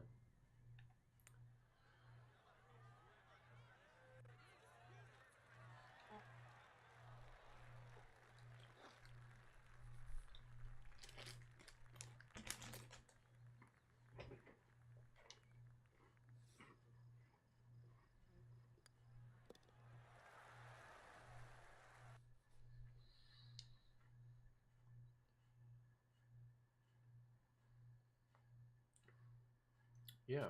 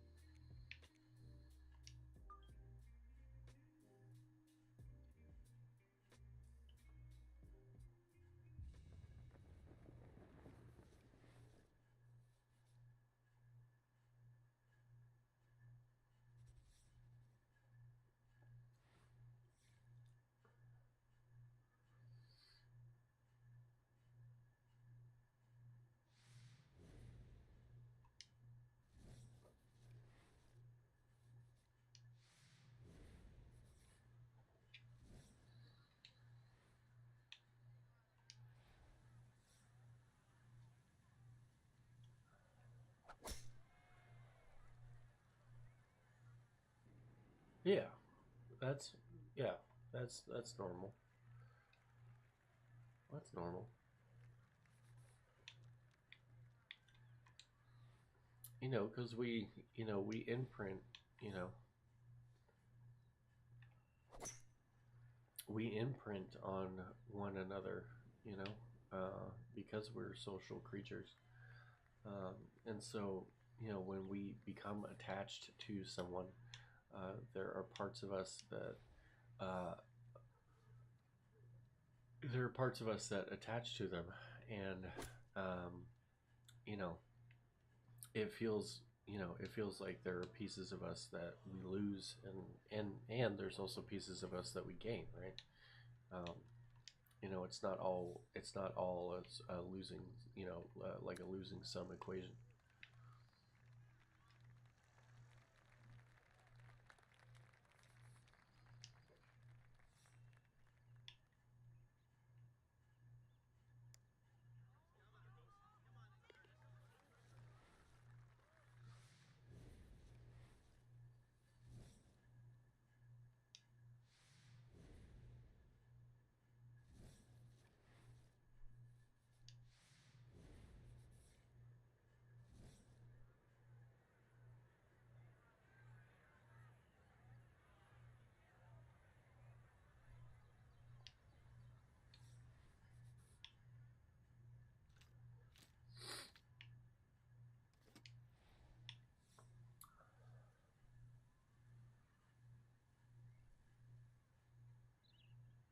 Yeah, yeah, and you did what you thought, you know, you did, like, you used all the tools that you had.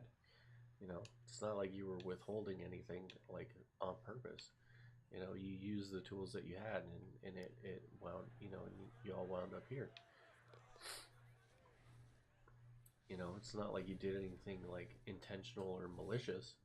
It's just that you lacked certain tools and uh, and abilities, and that put strain on the relationship, and that strain caused rupture.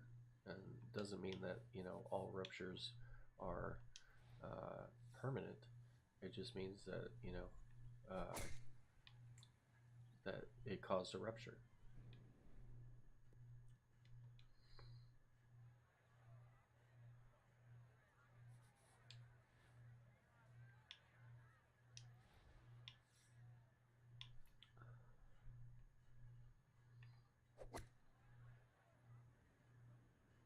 Yeah,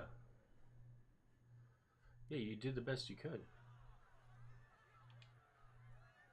Now you're learning new things, and and you want to make it right. Not necessarily just to make it right, but you want to make it right because she's important.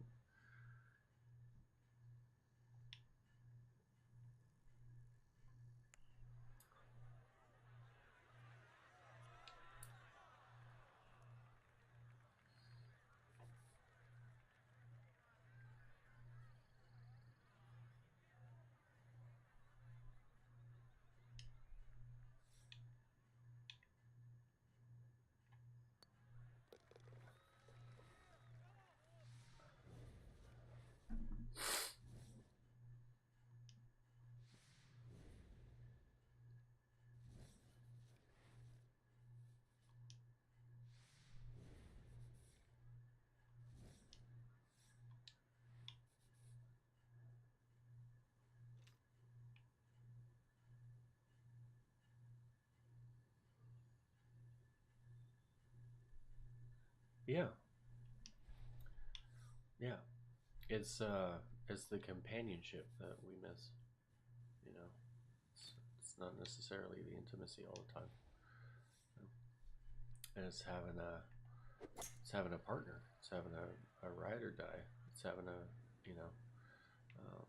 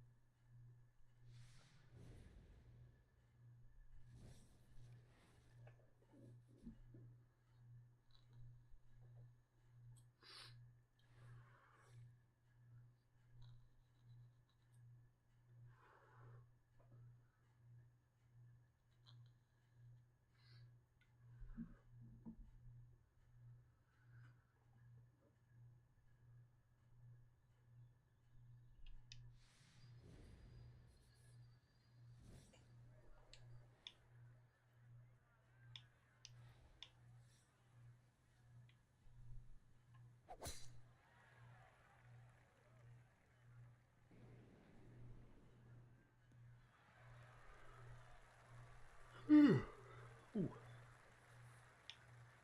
holy shit.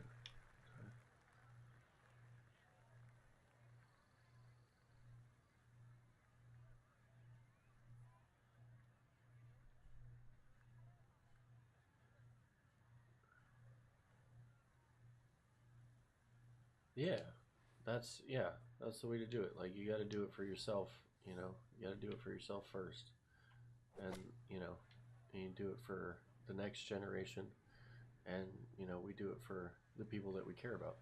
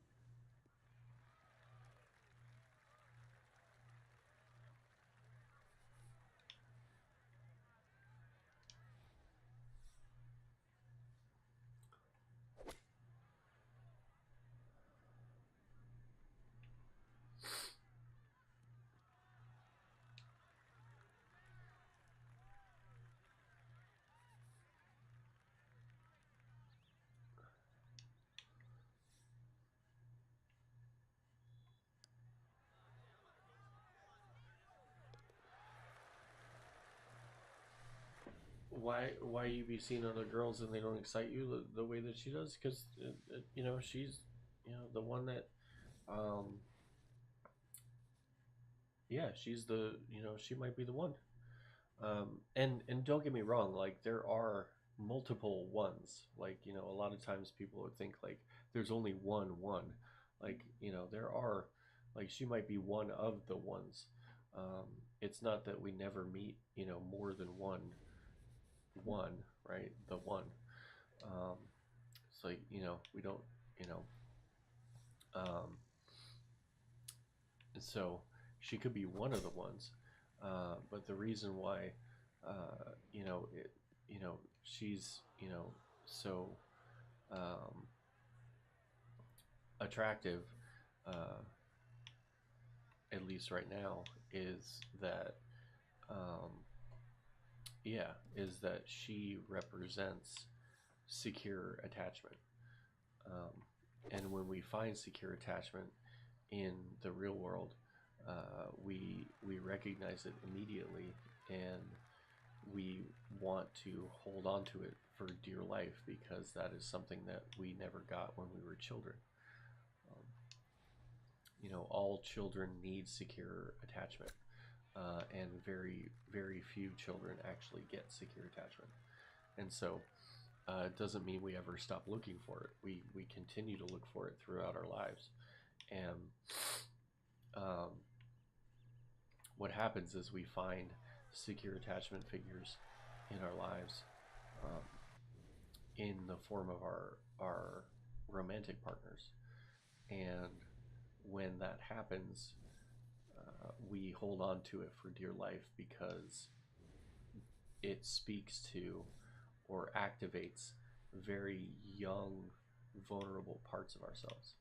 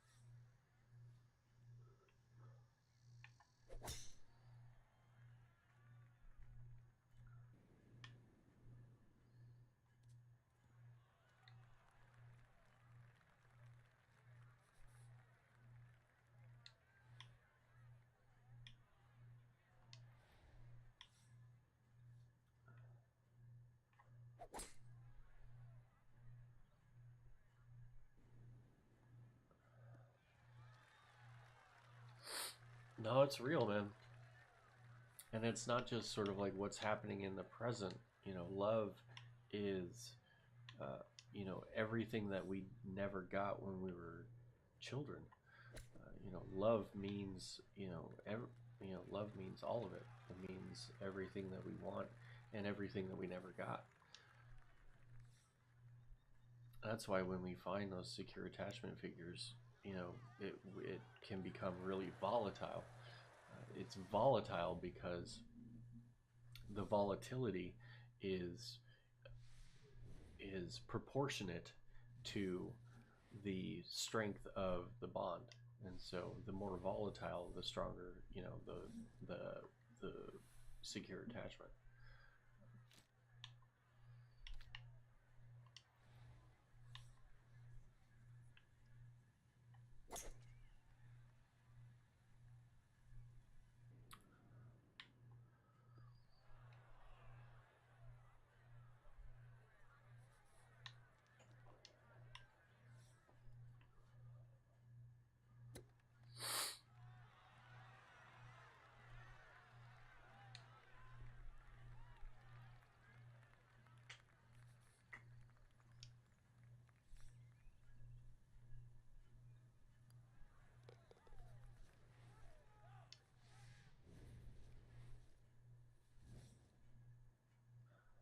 Yeah.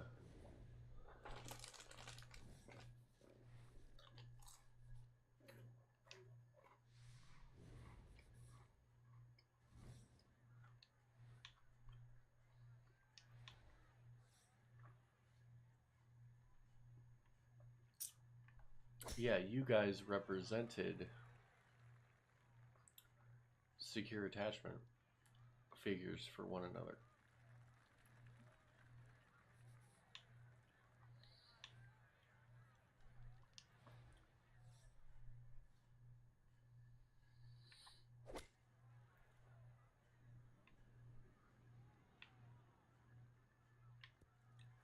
Ooh, sexy.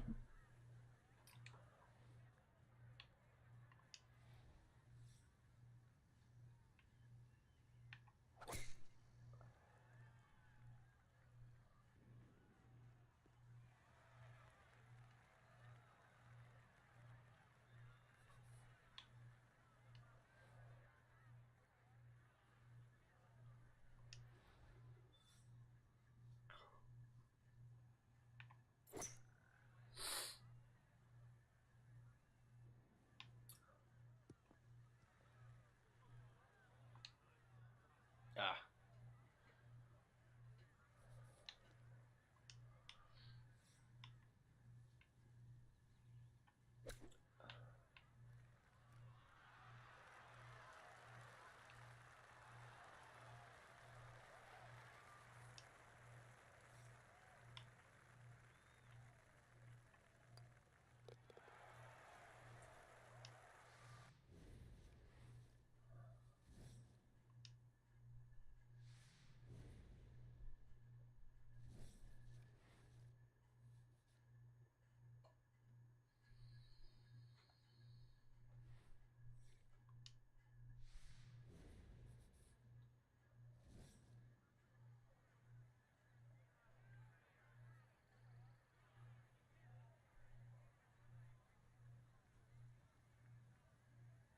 Oh, I see. Like, yeah, like you feel like like healing means like moving on.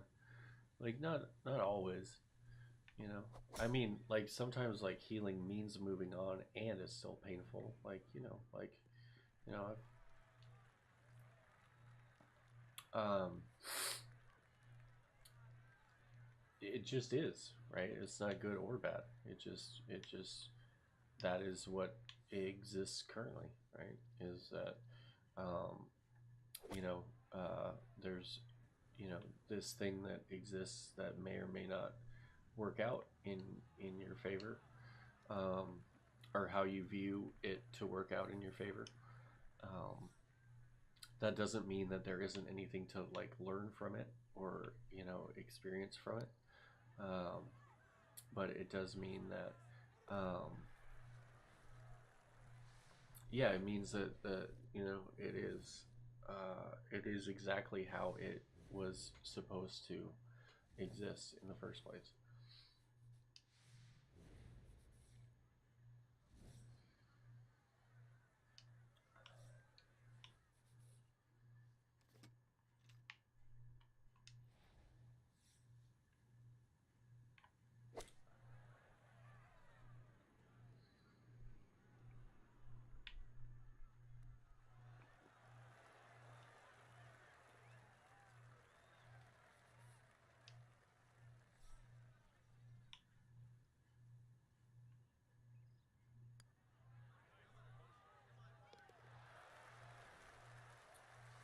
Yeah, yeah, you're exactly where you need to be right now, and that's the radical acceptance piece, is that you are exactly where you need to be right now.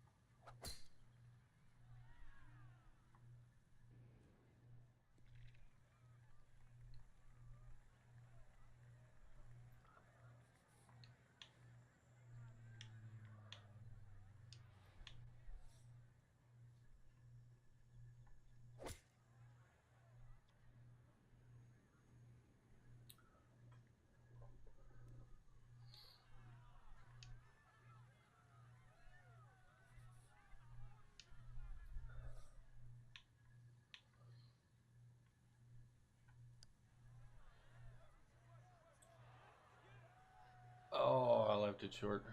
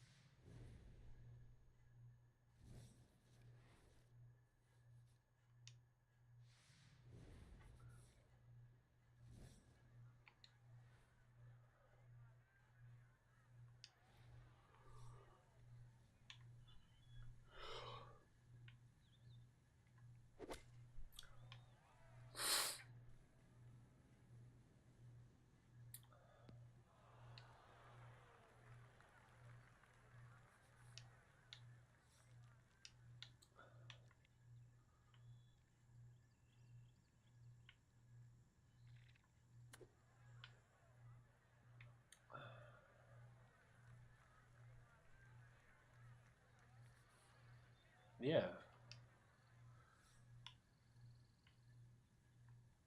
Well, there's a lot to be gained from that too, right? You know, you're showing your kid that you're there to show up for him.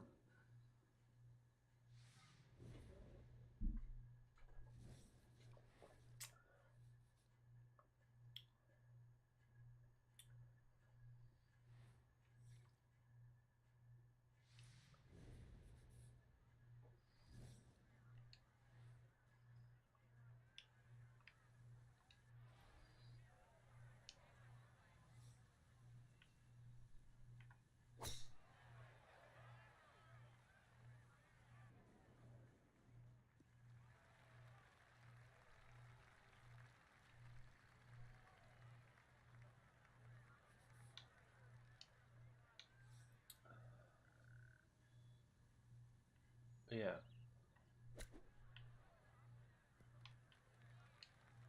and that's how you change.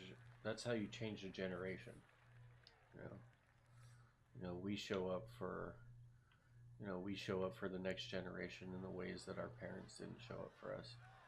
Not that it's like their fault; they just didn't know how. And if you know how to show up, um, then it becomes a choice. And you choose to show up for the next generation. And when you choose to show up for the next generation, what happens is that generation learns to trust people and trust the world and trust their feelings and trust themselves and believe in themselves and all of that stuff. That's what you're teaching them by showing up.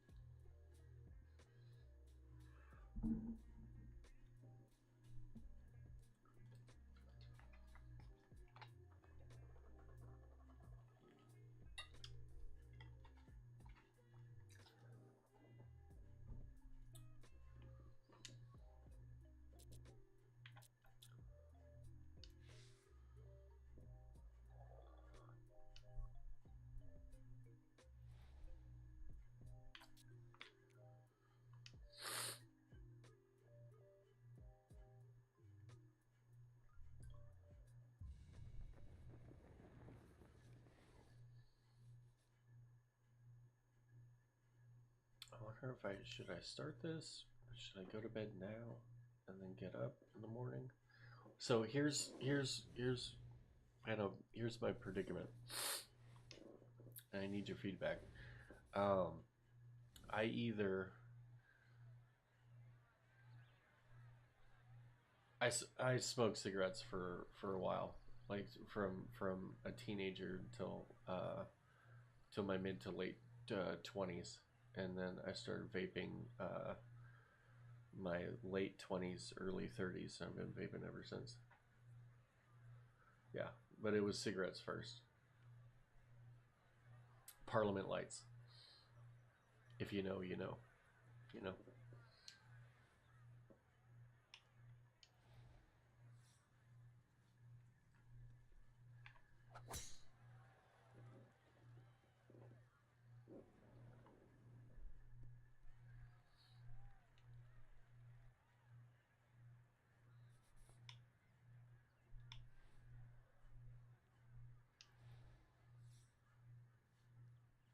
Yeah, I hear you.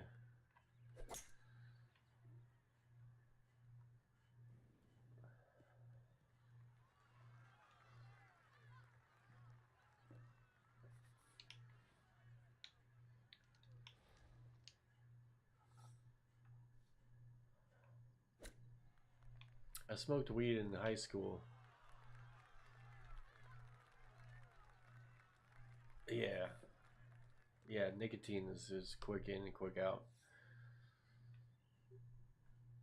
I had to stop smoking weed because like weed got so strong in in the late '90s. Like when I was in high school, like I could smoke a joint all to myself and just be a little bit high and it was cool and I'd laugh and giggle and maybe get the munchies or whatever. And like 4 years later, I was living with a couple of guys that were growing weed, and they were growing this strain called J1, and it was like it had jumped levels so hard that like I couldn't even comprehend what was happening. Like, like I went from like smoking a joint and like, playing Tony Hawk, on PlayStation to like not being able to like feel my hands like just in the like 4 years after I graduated high school. And so that's really when I stopped smoking weed, was when it was just like it just like jumped, like it went from just like casual to fucking serious, like in the span of like I said, like 4 years. And it's gotten even stronger since then, so I can't even like fathom smoking weed at this point in my life. Yeah, like it got so fucking strong. Like for what reason? Like it used to be cool. Like like it used to be just like you smoke a joint for a little while, and you feel good. Now it's just like I people are taking dabs and concentrates and all kinds of crazy shit. It's wild business.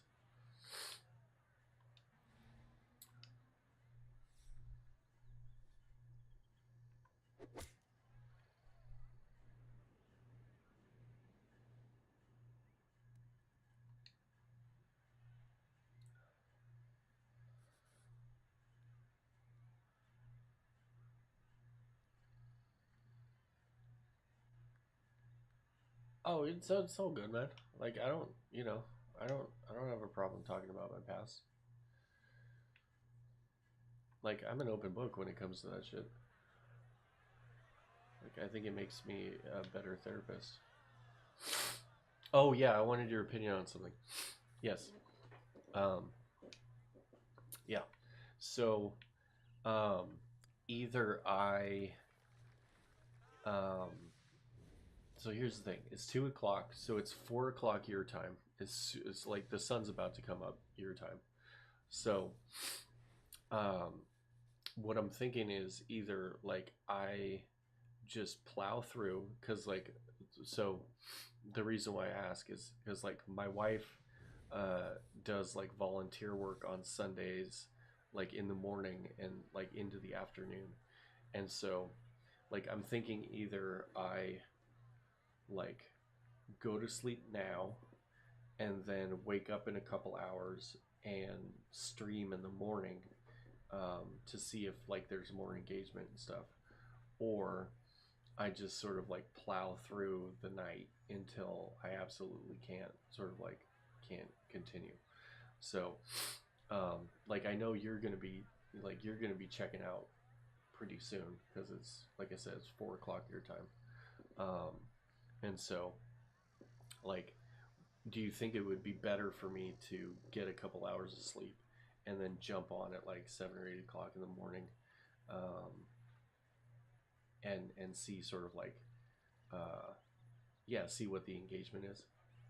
Yeah, see how the engagement is in the morning, type shit.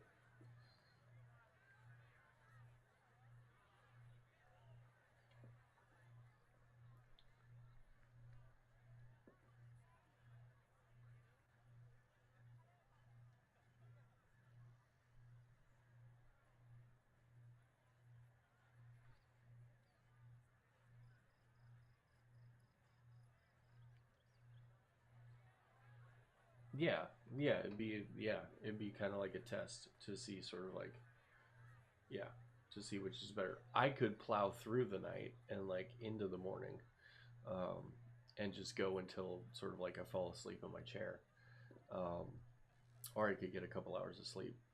Like I yeah, I'm just sort of like on the fence about the whole thing.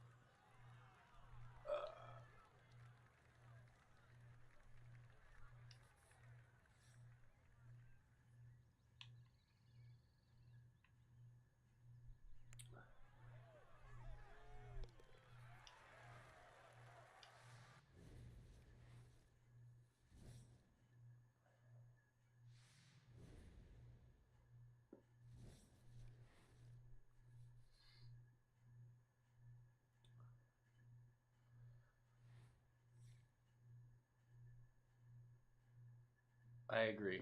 Yeah, I agree. I think yeah, I think maybe we call it, um, and I'll be up. Um, I'll be up at like 6 or 7 my time, so I'll be up at like 8 or 9 your time, um, and then we'll get a good idea of sort of like how the channel runs, um, in the morning. So like yeah, so like if that means sort of like instead of Thursday night and Friday night, sort of I stream Friday morning and Saturday morning. But tomorrow would be a good test. So um, yeah, I think it's a good choice. I think it's a good choice.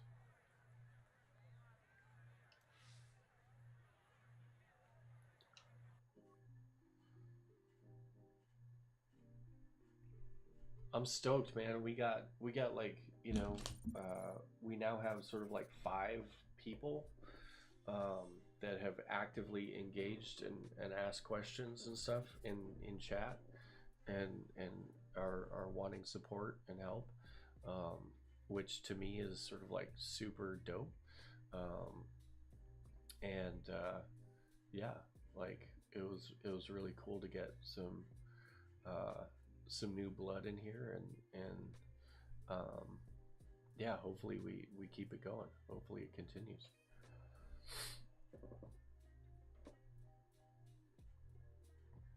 Yeah, little by little, man, one day at a time. Um, but yeah, I'll see you in the morning. If you decide to stream, I'll pop into your stream, and yeah, um, you know, I love watching people play COD because I miss it so much. Um, but yeah, like um, yeah, um, have a good night and get some sleep. And I'm gonna do the same. And I'll see you. I'll see you back online, my friend.